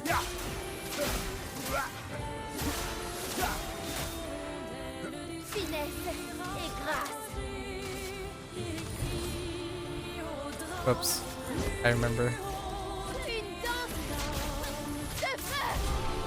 I didn't remember you need a second command. Yeah, so she does like 15.6, and he on a good roulette does about the same per turn. So like you see the difference is 10 mil, right? 10 mil, and she does 15.5 in that one. But it's also based on a roulette. So there is a chance that she's hitting the 200 roulette on that one. But Verso in the 2 turns without a setup also can do that.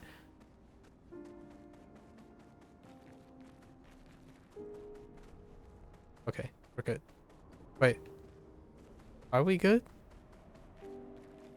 Is this... Am I going backward? Yes, I am.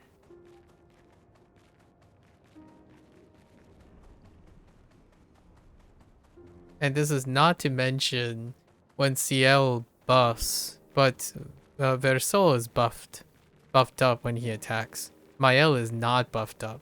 So... that's kind of absurd.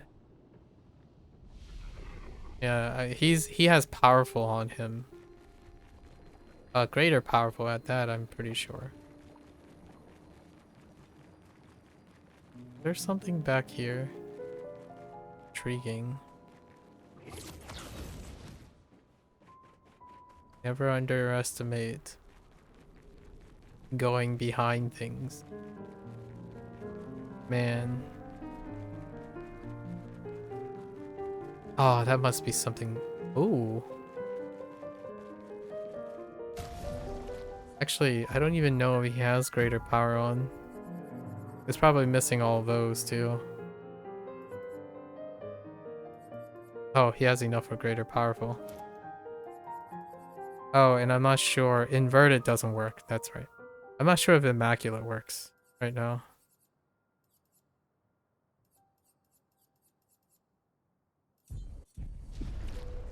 And even crazier is you can do a solo. Like all of them could be solo as well. Tu peux faire mieux.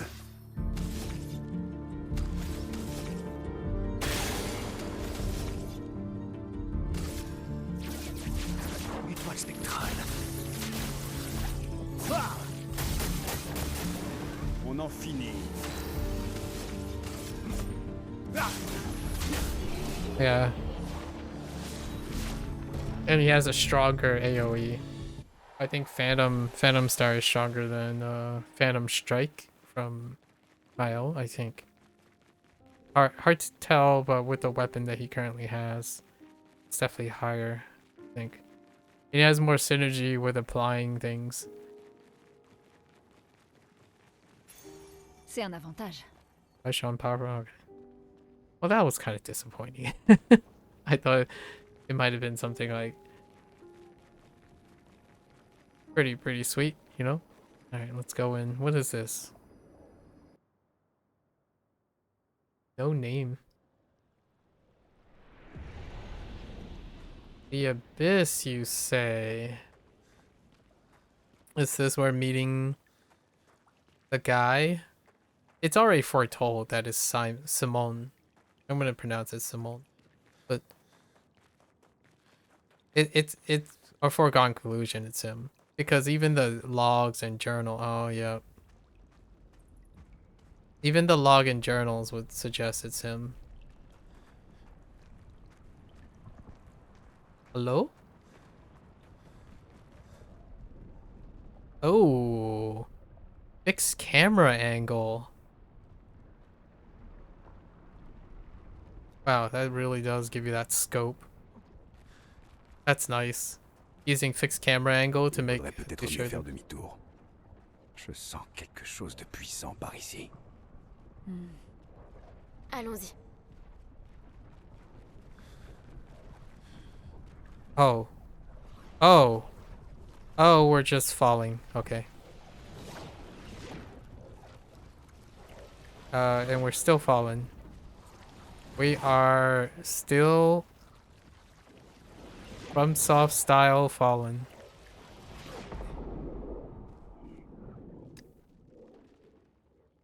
Yep. Oh, there's a flag right there. Nice. Oh, you know what? I just realized where this place is.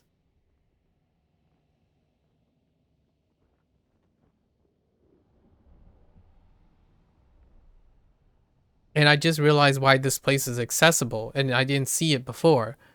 This is where Ray Noir was trapped, because this is beneath the monolith. So Simone must have been down here for some reason. He might have been like trapped or something. Maybe he was the one that was supposed to fight Ray Noir. That's probably what happened. And Simone is probably painted.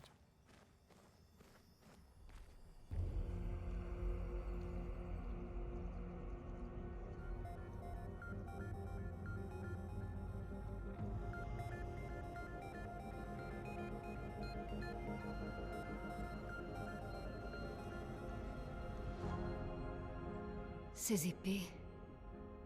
Elle ressemble à celle de la vieille lumière. Ah, c'est donc lui qui a vaincu l'accent. Ah, okay. Yeah, he's one of the expeditioners. Simon. Simon, of course. Tu le connais? C'est un vieil ami à moi. Lui aussi était dans l'expédition zéro. Il a disparu et je croyais... On dirait qu'il a rencontré Claire. Yep. He's painted. Je vais t'offrir le repos. Mon ami.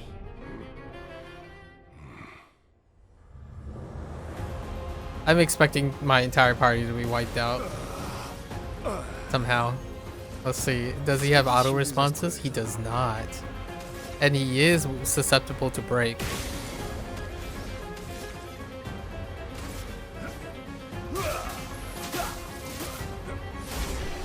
Oh, and he died.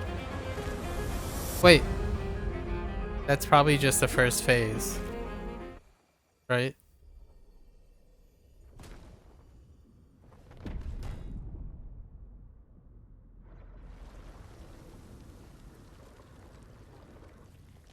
Mon amour.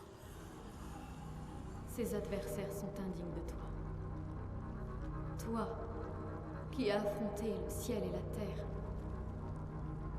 terrassé des géants They're lovers. pour Okay. me retrouver, Makes me sense. délivrer de son étreinte.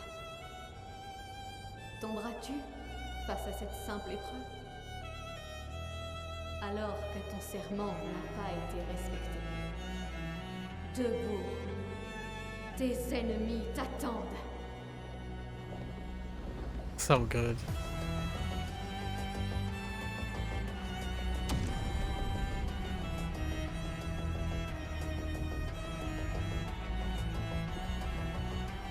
That's so good. That sword is outlandish, though. It is outlandish in size. That's so anime right now. Tu peux faire mieux. Alright, let's see if he has, like, gimmicks. He's still weak to stun. Or... C'est fini pour toi. he has a lot of HP. Moi chemin. I don't have enough. I'm one off.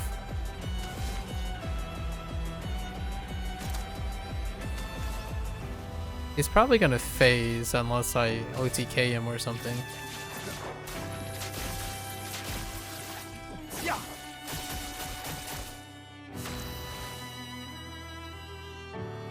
He has a lot of HP.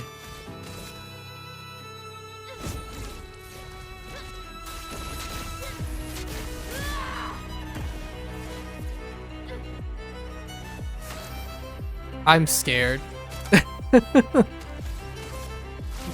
I'm scared now. À moi de jouer. Who do I boost then? Quelle chance. I actually think Versol is stronger. Go place it on L'âme affûtée.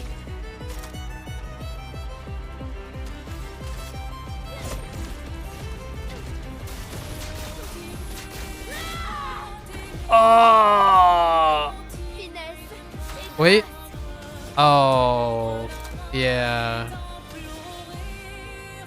Oh no. Oh no.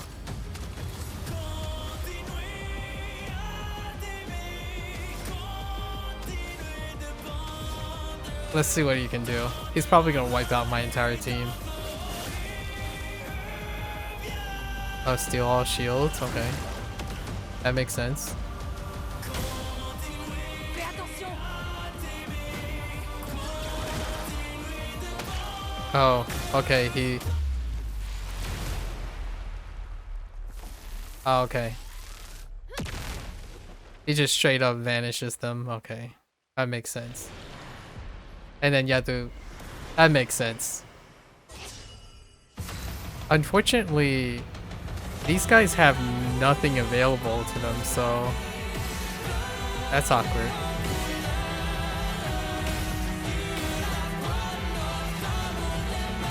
The music! Oh, it doesn't even trigger the death.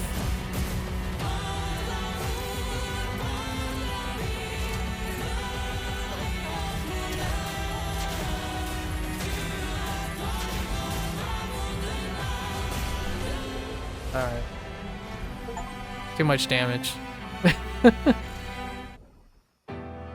I have kind of expected this. There's too much damage.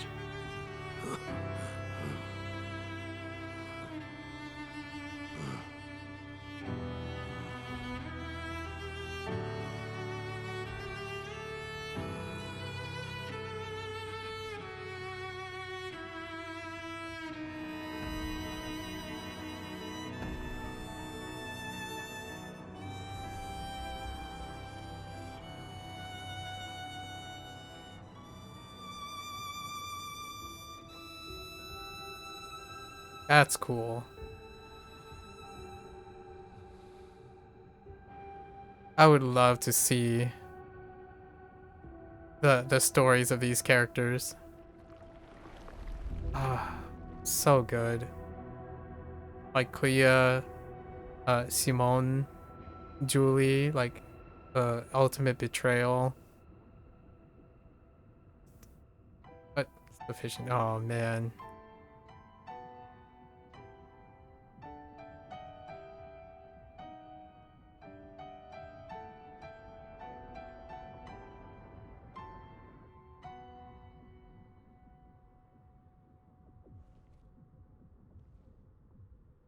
There's probably plenty of attacks and things to avoid, so I won't be surprised in New Game Plus, but we'll be able to do it. We'll like check out all the boss fights and whatnot, like what they can do in our New Game Plus things. Probably. It would be kind of nice to be able to like fight the bosses again in a game, like so that you can see what they can do and whatnot. Oh, you know what? This would be above and beyond anything. Be able to like go into a battle simulator. I think Final Fantasy VII, like the remake trilogy, has done this, where you know the whole digital thing where you can play against the all the mobs and all the bosses and have like modified their stuff, and that's kind of one of the more modern early like recent modern designs in JRPG where you can have your bosses and then they have like a modifier so you can do them in challenge bosses, but it's not part of the game itself. Like it wouldn't stop you from the game itself, but it allows you to like experiment and really push the envelopes on. Obviously this is asking for more than even more from that, but that's kind of one of the things, because you would have to play the game all over again in order to encounter the bosses again. So you can't like see what they can do or even simulate what they can do. Of course, you can watch YouTube or a content creator and whatnot. That's kind of a thing as well. If you have that time. What is this? What do you do? An ethereal sword deals light damage on any damage dealt with skills. Okay, so that's kind of like the lightning charge already. Then 20% chance to apply burn on dealing light damage. Can't die of at least rank A. I wonder how that interacts with... No. This is pretty cool, but Versol is a martyr. A super martyr. Oh, and we get to hear his last thing. This is so cool. Man, this game is so cool. Jeez. Yeah, so in our New Game Plus, we're definitely gonna like do like a turn. Room ambiance looks pretty dope. Yeah, dude. Like look at that. It was really cool when you dropped down with all the swords, and now all the swords are gone. All the chroma is gone.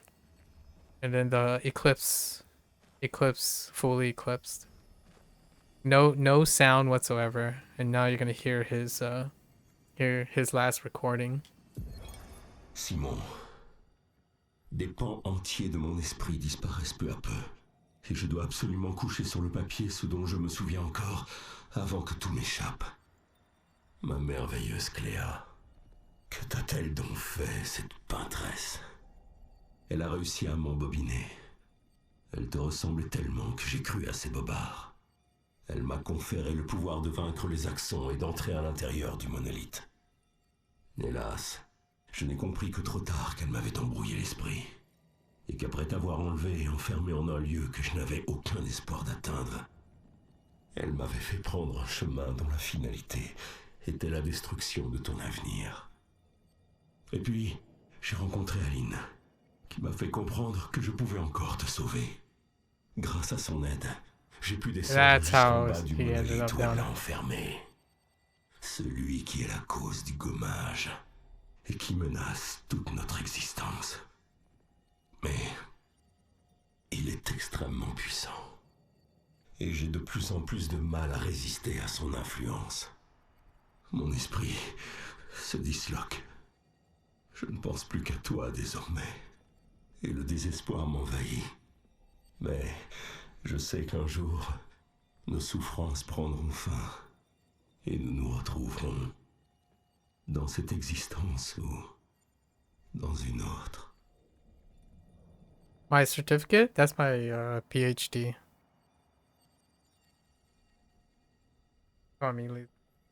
So he got sent on a deal, right?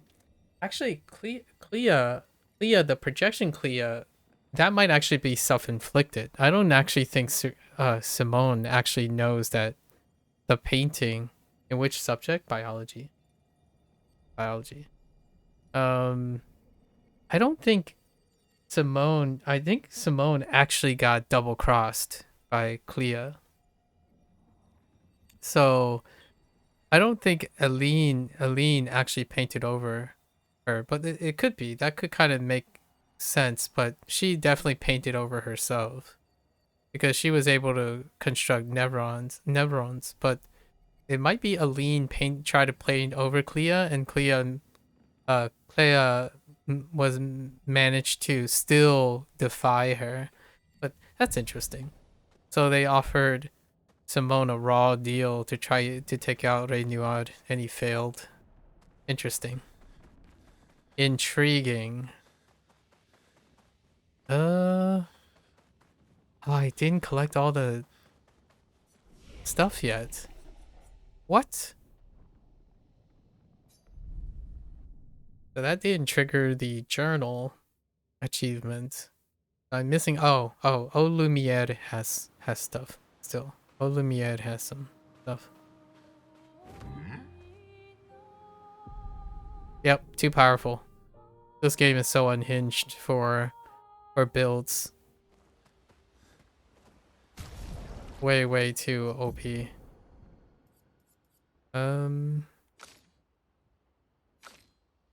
What brand mic do you use? I have an AT2020, an Audio Technica AT2020. It's a mic that's been around for maybe like 20 years ish. They have like a new version of it. I bought this mic 9 years ago, something like that. 9 years ago.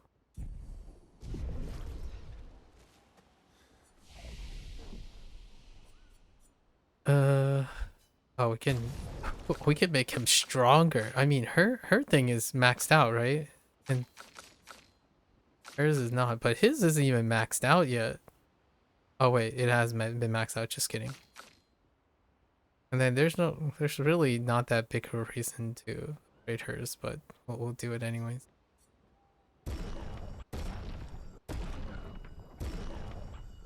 Best luck. Alright. Alrighty. Okay. You bought, but that received me broken. Oh, did you buy a mic and it was broken? I see. Well, hopefully you have a working mic now.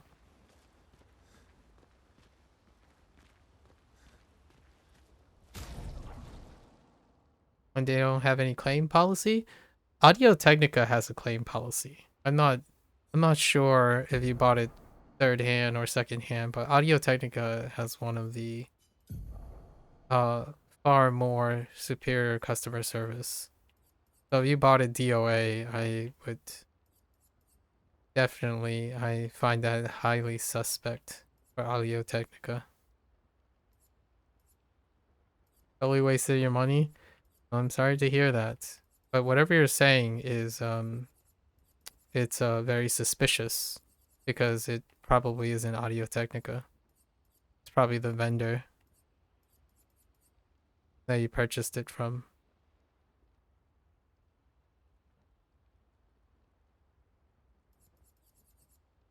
Let's see. Yep.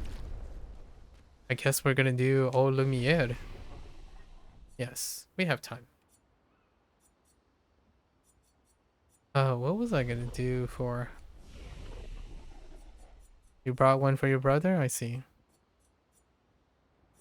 Well, hopefully you have working mics now.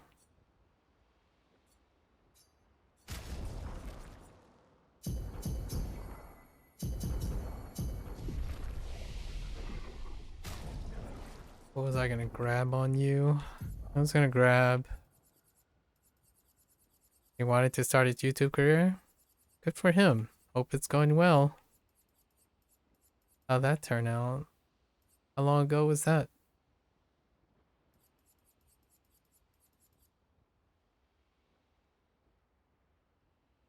We don't have shoot. I wanted to add something, didn't I? Oh, and we didn't even use Gomage. Didn't even get to Gomage Simon. That's not useful. Not useful. Technically, we can have another person that have 100 crit rate because we inflict the defenseless and burn. That's 50%. So the other person only needs 50%. Her crit rate is already at 99%. So she already has 100% crit. That's absurd. Okay. So what you prefer you for next time? I don't prefer anyone anytime. Yeah, feel free to do whatever you want. Go check out other people playing Clair Obscur. That's pretty. Get a different perspective on Clair Obscur.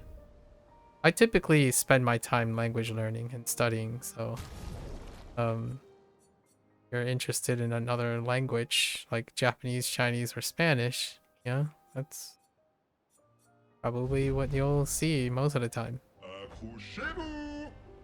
Alright, I guess we're going to Eau Lumiere. Let's see if we can trigger the journal and the music records.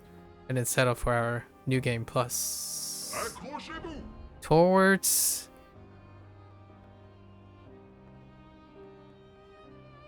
the landmark. What's my first language, by the way? Technically, my first language is Fujianese. My second language is technically Mandarin, but it's English. My common language that I use most of the time is English. My mother tongue is Fujianese.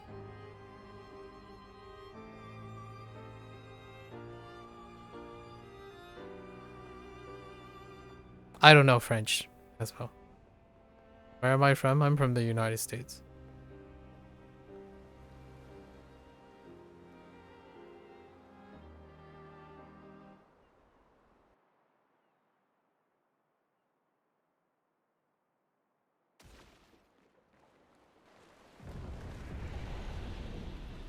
Okay. The music. Let it happen. Here we are. Oh, we can TP to the second spot, actually. Let the music ring out.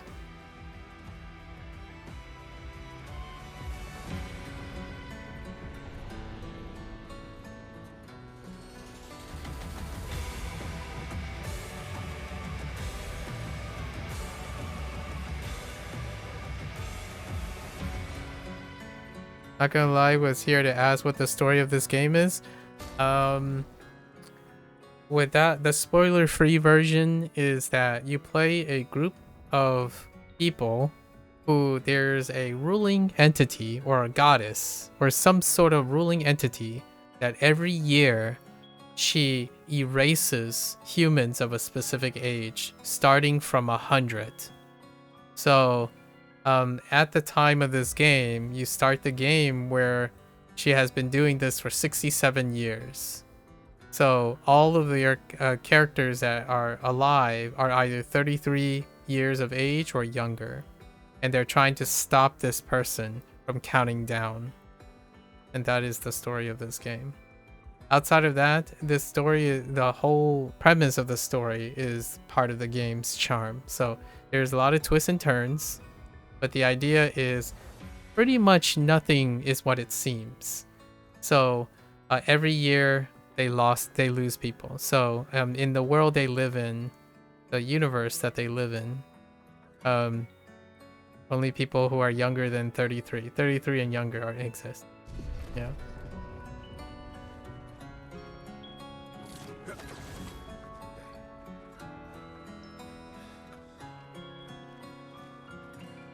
Wait. Huh.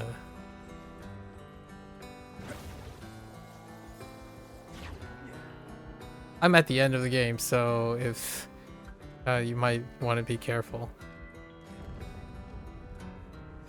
I do not. From designers of what? Bands, Twitch, assets, man. I make all of those. So I do them personally. But thanks for asking. And thanks for the offer. Et c'est reparti. I also generate my own assets too. Patience. Okay. C'est fini pour toi.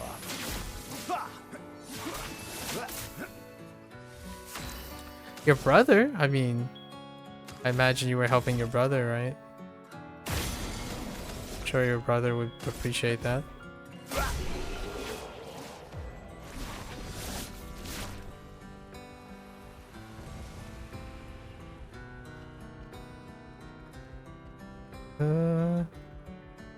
We came down from there, right? Yeah.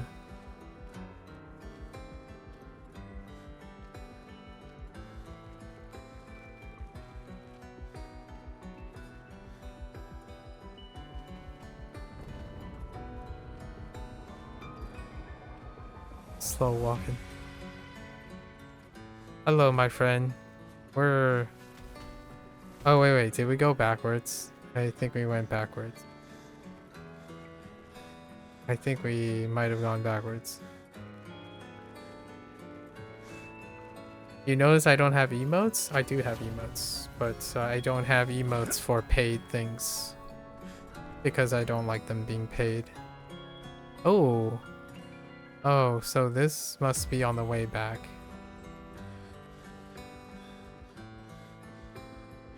Wait, did I go the... I think I went the wrong direction. Oh, I totally went the wrong direction. Yep. Take care. Good luck. Good luck with everything.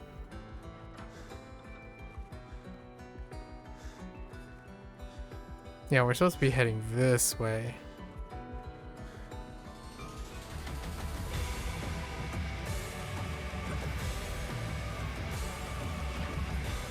The music goes so hard.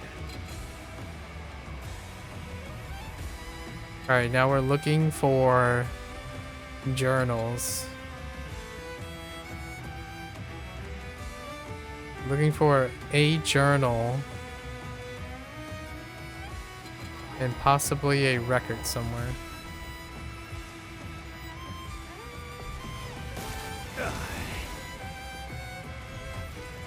Allez, on y retourne.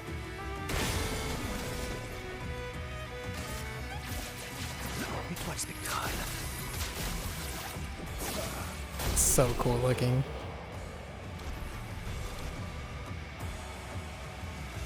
Phantom Star looks so cool. Ooh. Let me guess, upgrade. Oh, not even 32. Il est à la tour. Oui. Maël. Wait. Not yet. Not this way.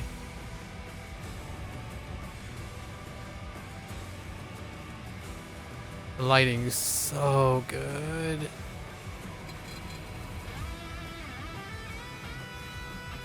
That guitar. And it doesn't interrupt between this section. The music is contiguous with the battle. So epic.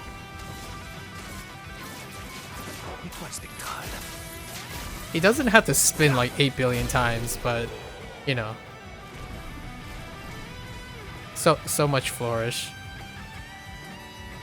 Like, you know, you don't have to be like exact, just spin 600 times and then do an attack. It's so anime yet French. So anime yet French. The flourish. so much flourish in this game. Like, hey, I'm gonna attack once, but before I do that, I'm gonna twirl around like 36 times. And I wouldn't have it any other way. Oh, well, he could have twirled around and then flipped and then do like a double somersault and then do like 14 attacks in the air. That's fine too.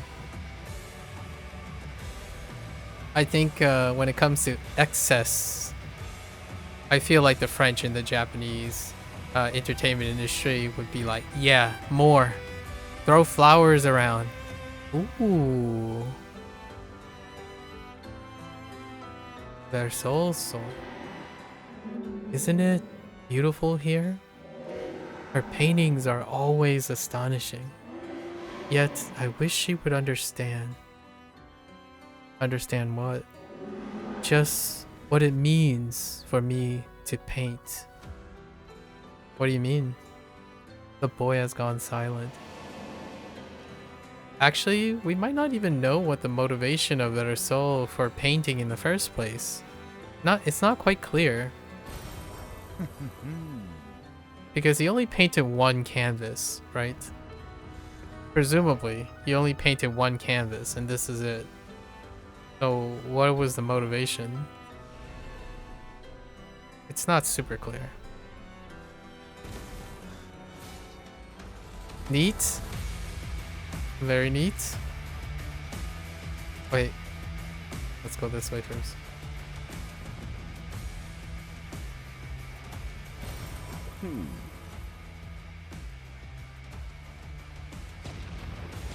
Oh.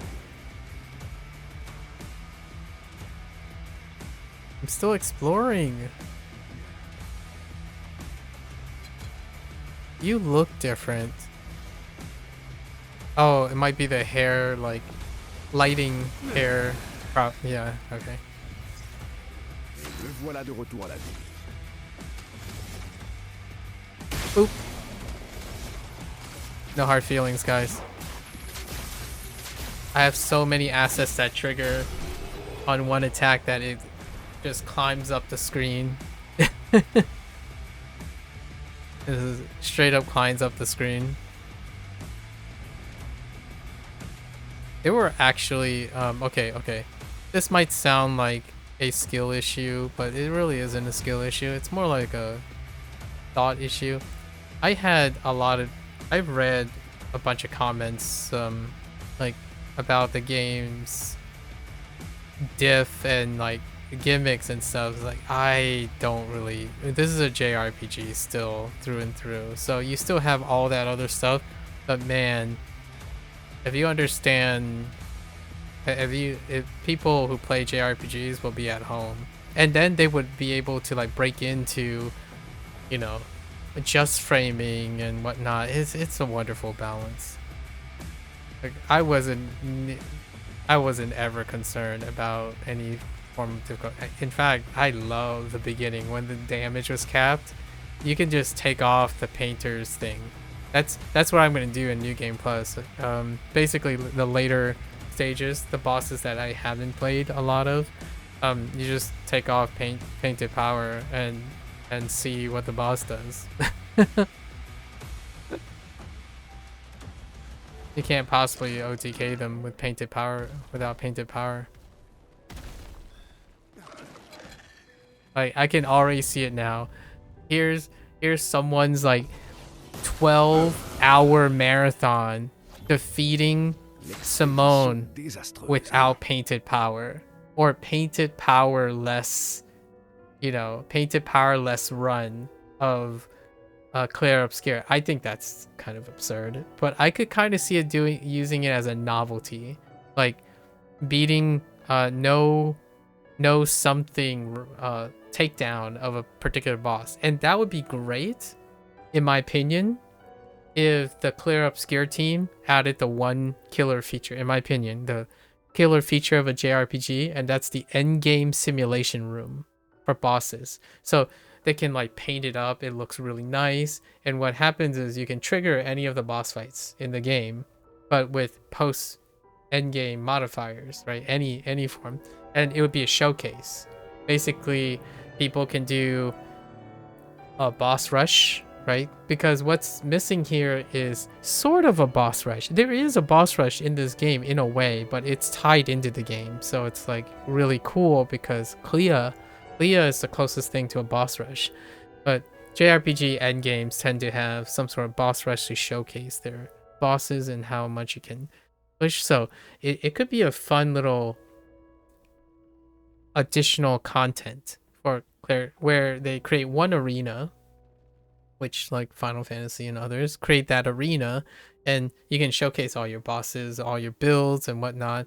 And it's great for those who like to make that type of content. I'm not that kind of person who does that, but for others it makes your game really, really wonderful. And honestly, I wouldn't put it past. There's one element that I still think is part of JRPGs that could be part of a JRPG standard, and it's a feature that deals with randomization or a roguelike. A roguelike, like point-to-point characterization of all the mechanics in the game. So bosses could be modularly affected, and that increases the playtime, the replayability of all your assets. No requirement for generating new assets, but a new way to engage with it.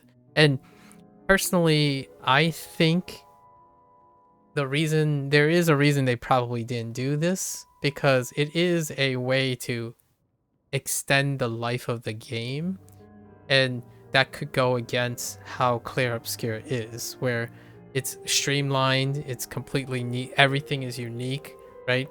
So padding the game might be against the philosophy of this game, because this is incredibly lean from beginning to end. Even the collectibles are lean as heck, right?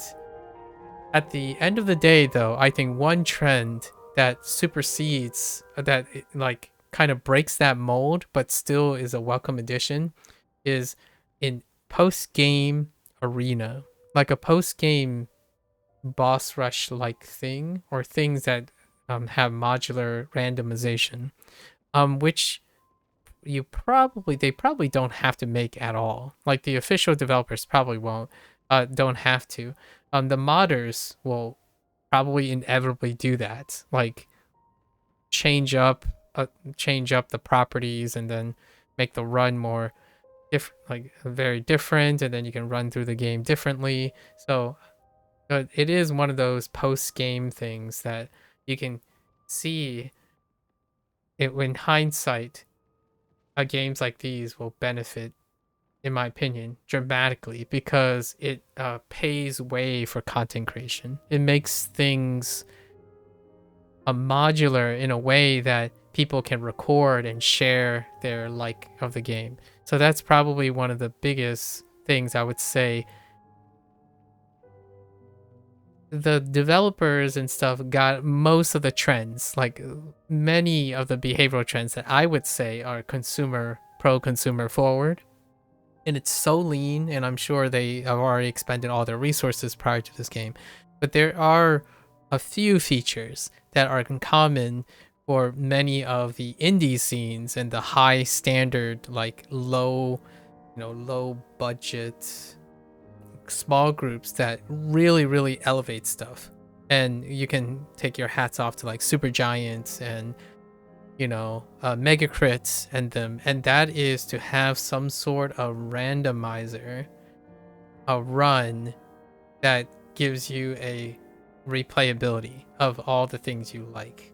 So a boss rush mode in an arena where they can put their own Clair Obscur spin to it, like have the background fade in and fade out, and the boss having their entrances and stuff. That's fantastic. I think that would be awesome. And they can probably still use all the assets that they have and don't have to generate new assets. But in my opinion, Sandfall, I don't think they would just not add new assets. So I can kind of see a really cool extended life of this game, like to celebrate stuff. The boss fights they're eye candy. I mean, I wouldn't mind just sitting here watching the boss animations. You know, like give me a room and then there's photo mode, right? Like photo mode is probably something that will come up at some point. It doesn't remove or require any generation of assets. It extends the life because a celebration of a beautiful game, a beautiful content and assets is to find ways to extend the life of it. I think oftentimes extended life features get a bad rep, oftentimes because the game itself does not have the quality that would merit the extended life, like repetition and whatnot. But in this game, battling the boss once and then beating them once might not even be enough, and it leans into the whole staying power of FromSoft games, right? FromSoft games, that's where you get the boss encounters, the randomizers and whatnot. And I think that would be one thing that the developers Sandfall could totally do with this game. Anyways, that's my thought as we're approaching the end of the first playthrough, right? I'm playing the New Game Plus for the very reason of playing the bosses again. And in some way, we have to be a little careful because annihilating the boss means having to play the game again to reach the boss. Because the save state, you can't manually save in the game, right? Which is designed by intent. I'm pretty sure that's intentional.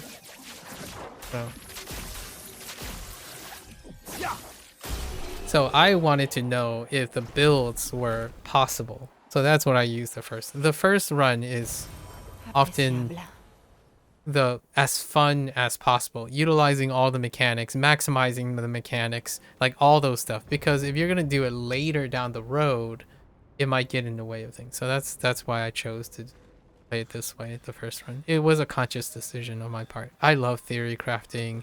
The materia system, you know, due to the new one, FF7's trilogy, the new trilogy, the materia system is also a gold standard in terms of how things work.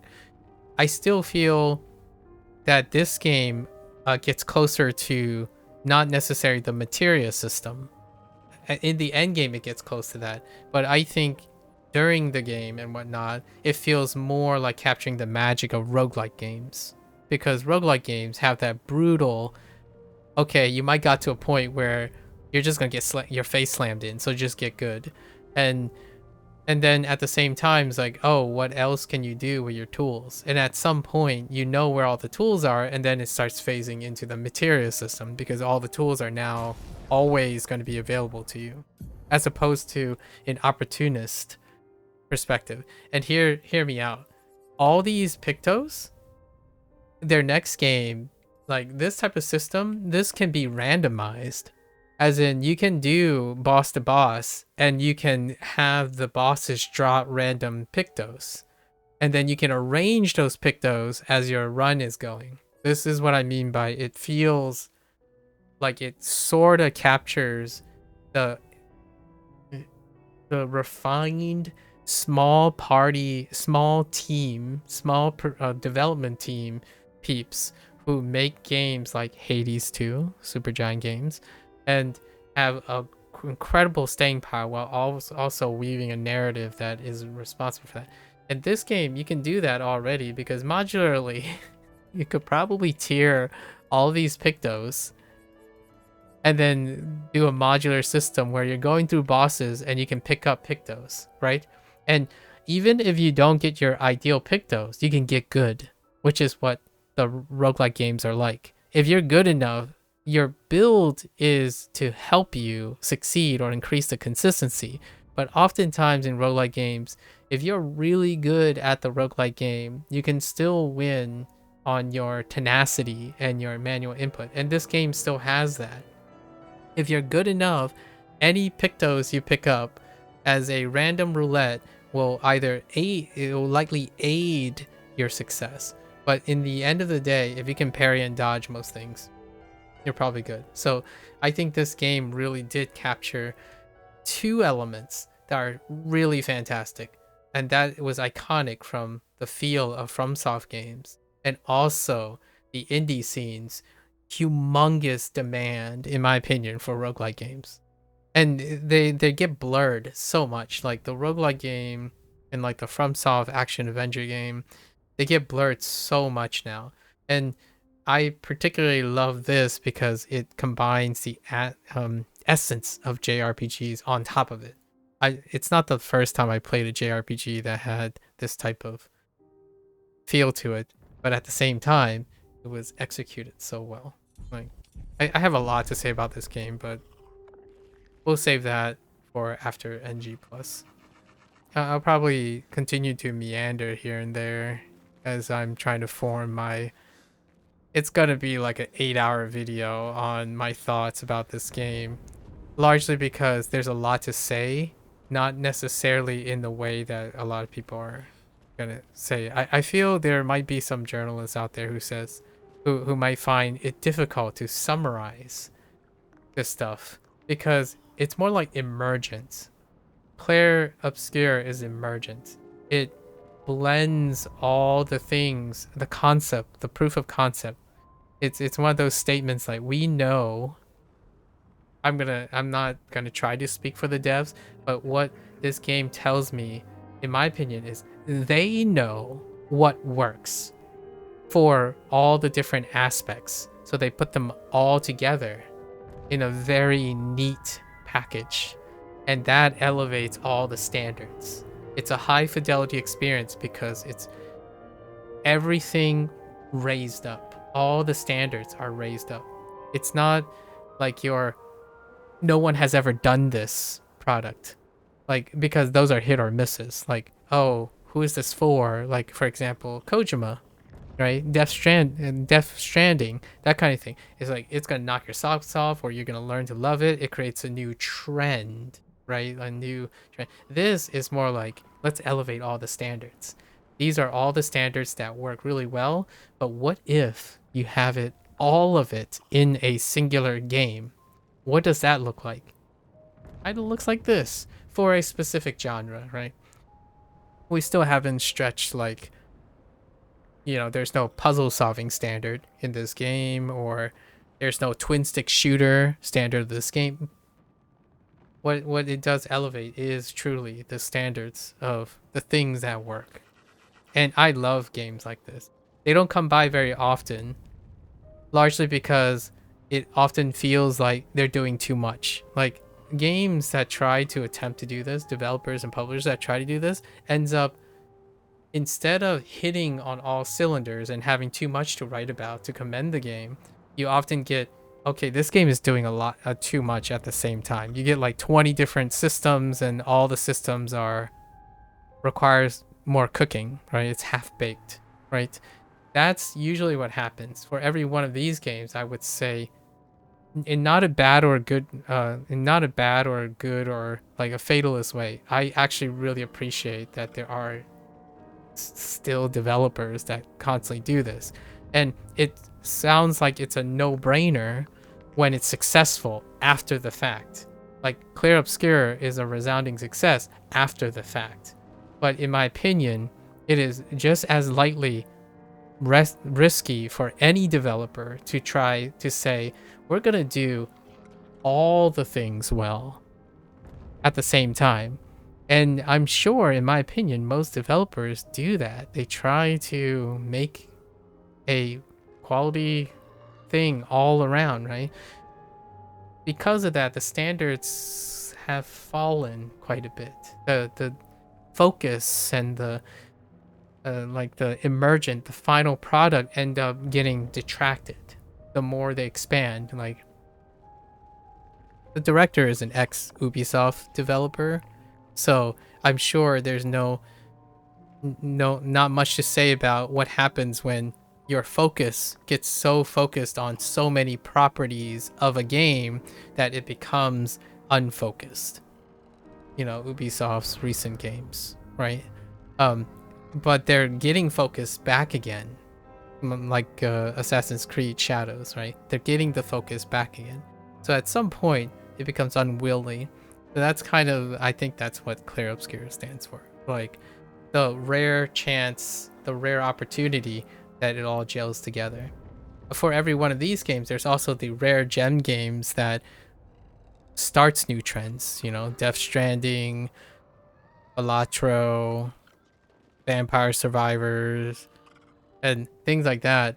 But and then there's all the games in between, right? You know, your safe marketed games, your live service games, and whatnot. But I love these games. These games are the other type of games that I don't get an opportunity to play.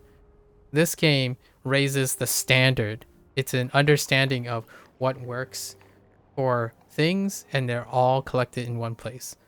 I would say Dave the Diver is a great example. It's not technically an indie game, but the resources are spread across to capture all the standard things, both like the caricature, the design, the wording. Everything is so lean. Like one character pops in, it does 3 things, and you know exactly it captures the quintessential part of that element's archetype, right? And then this mini game, this input, this management part of the game is just good enough with enough depth that it doesn't that doesn't overstay its welcome, right? So this is this type of game. And then there's the other game where we don't, this is a passion, unapologetic. If you don't like it, that's fine, but if it does hit, it will start a new trend. I don't necessarily think Clair Obscur is going to start a new trend, but it raises the standard, which is I feel that's what the director was going for. Like now games have a standard too set for it. I think Square Enix, of all the people who inspired this game, they're running with it too, at a loss, apparently, or at a disappointing return, because Final Fantasy Rebirth didn't do very, not up to the cost of manufacturing it.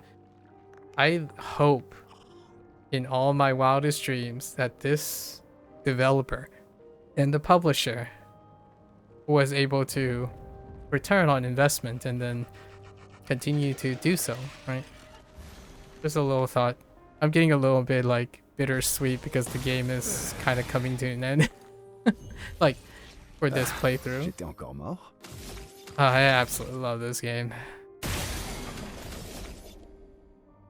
It's so satisfying. Like attacks, breaks, even the absurdity of the whole column of passives and actives being triggered at the same time. That just hits me in all the right places. All the right neurons are firing. Like I play games where you have to like scroll past all the logs to find out all the interactions in a game. Like that would be going into hardcore territory. So they didn't go in as hard as I think they could go in. Like for the hardcores, this thing, like this Pictos list, 4 times that. And the Pictos list would have like 3 layers of meta. And then all the turn phases would have like 3 or 4 turn phases. Like setup phase, battle phase, fallout resolve phase, and the end phase. Like you can go really hard. But the idea is they captured the essence of it without making it too bloated or too hardcore in any way. That's an art form, lack of a, I guess all puns intended. It's an art that they have done. And so was like Dave the Diver, right? Every mini game, I think, oh, they could do this harder. They could have done, like, they could have went harder on this, harder on this. Like, where's my Stardew Valley hard combined with my Suikoden hard? Like, that sounds like that's the trap, in my opinion, that the AAA industry has got themselves into, where it's bigger and better, but it's hands in a cookie jar in many places. So it becomes unwieldy to the point it's so distracting that the consumer is inevitably going to be set up for expectations that will disappoint. Disappoint the diminished return. So pretty wild subject. I'll probably talk about it in another week or two after we finish our NG plus or something like that. But anyways, so much. Look, this game, man. I said almost quite all the similar things when I was playing Dave the Diver. When you have a studio and a publisher that has money, but they are trying to execute on a product that is supposed to reveal its upping like standards of all the things that work. Dave the Diver is a conglomerate of the many things that work, and it's beautiful. So is this game, and they're almost incomprehensibly comparable to each other. Like, they're comparable on the sake of the philosophy behind the building and the ideas, like the choices made, the design philosophy. But in terms of its product, they're incomparable. And yet, I still have the same feelings for both. Both of these games, Dave the Diver and this, panders to me every time. Like, there's not enough words and time of day for me to list the things that work. Opera House. Why the Opera House? I kind of remember something referencing an Opera House before. Wasn't there something about, oh, performing? That's right, because Versol, Parfait. the piano, performing on the piano. All right. I'll hush about the fourth wall breaking for now. Lumiere has suffered much damage. There's something in the water. Ask Eskia to bring it to... Oh, a unique fetch. Intriguing. Let's not see the last one. Expedition 60. A legendary expedition known for its unorthodox tactics. Interesting. William, Expédition 60.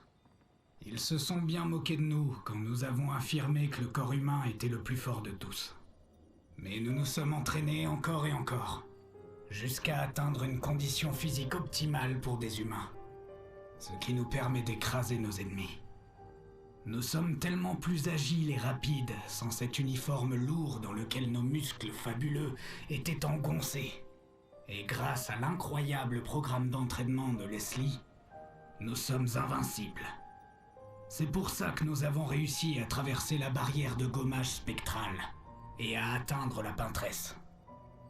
Mais apparemment, nous nous sommes trompés au sujet de cette dernière. Oh, they qui knew est about tout it. aussi prisonnière que nous. La vraie terreur se cache sous le monolithe. Le reste de l'expédition 60 est parti affronter le véritable ennemi. Excuse me. Tandis que j'avais pour tâche de retourner prévenir Lumière. Mais on dirait que je vais manquer de temps. Il ne me reste plus qu'à traverser la mer pour y arriver. Mais même avec mes puissants muscles, je ne suis pas sûr de pouvoir nager assez vite pour ne pas me faire rattraper par le gommage. J'ai donc décidé de coucher le plus important sur le papier. Musclez-vous. C'est la seule façon de sauver le monde. Et ne perdez pas votre temps avec la peintresse. Allez directement sous le monolithe. He almost made it. So his thing washed up on the shores because he was swimming back. That's... Dang. Almost made it. Or at least his journal washed up on the shores of Lumiere on his one last swim.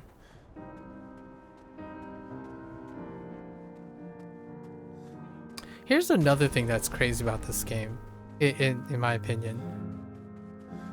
There is so much like structure, asset, arts for the whole purpose of like being there.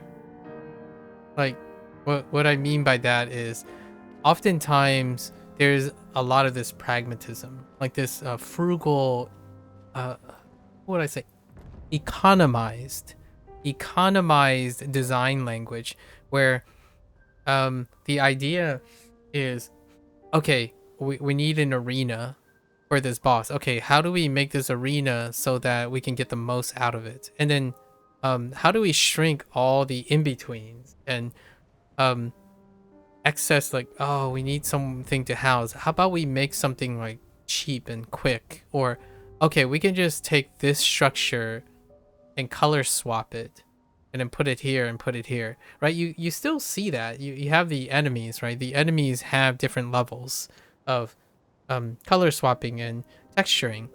However, while that's true, there are so many things in this game where the location is extraordinarily ornate to house like a singular pickup, like the graveyard, the graveyards, the ship graveyards, where the whole thing houses one album or like one record, and that record might be illustrated of that theme.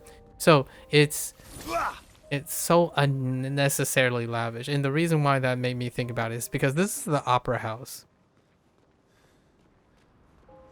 right? It didn't stop until not even to the end of the game. It still didn't stop. Every area, like, what was the other one? That the portrait. The only thing you go into, all that swirling vortex and all that gold stuff, or Renoir's draft. It's like a bunch of things, but all of that was for that. Like Simone's location. Why not? Why not? Let's just throw more. Let's just throw more. So that's just kind of how this game feels. It's excess, but doesn't feel like it's fat. It's not gristle. It's like lean as heck, but it's dressed up like gourmet, like almost French to some extent, where the experience is elegant in its simplicity. So while you're experiencing this game and like, oh, only one thing happens here, right? Everything around it is so extra. Like, did they need all of these things? I don't know. In fact, everything is so extra. I heard comments where people thought all of this stuff is like, oh yeah, this has got to be like, is this like AI generated or something? I'm like, what if it was or not? The idea is the vision. But anyways, that's gonna be another topic for today. I read a little thread. My eyes. I had some contentious thoughts. Yep, that is definitely him playing the piano.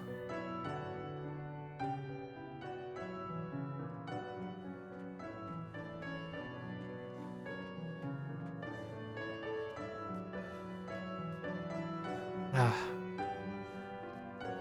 of course. Excellent. Of course.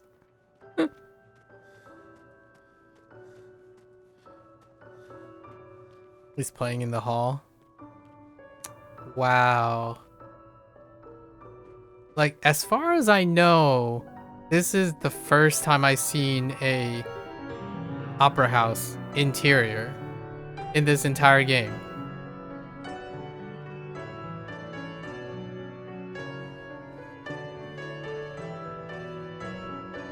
Oh.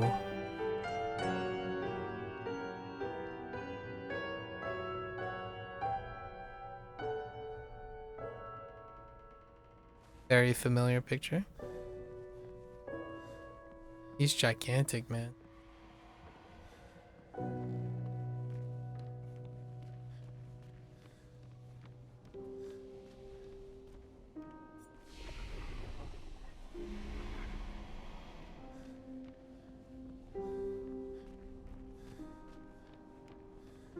We're not sprinting. Or RP walking. Oh, there it is. Lumiere. Our last music record. It's probably the song he's playing. Alright.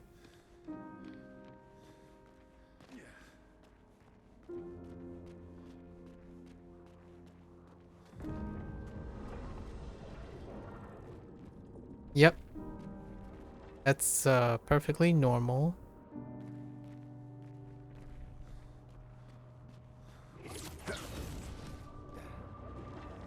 I still haven't found all the journal entries.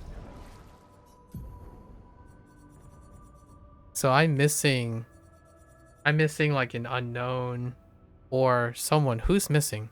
We have Better Soul, Aline, Renoir, Julie, Simone. Are we missing a Alicia? There's probably a Alicia journal somewhere that I missed. Because every character had an entry. So Alicia might be missing.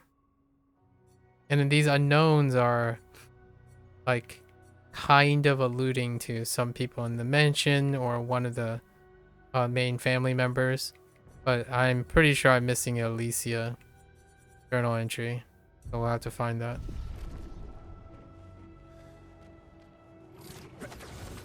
There's a chance it's in the Reacher somewhere. Des névrons de l'île des Accents. Qu'est-ce qu'ils fichent ici? Tout comme les accents, ce sont les créations de papa, pas de Cléa. Yep. So not Clea's, but his. Yep.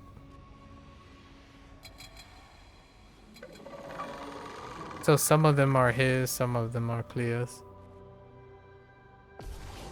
But Clea is, I guess, technically no more at this point. Frayons-nous un chemin.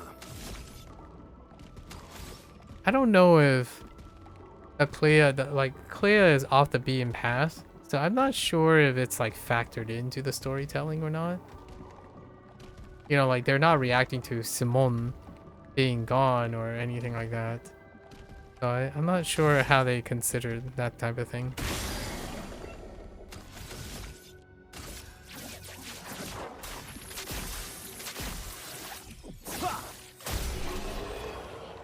So cool. Oh, you know what the skills remind me of? It's like a dragon. It just doesn't get old, in my opinion. Like, especially like combat ones and like, for example, Pirate Yakuza. It doesn't get old when you annihilate everyone or like do a move. It feels smooth. The transitions are great, and then in and out very quickly. Like, it feels awesome.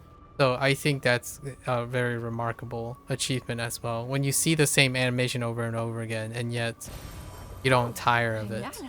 That's when you know you have the visual fidelity and beats necessary for your like animations.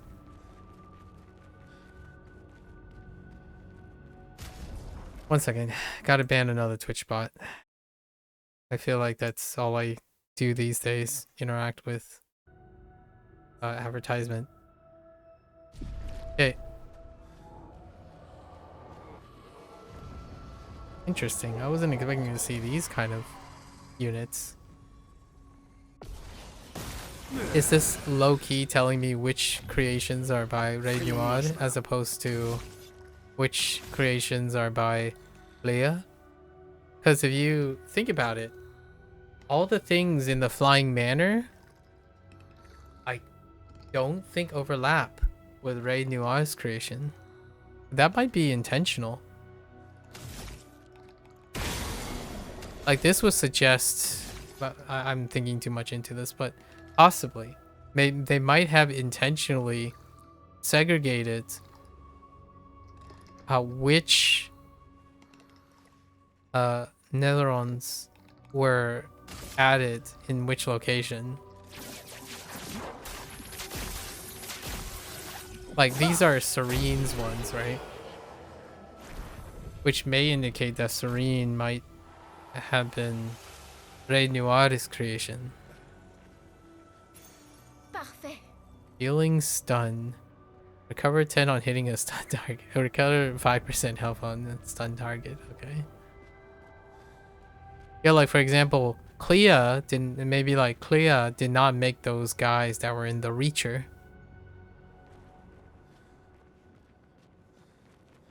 But Ray Noir did. Which kinda checks out. Too much I'm sure there's an exception, and I wasn't paying attention yet. Allez, finissons-en. It's 大丈夫です。大丈夫です。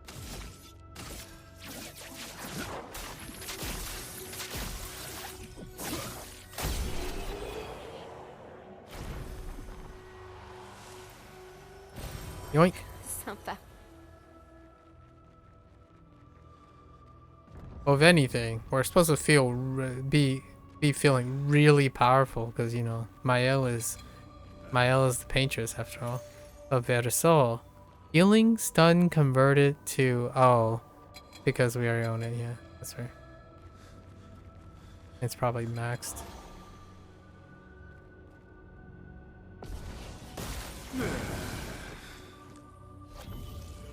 J'étais encore mort. I still like this sword that he has. Wielding Simone's sword would be pretty cool too. I wonder what it looks like. I wonder if it's as big. Hold up. We gotta do this. Hold up. Is Simone's sword like gigantic? I gotta know. Yeah, the Simoso. Oh, never mind. It just glows. For a moment there, I'm like, is it gigantic?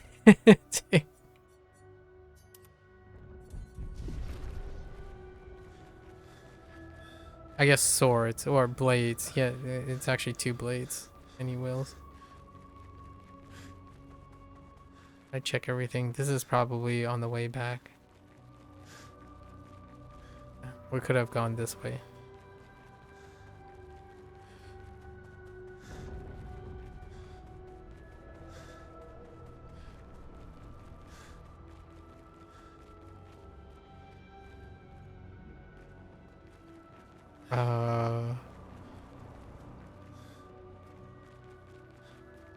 I have no idea where we're going.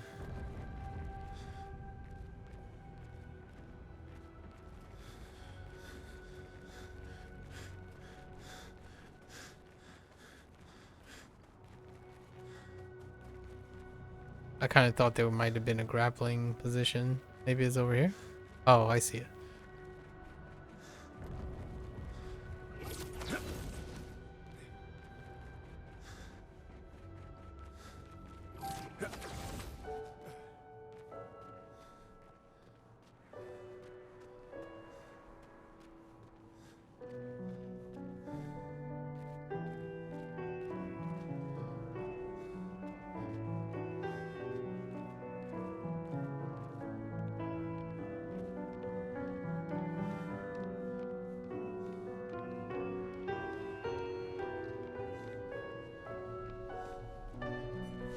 Wait. Did I just walk in an entire circle? Oh, I think I just got turned around and did an exact 360. Oh, I totally did a 360.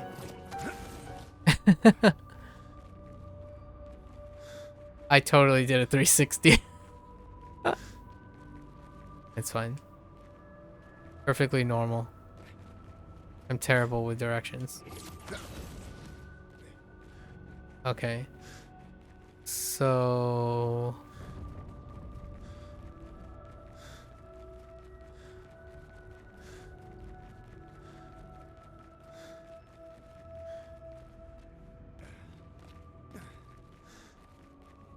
Oh, I see it. On y est presque. Maël? Allons-y. Oh, we have to make the decision now too.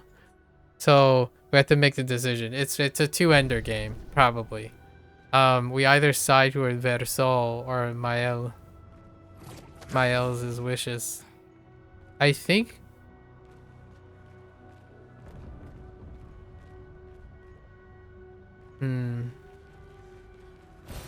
Sympa.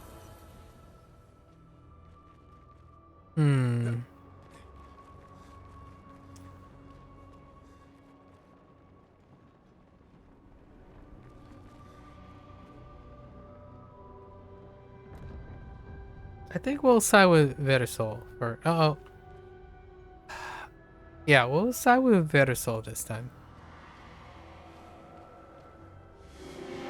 Maybe I should continue.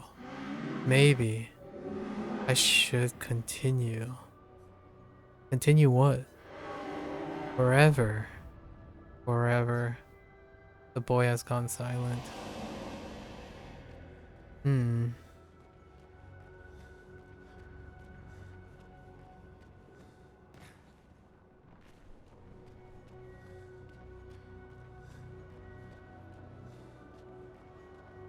So, what is this? Versol would want to erase the entire canvas at the standpoint, and Mael wants to preserve the canvas. But I'm guessing if you side with Versol, everyone is gone, but Mael is saved. But Mael's side, she wants to preserve the canvas, and she dies for it. That's probably what I'm guessing. It's a bittersweet trade-off regardless of whichever ending you pick.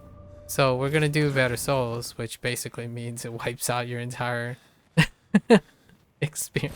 Like, the canvas is undone, probably. That's my guess.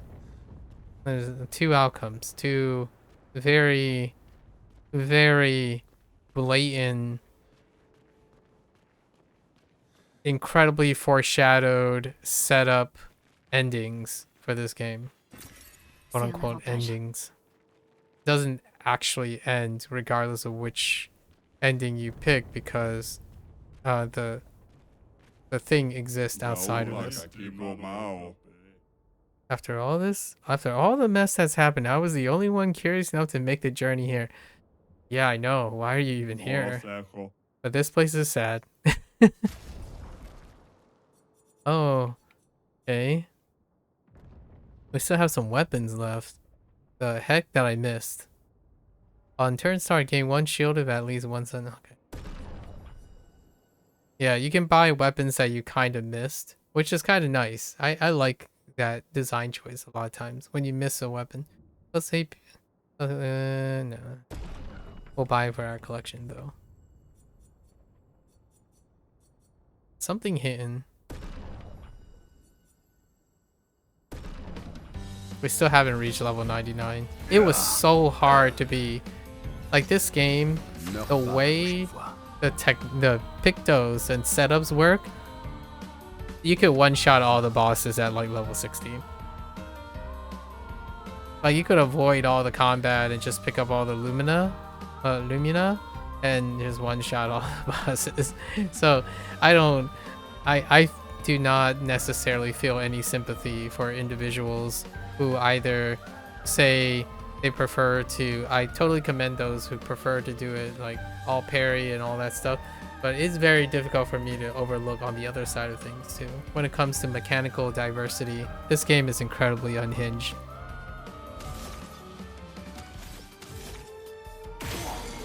So I'm a little bit unfeeling in both departments actually. Whoops. Oh, that's fine. Let's just do like massive damage anyways. The real good. What is it? Full strength. What does that mean? 25% increased damage on full health. Does that apply to Mael having the max health of 1? Oh, but technically, oh my goodness. That actually works on Versol because he actually revives with full HP. This game sometimes this game is stupid in a good way. This game is stupid. Sorry, I don't use stupid too often, but when I think of like unhinged things, that's when I use the word stupid. Like, it's stupidly fun. I can't believe that there's still more at the very end. Full strength. That's hilarious. How much is this? 15.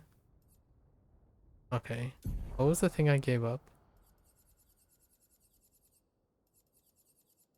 I don't remember the thing that I gave up. Oh no.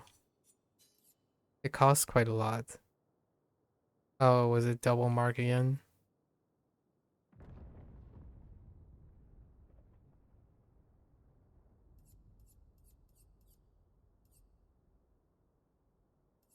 Man, you have great...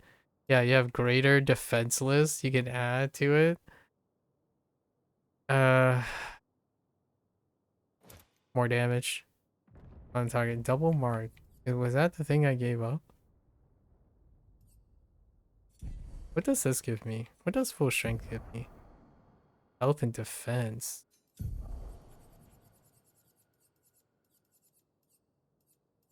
Yeah, warming up is hilarious because it's per turn. So by the time you go through your full rotation, they've already gotten the full bonus.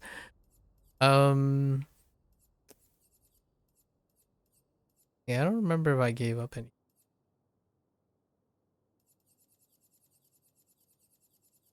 I'm 20 points short of using double mark.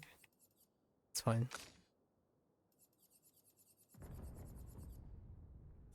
That's so silly. Why why put even more damage?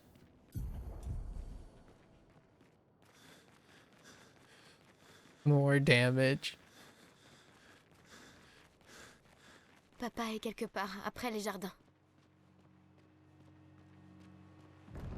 I don't remember even seeing this part of Lumiere.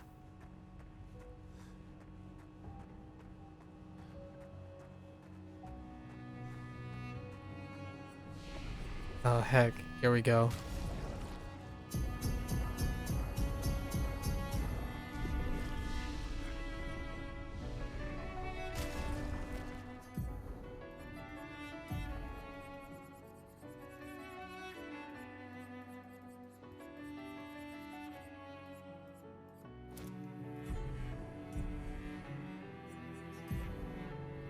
Oh, I'm using the wrong weapon.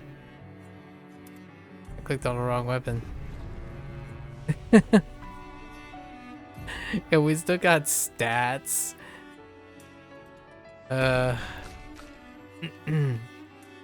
Oh, this is another arrangement of the the main theme, the Lumiere theme.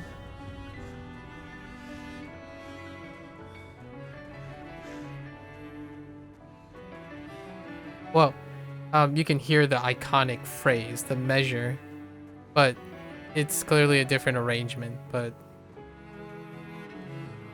yeah, there it is.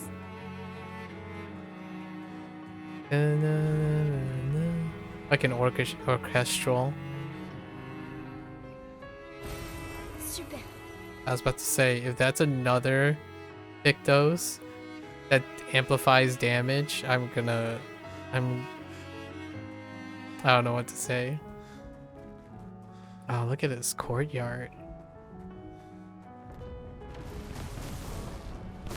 Oh, yes. Merde. Ça veut dire qu'il faut les vaincre rapidement. Wait, but there's other paths.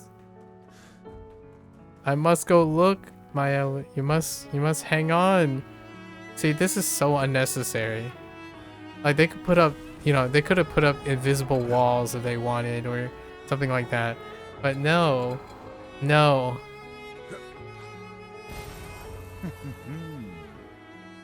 No.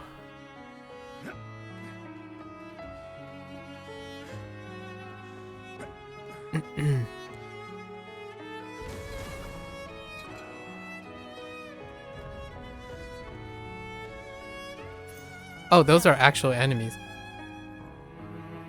25% with gradient damage? Okay. Actually, that can work for Mael. I'm not sure how strong his gradient is. Angel Eyes. Extreme physical damage. 8 hits. Gain 1 additional perfection. Applies. Reviving him if he dies. Oh my gosh, he can repeat off Angel Eyes.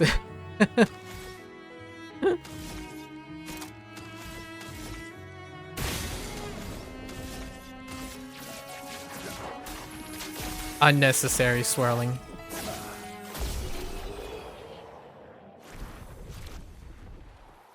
Absolute unnecessary swirling. Radiant fighter.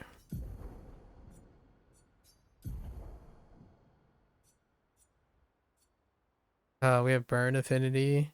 That's pretty cheap. What's a gradient fighter do? Like how much is gradient fighter? Oh, we still have a few that it's speed and crit too.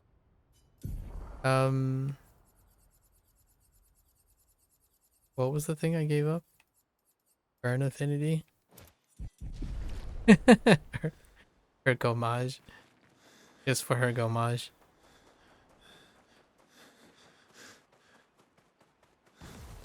What happened to the music? Wait. Hold. Stop. Stop. Okay. Oh my goodness. Please. Oops. Just a bunch of recodes to in charge of the new game plus, you know? Get those coats. I'm pretty sure all your inventory and stuff carry over. C'est un avantage. Don't mind me. Alley-oop. Get those ups.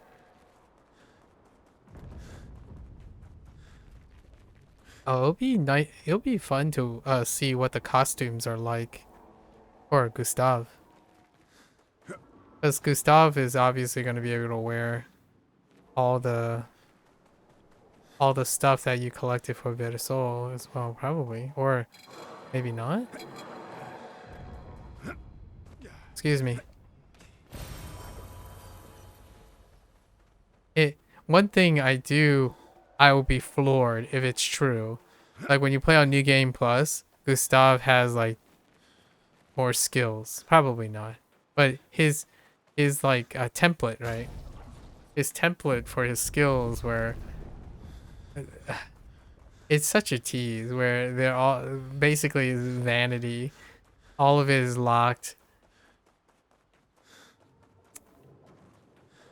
Oh, come on. Stop teasing me with... You can't do this. Oh, wait. Is that the same thing? Yeah, that's the same thing. We're fine. We're fine. We're fine. I'm going. What time is it? I'm running out of time. Ton père a été particulièrement inspiré. Voilà un défi pour le...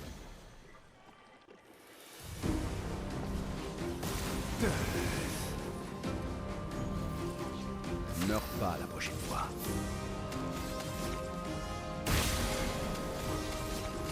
Étoile spectrale.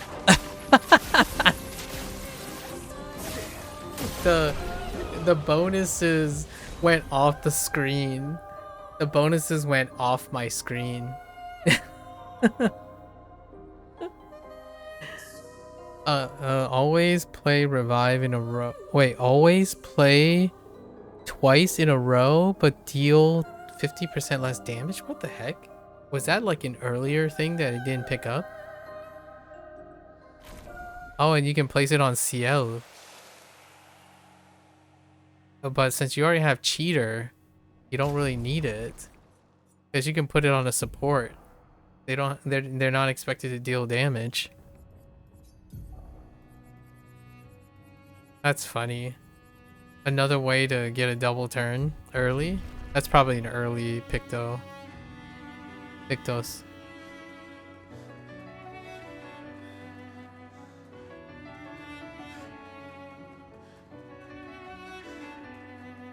I see shinies. That if I had something like that, I would have made a early support character. One of those characters would immediately become a support because they get double turns without having to focus on damage dealing. Et derrière lui, la chroma nécessaire pour ramener lumière. Même moi, je sens sa présence. Oops. Loon was saying something. We better make sure we're ready. S'assurer d'être prêt. Nah. We don't even need to make sure. It's gonna be an OTK, obviously. Right? I'm not surprised if it goes down in one hit. Or 3 hits if it's 3 phases. And then we'll see it again. Should have known better. Oh, for the support thing. This game is so unhinged. Yeah, he's gonna die in 3 hits if there's 3 phases.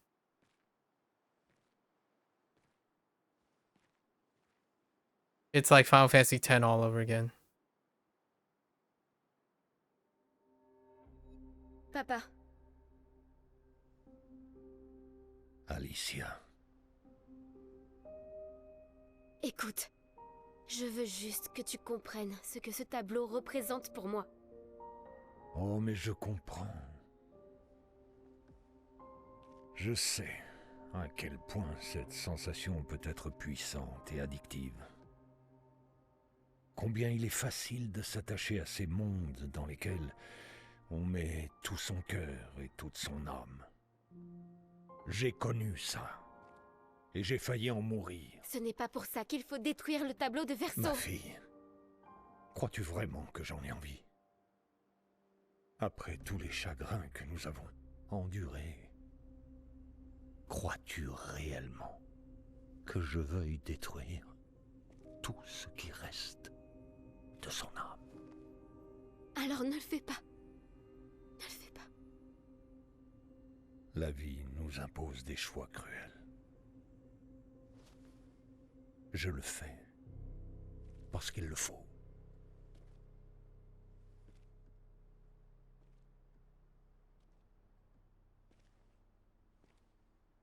Le chagrin peut souvent nous aveugler. Et il nous pousse à faire des choix que l'on finit par regretter. Vous pleurez 2 personnes. Je les pleure tous. Les choix des parents laissent des traces indélébiles chez leurs enfants. Mais au bout du compte, c'est leur voix intérieure qu'ils devront écouter. Ce n'est pas à vous de définir les limites de leur existence.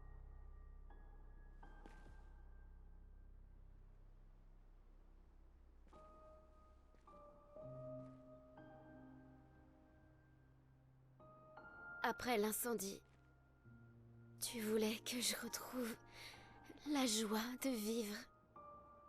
Et j'ai essayé. Mais j'ai pas pu. J'ai pas pu. Verso est mort à cause de moi. Comment voulais-tu que je retrouve la joie?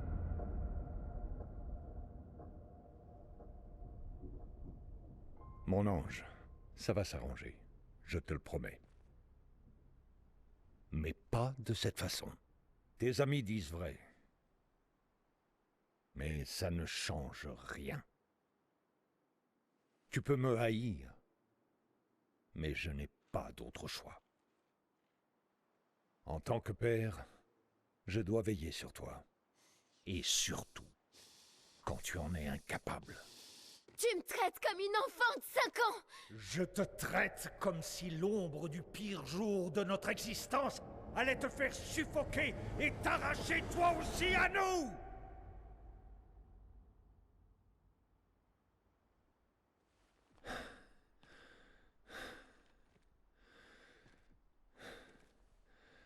Assez.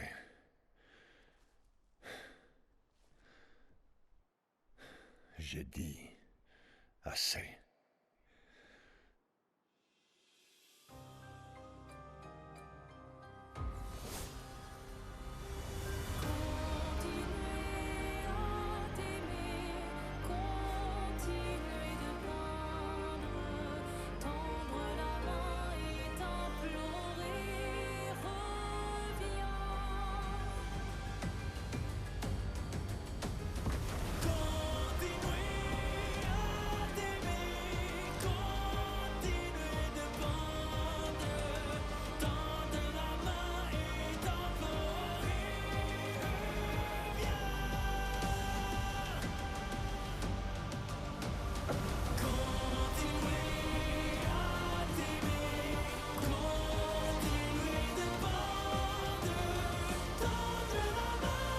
There's the curator.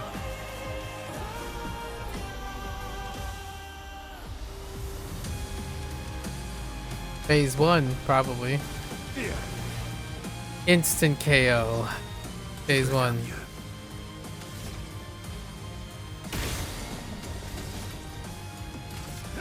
C'est fini pour toi. Yep, there's the second phase. Oh, Serene. Okay, that confirms the Serene thing. Cette folie doit cesser. Il est temps de rentrer à la maison.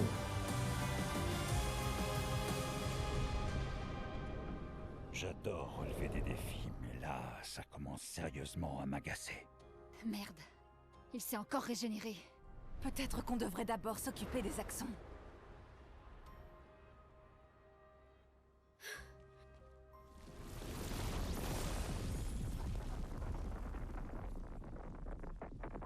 Non, elle ne peut pas.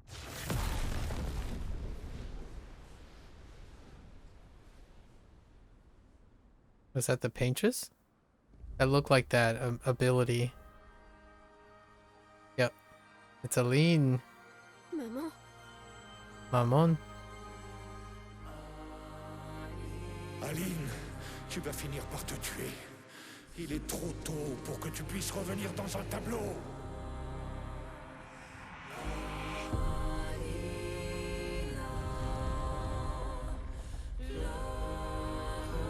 Oh, so we get to choose between Aline and Rey Nuad.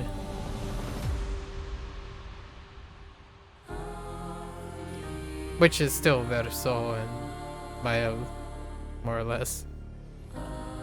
They represent both the two sides.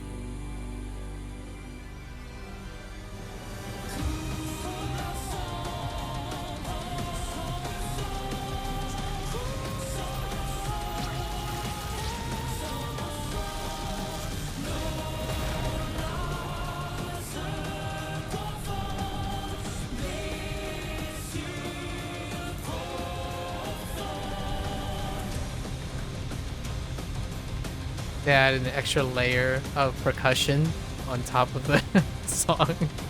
More percussion.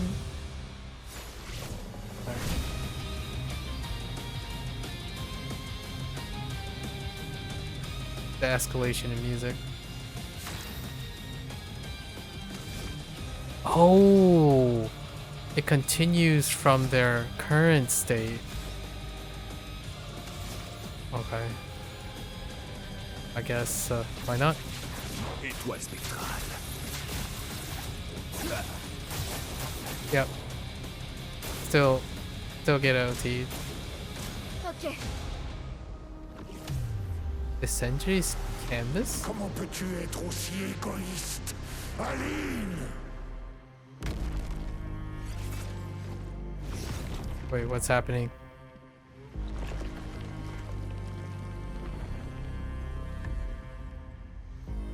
What's happening?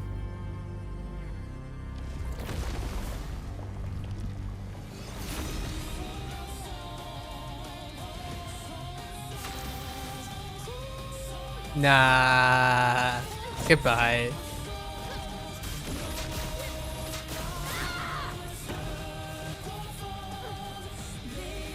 Wait. Oh no. Now I'm scared. I'm scared. Oh no. What's happening?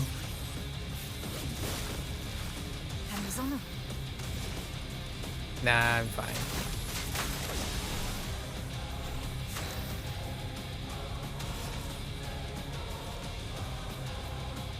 Again. For no apparent reason. Let's go. Overkill. Faisons couler l'encre. Maybe I have to gomage him. We'll see. I'm close to the charge. Ressortez du tableau. Il est en train de vous tuer toutes les deux.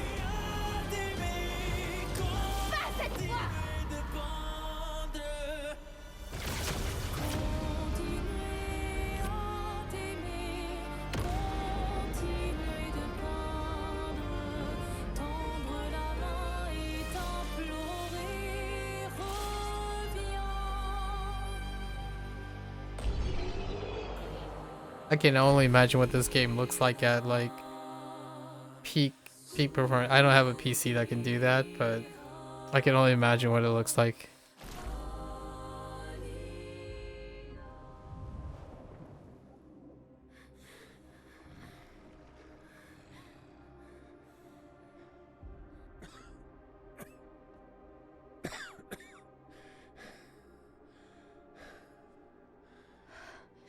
Quelle ironie.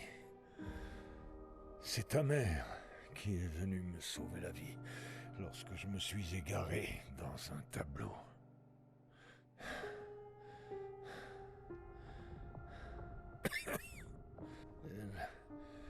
Elle m'a appris à utiliser notre don sans aucun risque. À m'envoler tout en évitant Icarus. de brûler les airs. Nice.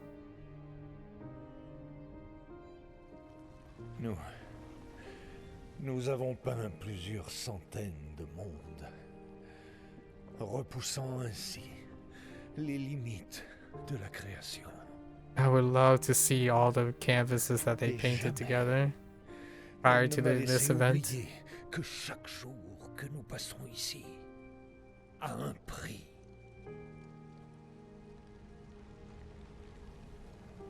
By Aline and Reynard.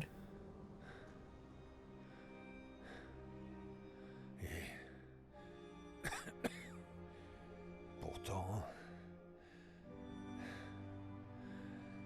regardez où nous en sommes. Alors fais-lui confiance.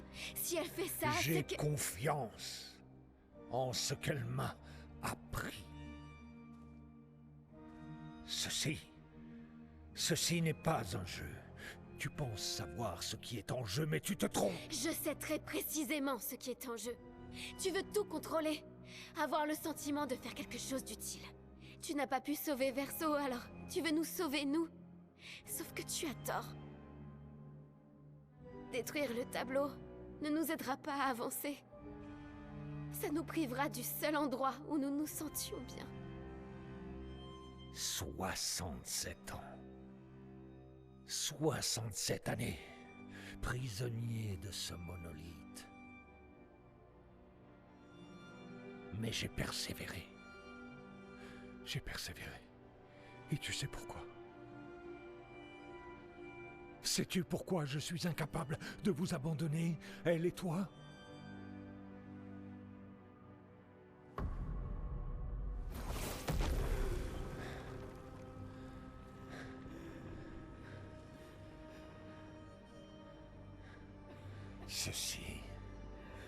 Ceci est ce que je vois chaque jour.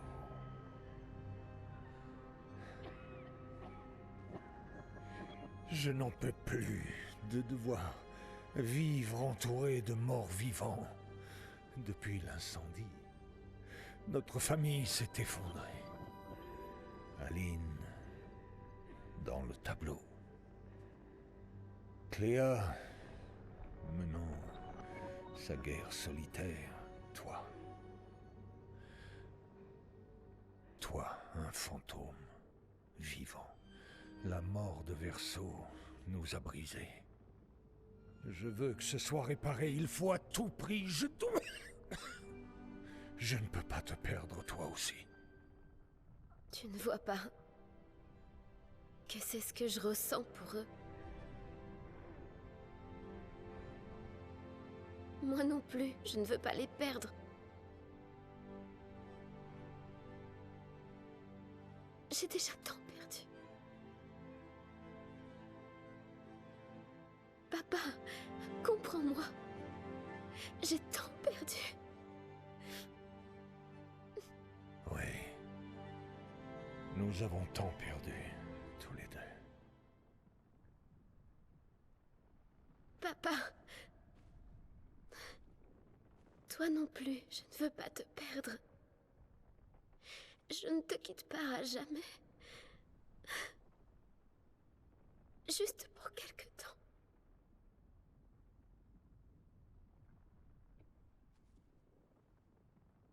Je voudrais te croire, mais...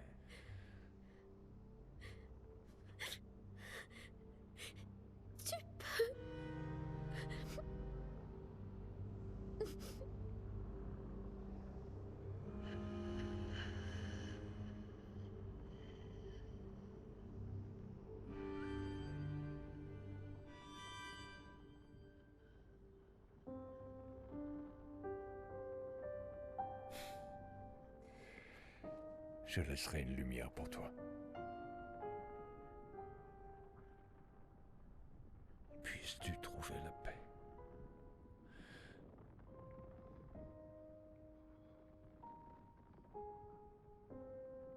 Prenez soin l'un de l'autre. Oh, so I might have already made that decision from that one question during the game. Which ending?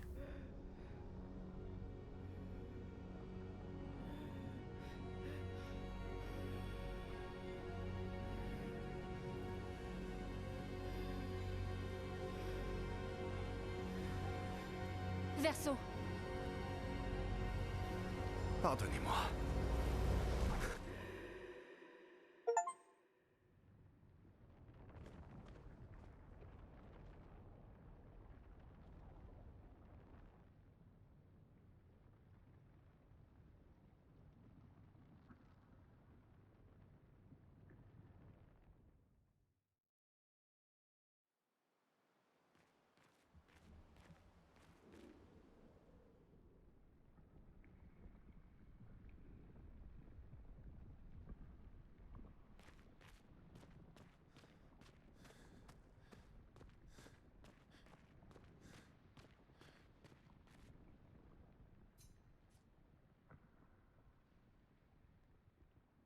There it is.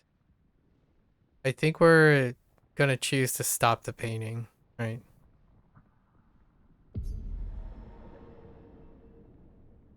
That's the decision right there.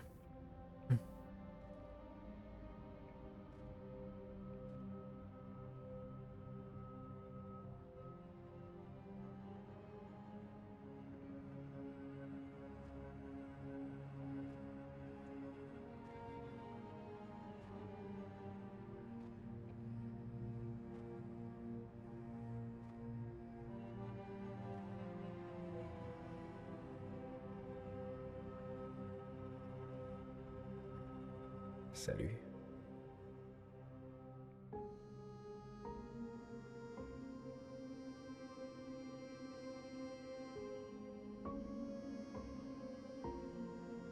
Tu es fatigué de peindre, pas vrai? Oui, moi aussi.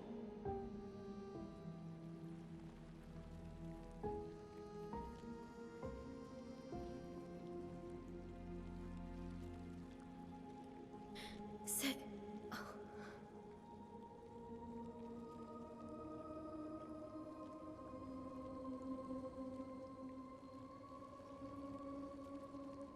Tu ne devrais pas pouvoir être ici.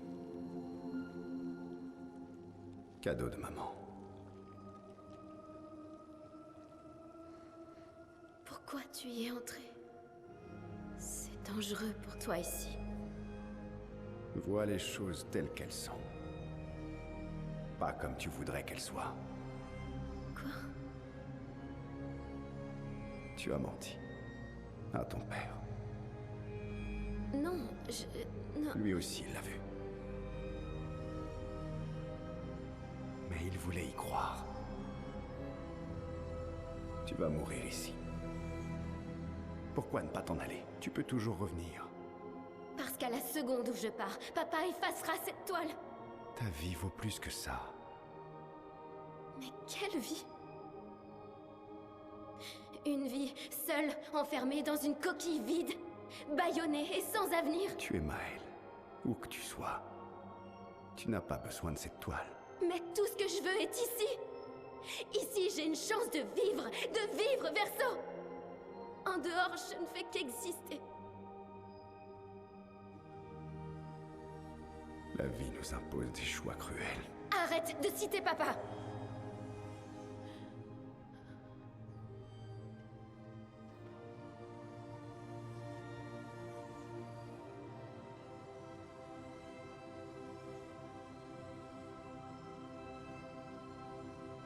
Il est temps d'arrêter de peindre.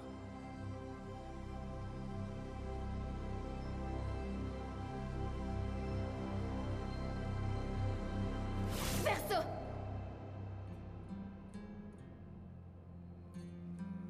Papa a dit aussi. Prenez soin l'un de l'autre. Old friend, you've traveled miles, spinning in circles. Your blind eyes on the dial, stripping Pardonne-moi. out colors. But it's time to say goodbye until next life. Decide the fate. Oh, this one. Decide the fate of the canvas. Fight as Mael or fight as Versol. We're gonna fight as Versol first. And then we'll come back for Mael, New Game Plus. Obviously Mael will die with the canvas being preserved, and Versol will erase the canvas. Probably. And save Mael.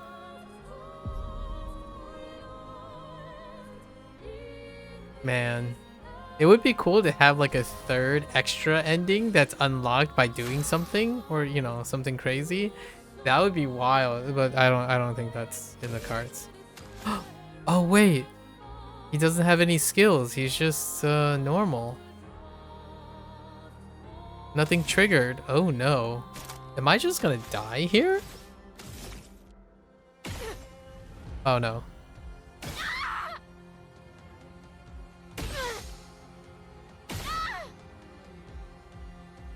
Let's just, this is a scripted win.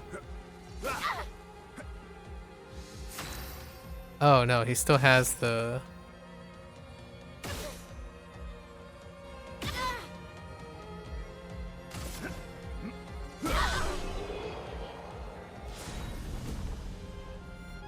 Our drafts collide. Another...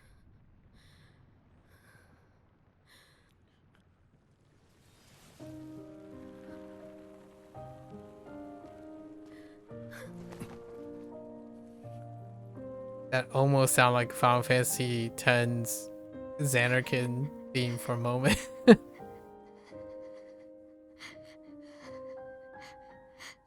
fais pas ça. Ne m'abandonne pas encore. Ça va aller. Ça va aller, d'accord? Tu possèdes ce fabuleux pouvoir de peindre. Tu n'auras jamais amené une vie qui ne te plaît pas. Tout va bien. Tout va bien. Tout va bien.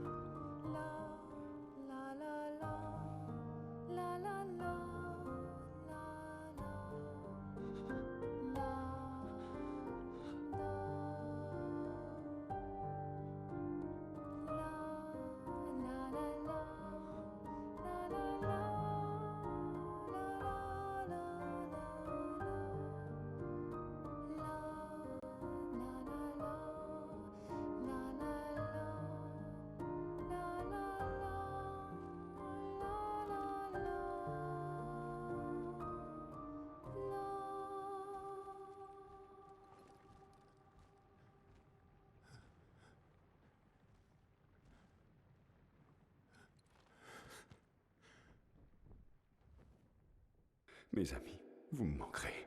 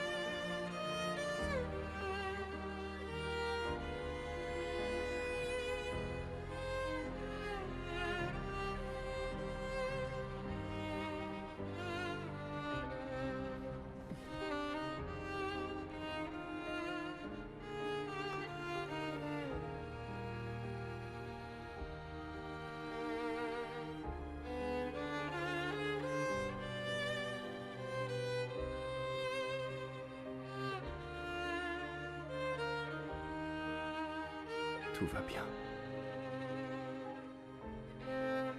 C'est fini. Verso.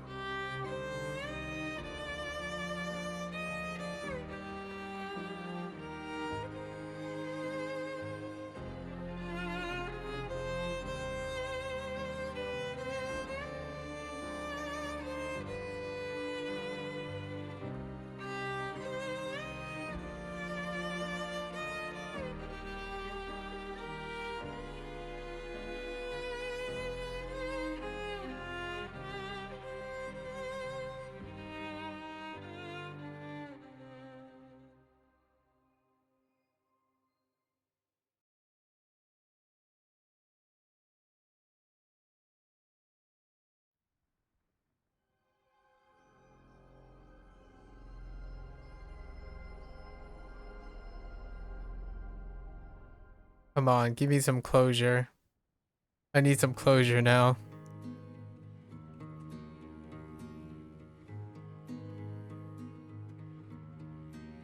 Miroir du temps, nos histoires s'alignent dans le creux de nos mains. Deux mondes se dessinent, l'un peint de rêve où le chagrin s'efface, l'autre nu et réel où notre deuil prend place. Au lendemain non écrit, sous les étoiles où tout commence, rien ne finit. Dans l'étreinte du destin, les liens restent éternels dans le dessin. Toile vierge, horizon lointain, peignons ensemble les couleurs de demain. Au clair obscur, œuvres infinies. Chaque pas trace la route d'une vie. Au lendemain non écrit, sous les étoiles où tout commence, rien ne finit. Dans l'étreinte du destin,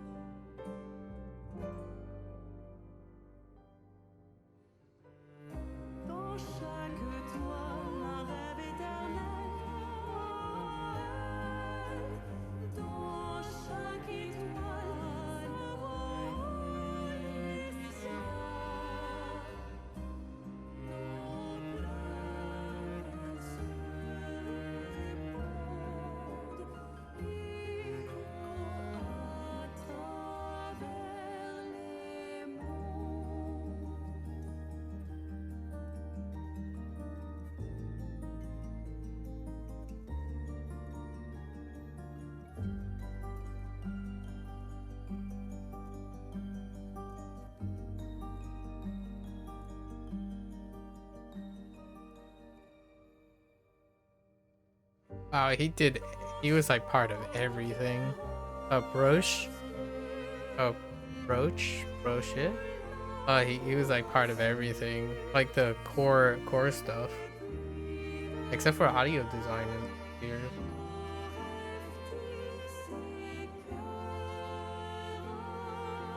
I'm like looking at all the names.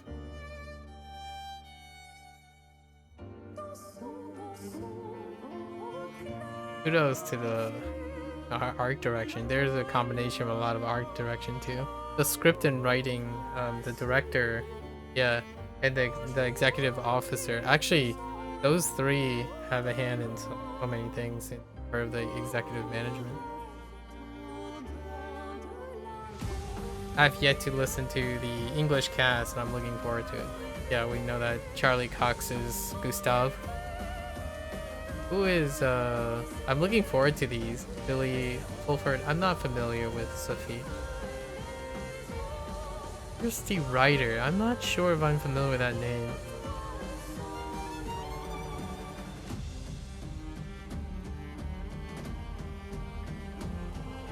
Oh, it's not, Andy Serkis did not play Eski. Ben Starr is Versol. Makes sense. Ben Starr. Interesting. He wasn't Momo either. Yeah, okay. Oh, Andy Serkis played Rey Noir. That would be interesting.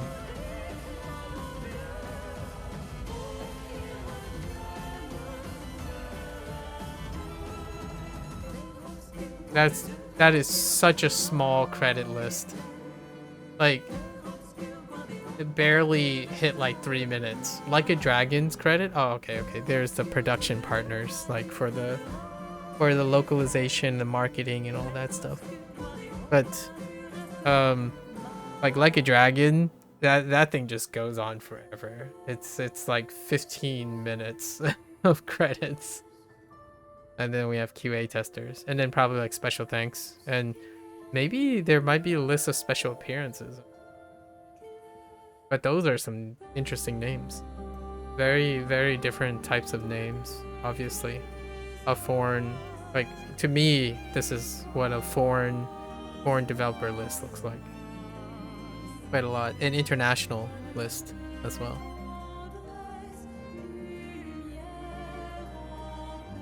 That was such a small, like, main list. It's really impressive, you know?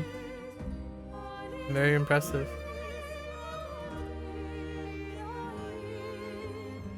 Oh, the performance capture. I see. One person performance captured all. No wonder they kind of look similar. That's kind of funny. So they did use performance capture for like the super rendered, like there are certain pivotal scenes that are incredibly super rendered.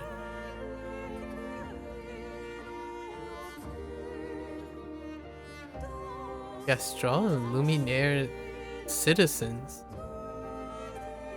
Interesting. The French. Yep, the French cast. The French cast is fantastic. I don't know enough French, but it's I am in Romance language a little bit more attuned, so kudos to them. And then all the localization. Games like this do not get the opportunity, but like CDPR, right, has lots of resources. So they're like Cyberpunk 2077 is localized, not even like it's dubbed in like 8 different languages or more. I think it was like 14 languages. So it would be cool to hear this in others. Credits to all the orchestra as well. Awesome. Yeah, the orchestra.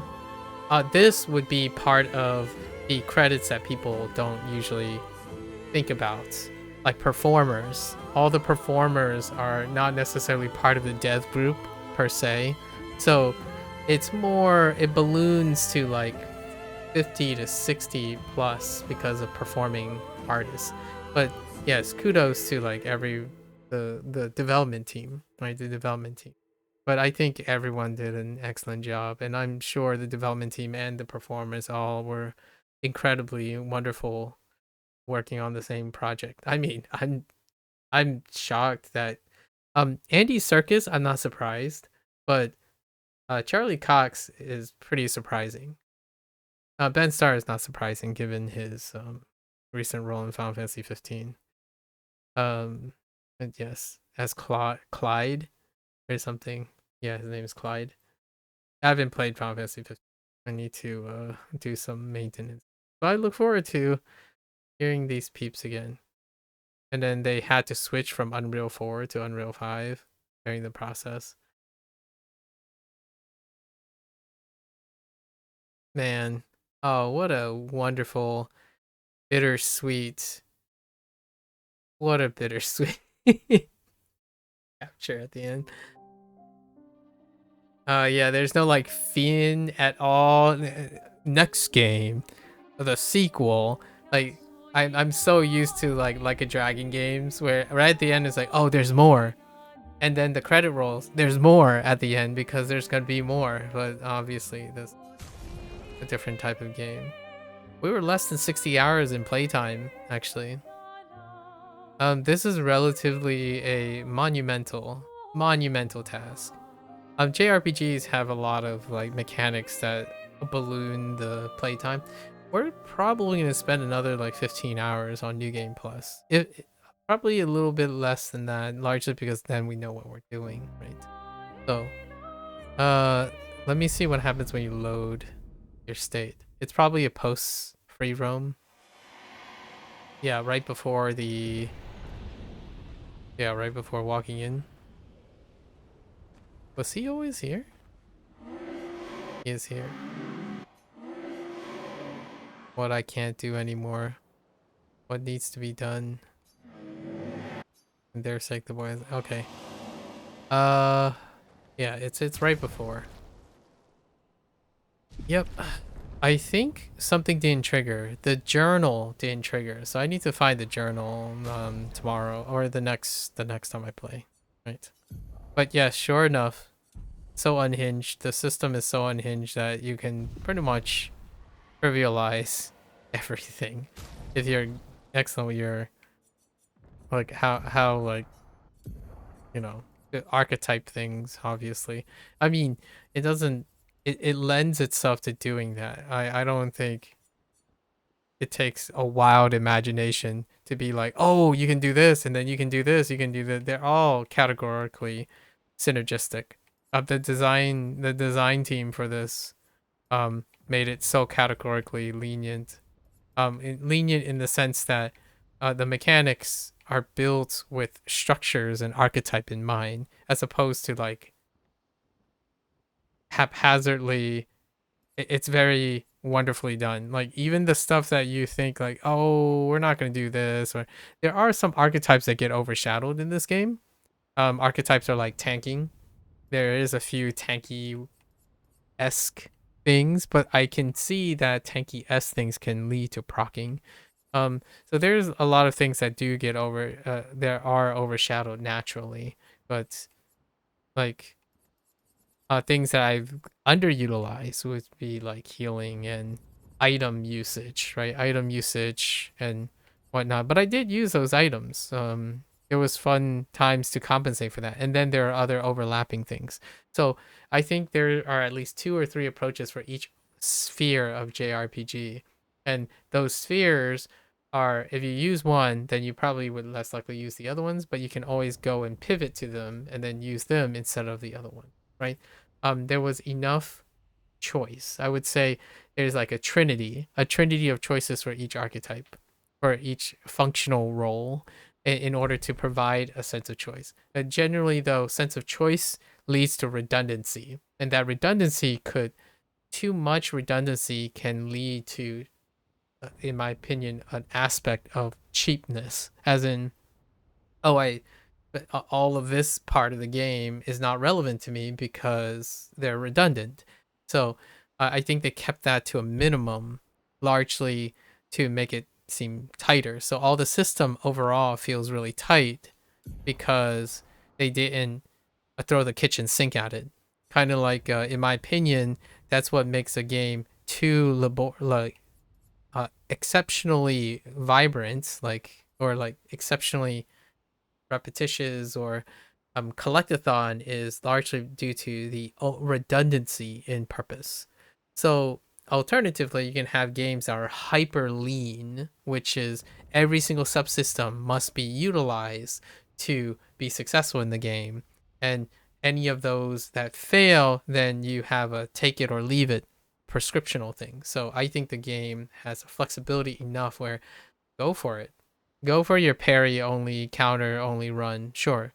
Like, beat the whole game using only parry and counter. You can do it. You can totally do it. This is one of the games you can do it. You can do everything based on parry and counter. Never actually use an offensive skill. Probably.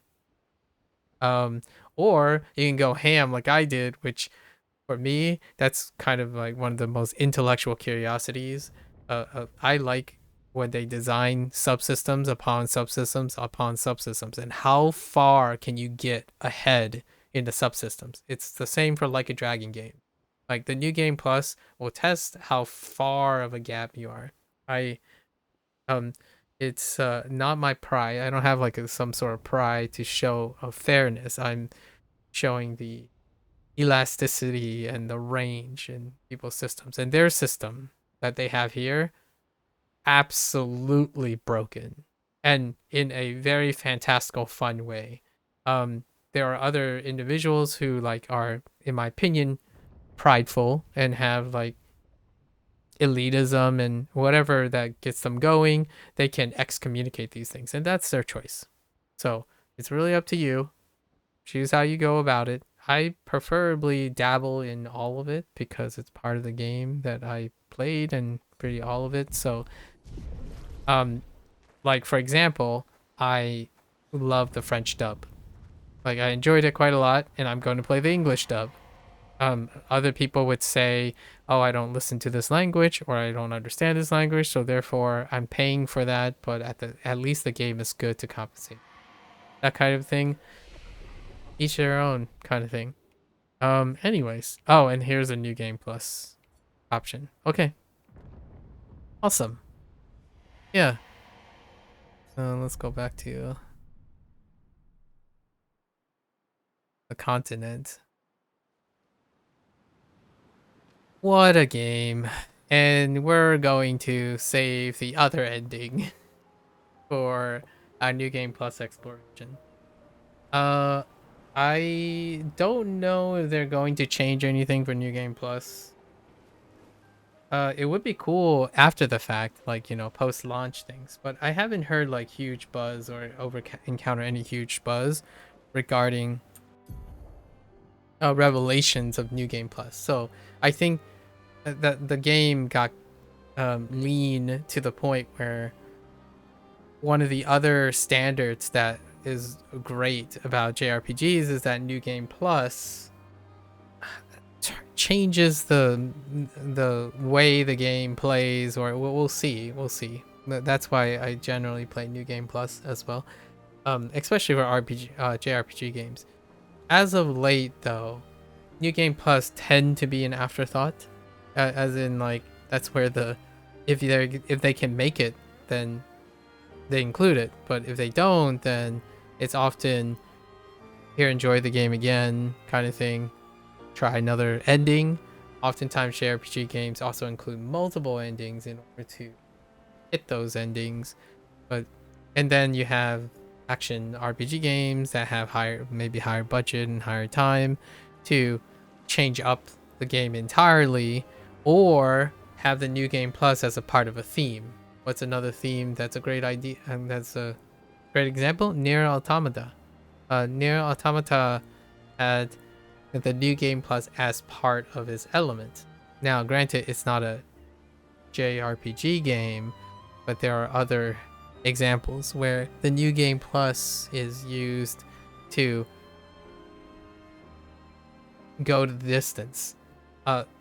It would be in a glorious fashion, which I don't expect, the New Game Plus would introduce a splitting narrative from the other one. But that's something I think might have possibly deviated away from how conservative, like, they're trying to stay focused, right? Because they could develop an entirely different timeline. It's one of those like things that have become incredibly trendy in the really standout narrative games, where like, oh, you thought the story ended. They did do that though. They did it within the main story. Like Act 2, Act 1, you lose Gustav, right? Sorry, spoilers. In Act 2, you kinda get Mael back, sort of, and then Act 3, you kinda either lose everything or gain something. So they pulled all of that within the main narrative, as opposed to kind of tricksily added it as a game facade, like, oh, we got you, kind of thing. But I kind of like those things. Keep the surprises rolling.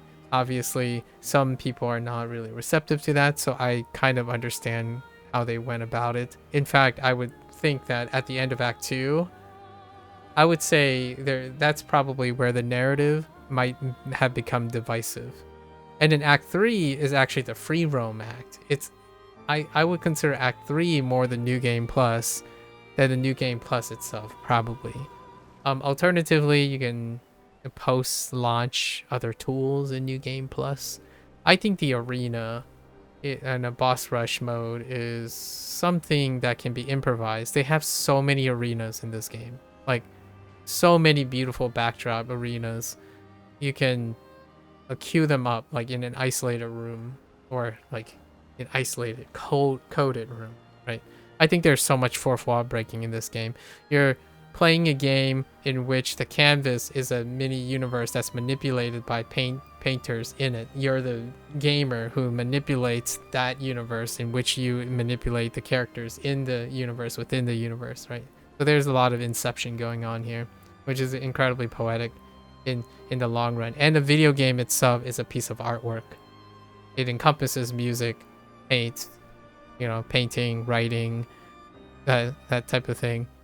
Go the whole 9 yards. I would love to see the writer's perspective on this, and then they pull like a Gundam all of a sudden, where, oh, you think the painters have it bad, let's go and move over to the writers, that kind of thing. I don't know. Yeah, kind of a sobering thing. We're gonna be playing the New Game Plus, so from now on it's more like exploring, seeing what the limits are, and then playing through the New Game Plus. I want to hear the cast, the English cast. It will be an entirely different experience for me, unlike maybe not everyone else can appreciate this, but I spent the last year and a half language learning. Regardless of what language it is, I've often had an affinity for the sound, the cadence, and the performance of voice acting. I don't have the chops or the natural talent or whatever to invest in being a voice actor and whatnot, but I have always appreciated the synthesis of sound. And like, for the longest time, like, not outside of the year and a half ago, I've conceived and listened to language as though they're sets of sound. So Japanese, Chinese, Spanish, German, French, Italian, Polish, and Portuguese. Those are the things that are constantly in media and whatnot, and I like paralleling them with English. So it was a really great, wonderful coincidence. Not so much a coincidence, because I knew Clair Obscur existed, or did exist, a year ago, or like a bit less than a year ago, which kind of lined up with my language learning, and it was going to release now, right? And it offers a wonderful opportunity to play a game that has mainstream success, I suppose, and it is developed by a group that is outside of your traditional groups. I'm not saying that the Japanese culture and the English American culture and like other different cultures that are mainstream, largely American, and the Japanese and developers are like biggest central hub for the stuff is not interesting. The idea is this is a great opportunity to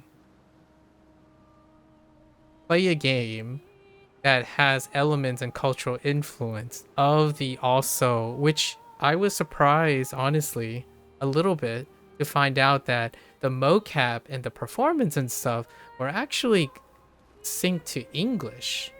Like it at least into my eyes. I don't know how French move their lips and like make the lip shape, but most of the mocap, like the fixed mocap, the render thing, it's definitely lined up to English. Now the subtitles might not exactly match up to those words, but there are very, very instant moments where I've spoken enough English and looked at performances, live action performances and animation performances to know that those were English words that they were mouthing. And it deals with rig limitations and rigging and performance capture, right? Like a Dragon also does that, and they actually go above and beyond because of maybe production and how bigger their group is, but they actually try to also do that. I was kind of expecting the whole cast to be French actually before this, but it's a rare opportunity. I don't think I've ever played a French game, even remotely of the scale. And a lot of it would be like visual novel games or click and point adventure games where there isn't mocap emoting, like stage performances and that type of thing. It's like studio, really rigged, like your like your flat type of a presentation. So there's no like cadence or things that would involve highly, I would say, technical voice casting and whatnot, especially likeness and mocapping, performance capturing, right? Like a Dragon is pretty much the closest thing to a staple for me now. And you know, even games like Persona that doesn't do it. It's animated to, it has simplified shapes and performances in terms of likeness and or so this was fantastic. It's probably my first game I've ever played featuring French inspiration. So this is not my first interaction with French media or like French inspired media. Lots of French TV shows and movies and cinema. However, this is definitely the first game. So I hope that they continue this unapologetically. Honestly, unapologetically. I want to have a game that I can experience a different culture and language inspired in. Because it's it's dominated by your big three, which is Chinese, Japanese, and Americanized themes. Not that is a bad or a good thing. That's what it is at the moment, most of the time. Or like Western mythological stuff, and then you got your traditional Eastern mythological, but conventional, I guess is the word I would.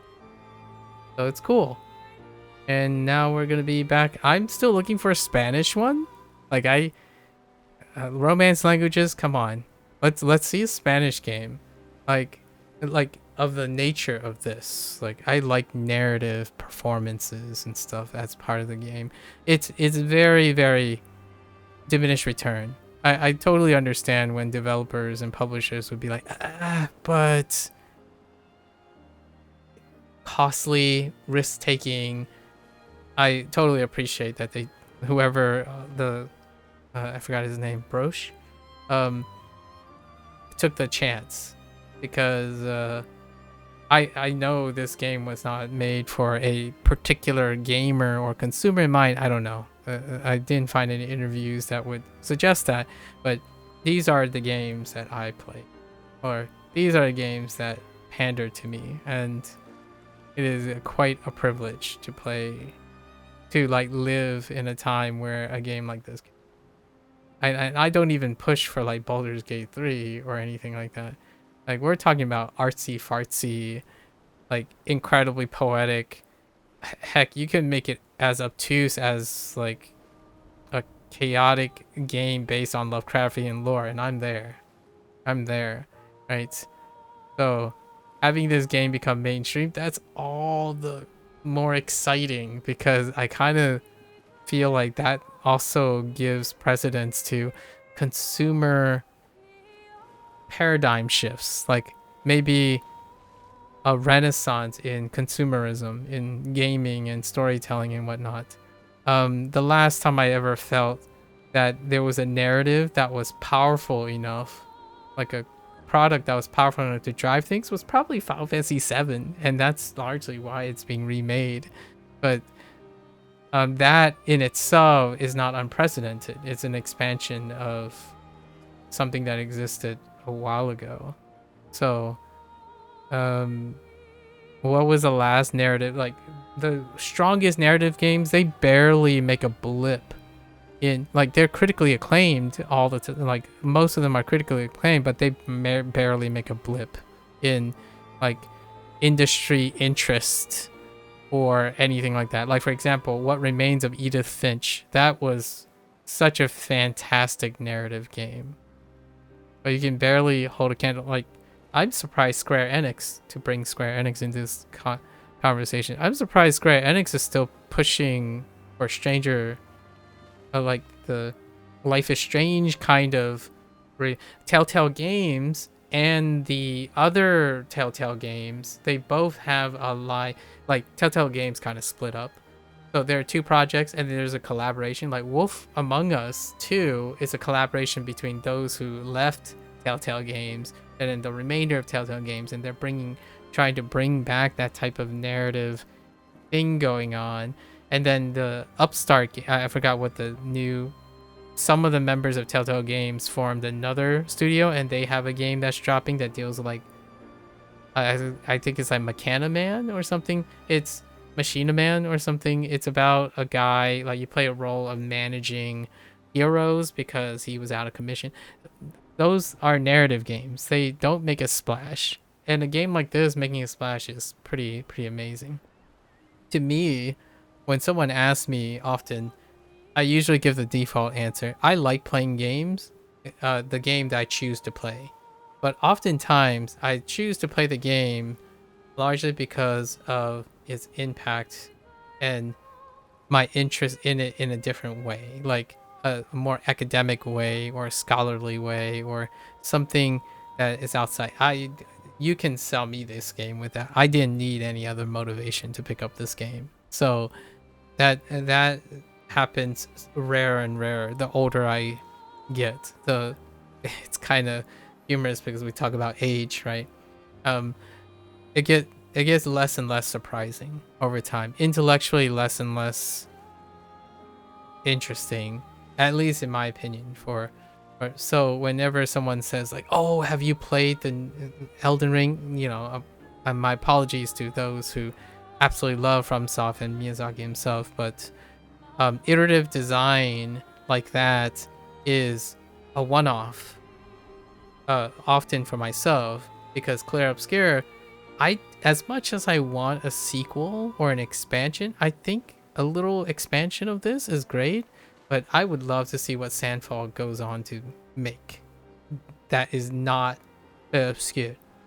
That's what I feel like for myself. So that's not great for business.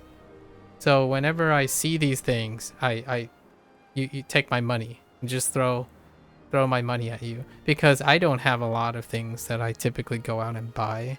Like for example, Night Rain's coming out. It's like, yeah, cool, Night Rain. It kind of looks like hopping on the trend of roguelike games predicated on your Souls combat, right? That's great for a lot of people. It's not great enough for me. Why do I throw money at Like a Dragon? The narrative, and then the standardization of everything else. So there's something much like Clair Obscur's message in their game. Art transcends. Art, memory, experiences transcend literal existence. So like, I don't expect to play games forever or play the same thing forever and keep getting the same. Those memories come with me. So hopefully the people at Sandfall doesn't get, and it does happen still, get unceremoniously closed down despite critical success and commercial success. Now, the nice thing about the silver lining here is Kepler is an indie publisher. So they might not have a continuing deal with Sandfall. Sandfall can go and approach other indie publishers for stuff, but like we already heard one, like I will give a nod to one that got ceremoniously closed down and rescued again, and that was the Hi-Fi Rush studio, right? The Tango Studios. I'm not even sure if they're gonna go by Tango anymore, and I haven't played Hi-Fi Rush yet. And even then, it's largely because Hi-Fi Rush has a personality, but it lacks, in my opinion, a profound sense of narrative.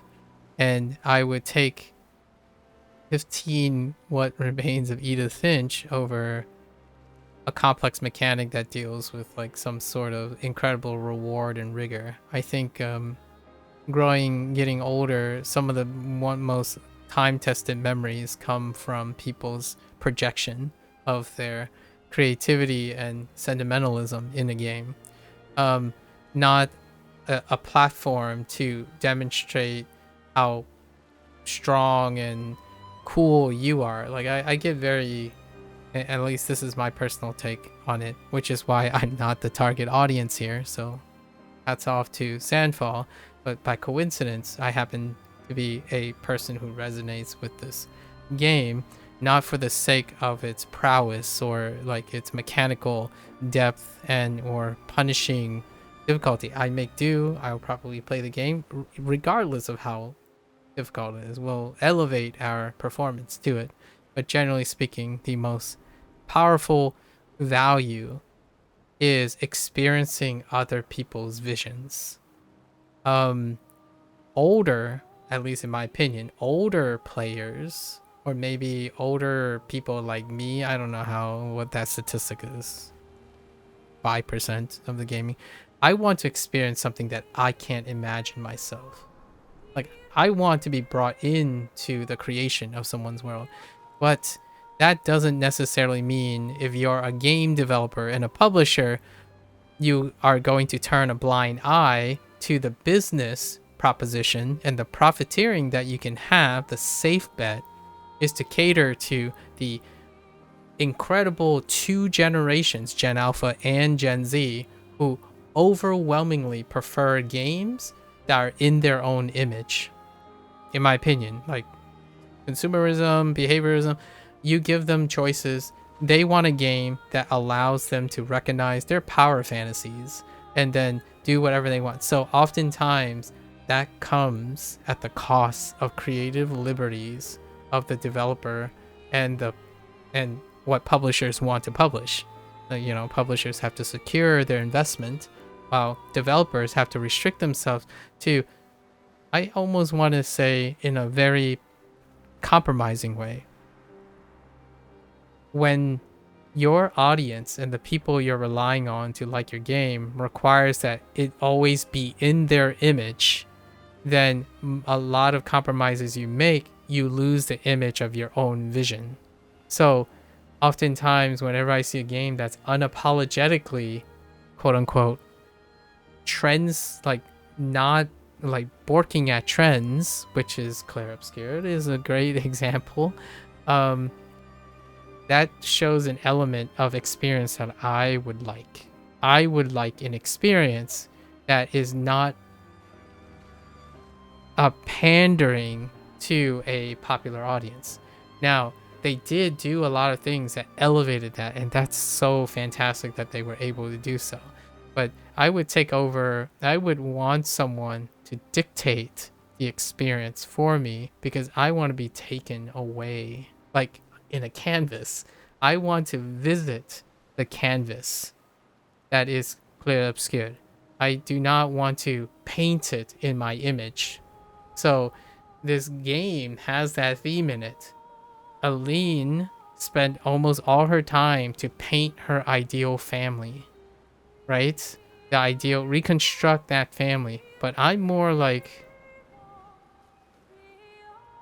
it's kind of a mix, but there's no representation of that. But I prefer to be part of someone's world. Take me to that world. It's great for that because it gives me ideas. It makes me think out of the box. It's creative. Unfortunately, or fortunately for those, it's a lot easier, I guess, for publishers and people to give you as many choice as possible so that more people will play your game because they can then create the image of themselves in your game, and therefore your game, unfortunately or fortunately, look like a BioWare game. And I really mean this in the most professional and earnest respect. BioWare, like things at EA and stuff, try to make their narratives so that it allows people the most flexibility to cater to the most largest group. And Baldur's Gate 3 Lorien brute force that, and that's incredible. Like Baldur's Gate 3 was able to capture that, where but it is still restricted in the most focused way possible. It is a CRPG. Like you don't suddenly turn it off and suddenly it becomes an action RPG or something. Or like, oh, you don't like turn-based? Let's just remove turn-based entirely. You can do that in your game or something like that. So oftentimes that adulterates the experience, in my opinion. Like you make leeway so that they had a target audience in mind, sort of, to speak. And oftentimes that target audience is not me. So I love these games when they come by. Usually I'm playing video games to understand why people play video games and how they like it and the arguments and the criticism. But rarely do I get a game like this. Maybe every... Now, this is by frequency. There's a game that's released like every single day. So I'm using that as a ballpark. But maybe once a year on average. It's usually like once every 2 or 3 years I get excited about a game that's on my radar that just seems like where, and then you have, and as expected, right? Now after the fact, after Clair Obscur is released, most of your journalists would be like, oh yeah, you know, this game is awesome. I never expected a game like this. Oh, this game came out, no one asked for this game. And it's like, yeah, no kidding. It, like, look at it. And for me, I'm like, I'm glad. That's awesome. So it almost sounds like I'm concluding the thing, but I'll probably say most of this stuff in another 15 hours when I try to do like a retrospective. Usually the candid conclusions are like a 6 or 7 hour affair, right? Because and in this case there's so much to talk about. I'll try to like organize and collect my like fun, like the top parts of it, but it kind of makes my heart like tear and bleed, and that's fantastic. You know, when it feels great, when it feels bittersweet that you reach the end of the game. Some part of you want it to not end, Mael, I suppose. Some part of you, it's basically, the player is Mael, right? The player is meant to feel like Mael, and yet I feel more like their soul. So, or Rey Noir. So I'm on the side of Rey Noir when it comes, and their soul when it comes to the idea of creation, experiences, memory, and posterity. But at the same time, this game has convinced you and sucked you in to its canvas, which is represented by Mael, right? And Aline. So That's kind of one of those things. Super bittersweet. It's so poetic. Love these games. Other games, it's been a while since I played a game that tackled this type of abstraction. It never disappeared from me. Like, I talk about death and like grief, anger management, and behavioralism's coping, depression, like this if it was receptive. But most of the time, I would say this is probably a bit abstract enough that it actually works to the game's favor. That it is obtuse and abstract enough that it doesn't create divisive attachments, which could be a double edge. And then also the mechanics were streamlined but with enough depth that it was masterfully done. It was a masterclass. You know, not too much salt, not too much sugar, just the right of salt, just the right of sugar for most people. Phenomenal. Where are you gonna go next, Sandfall? Like, sign me up. I think this is much like when I played The Witcher, and then I was like, just sign me up for Cyberpunk 2077. It doesn't matter. It's gonna turn out all right, regardless of bumps or anything. The game is gonna be owned up by developers, right? And Sandfall might be a new one on the list. It's cool to play a developer's first game again that is on this scale. And sure enough, the first trailer that dropped on this game, I was floored. I'm like, what is this? Why I must have this? And the wait was pretty wild because I didn't have much between now and then, other than Like a Dragon, right? Like a Dragon games. But Like a Dragon games are part of iterative design as well, so there's a legacy property to it. Yeah. So until the next one, I guess. A CDPR, I played Witcher 1. Like, I started when Witcher 1 was around. In fact, I played the Witcher 1 version that they didn't think was going to sell well. So when they had an English voice cast added on as a way to appeal to the Western audience, that English cast, like the lines that they wrote were really, really bad. Like I don't use the word bad very often, but it was very clear that they were not expecting that there would be an English speaking audience for Witcher. So and then the rest is history. I played Witcher 2, then Witcher 3, and then CDP, Cyberpunk 2077. I still didn't get a chance to pick up Phantom Liberty, largely because my PC is like hitting the wall nowadays. This game actually made my PC hit the wall. We had to do some technical optimization. And also, I mean, I don't know if people know. A lot of people say like, oh, what kind of PC parts you're running or something. I play my games at 960. Like, I play my games down-resed. Like, what I mean is, I play them in window mode. And I like to preserve the fidelity of the game over the size of the resolution. So that's how I keep my, like, 2070 Super and my 3900X running for, like, the last 6 years.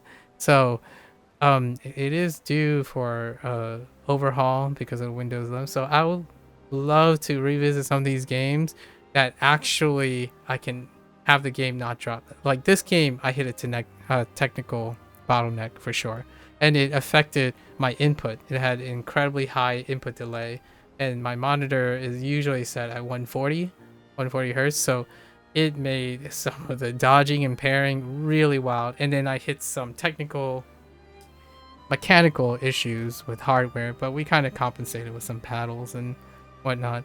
So it is definitely showing its age, my equipment, and I still absolutely am floored by the artistry in this game.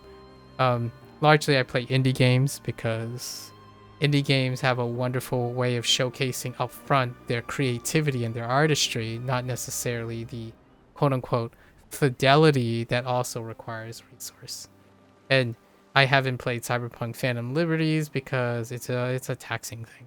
Like Gotta get in. I would love to watch play this game on my OLED, my my QOLED in full resolution, but didn't happen. Still looks absolutely amazing, absolutely gorgeous. All right, I might be back tomorrow to start doing our new game plus thing, or the day after. But amazing, absolutely amazing game.